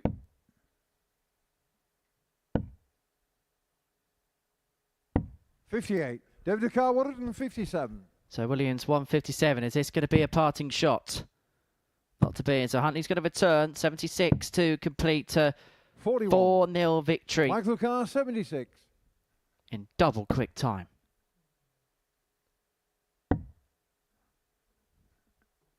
$36.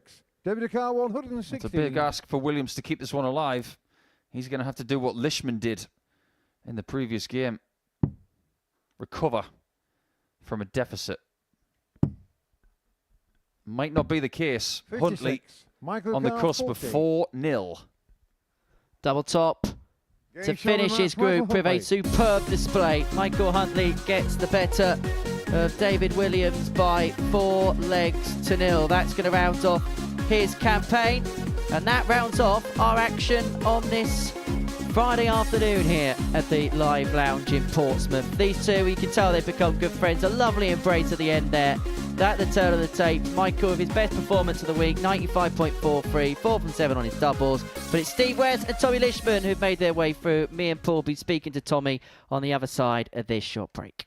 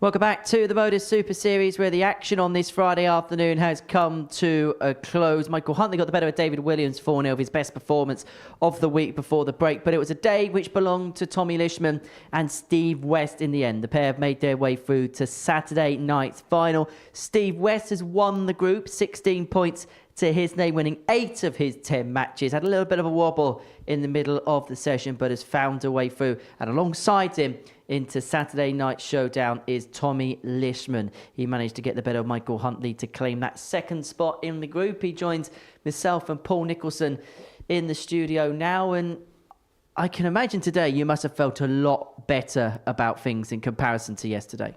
Yeah, absolutely. I didn't think I was that bad. I thought I was bad yesterday, and when I went back and watched it back a little bit, I wasn't great. I wasn't me, but it wasn't bad. I've come away with 3 wins, so it set me up for today. I know I've come here, play like I normally do, and I was still very confident I'd get through. This week, was it a little bit different for yourself? Because you've had such a good start to 2025. You've done well on the Challenge Tour. You've had some decent results on the Pro Tour. Did it feel like this time round you came into the Super Series with maybe a little bit more expectation on your shoulders? Yeah, I did. Last time I was here, I'd like to say the worst player in the group. Whereas this time I've come and I know I'm expected to do well. I've seen everybody else. It's just one of them. I know I'm playing well. I know people will fancy me to do well, but it's just not easy. It's so hard playing this. Everybody's good. There isn't any let up at all. You know how difficult it is when you begin to gain a reputation in the game. How difficult is it then to try and live up to it, even if you're trying to play it down yourself? It's like playing a totally different sport. You walk in for the first time and you see people with reputations on the other side of the practice room. You think, well, okay, this is great because what I can do is I can just play my own game and they're expected to beat me. But when you start beating people of note on a regular basis and you start gaining a reputation yourself, you go from being the person who is the underdog to actually playing the people who are playing the card that you've been playing. So it is different for Tommy now because we have seen him beat Dominic Grulich on the Pro Tour. We've seen him have some other great results in other tours. And he's one of the best players that we have here in 2025 who hasn't won a weekly title yet. But there are going to be plenty of those over the course of the next few weeks.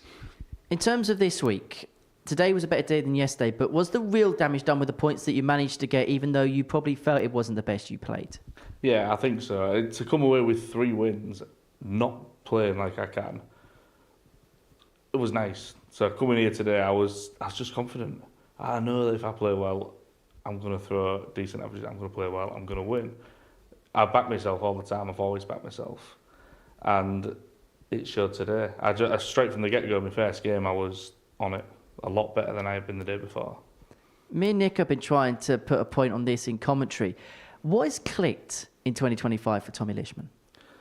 I think it's just, so coming here, last time I was here for a full week, I picked up a management team. I think that's massive confidence for me because I was just Tommy from Hull. So, I know I can play, but to then have somebody that's going to back you, then put you through Q school, put you through Challenge Star, I just went from strength to strength, and that first day of the Challenge Start was mega. Something clicked. I don't know what it was. I had such a good day. Every game was good, and it's kicked on from there massively. The UK Open was massive as well.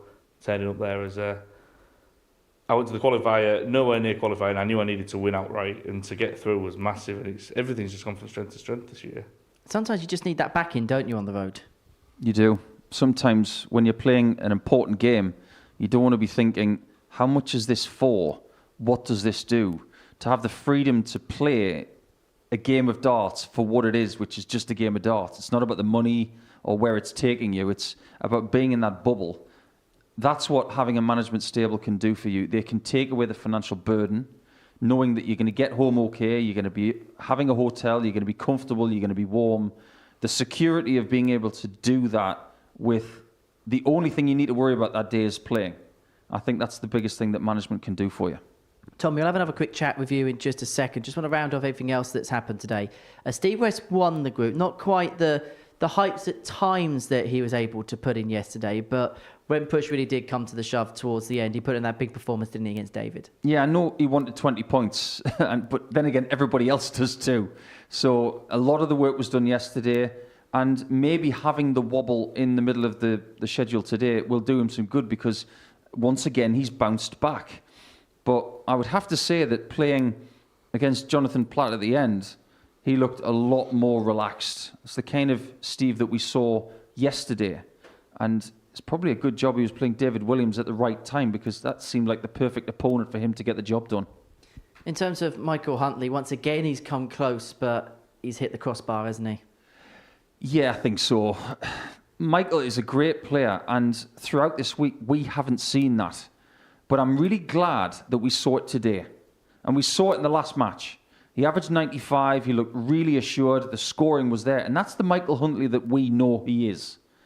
So the fact that he's shown us that before he leaves means that if he comes back, he can cling to that last performance, knowing that it's possible. But he's maybe another player that plays better when the pressure is off. And then David Williams, I know this is a bit of a different experience for him. What do you think he would have taken from the last few days? You have to put yourself under pressure, under the lights, in front of the cameras to realise how you react with it.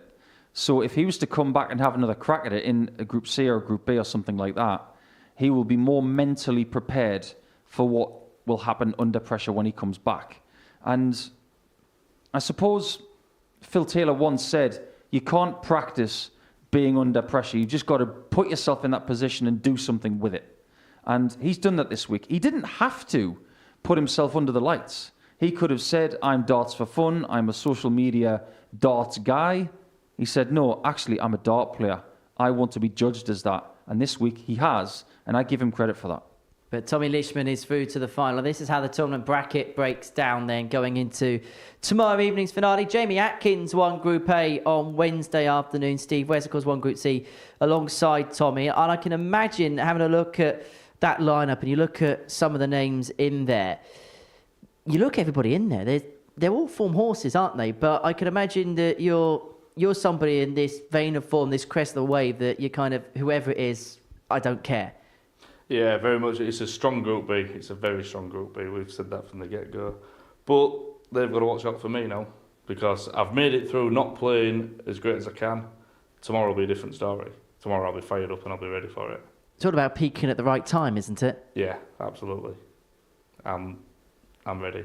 It's about time I win a Saturday night.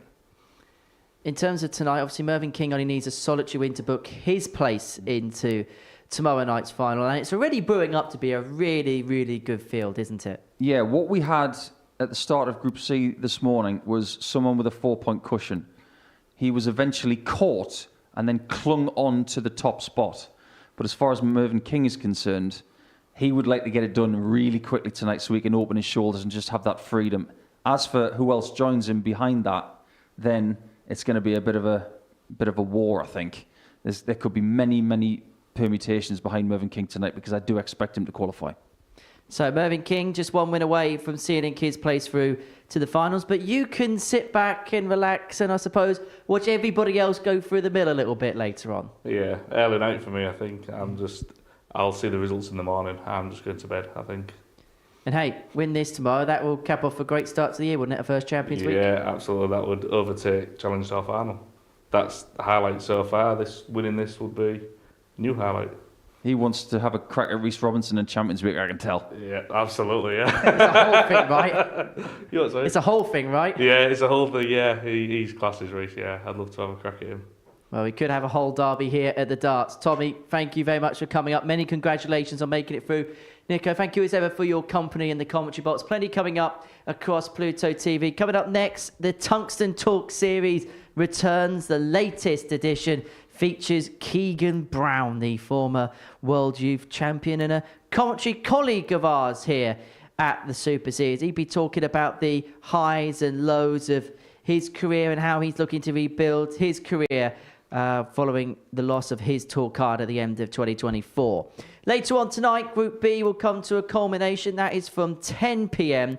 before the finals then will take place on Saturday night, 7:30 here live and exclusive on Pluto TV. And don't forget the Influence event returns on the 11th of May. Plenty of stars of darts and the internet, which will be what we're watching and we'll be looking at in that particular tournament. But as far as today is concerned, it's Tommy Lisman that's lit a flame, and he is through to tomorrow night's final. From all of us here, we'll see you at 10. Bye from us.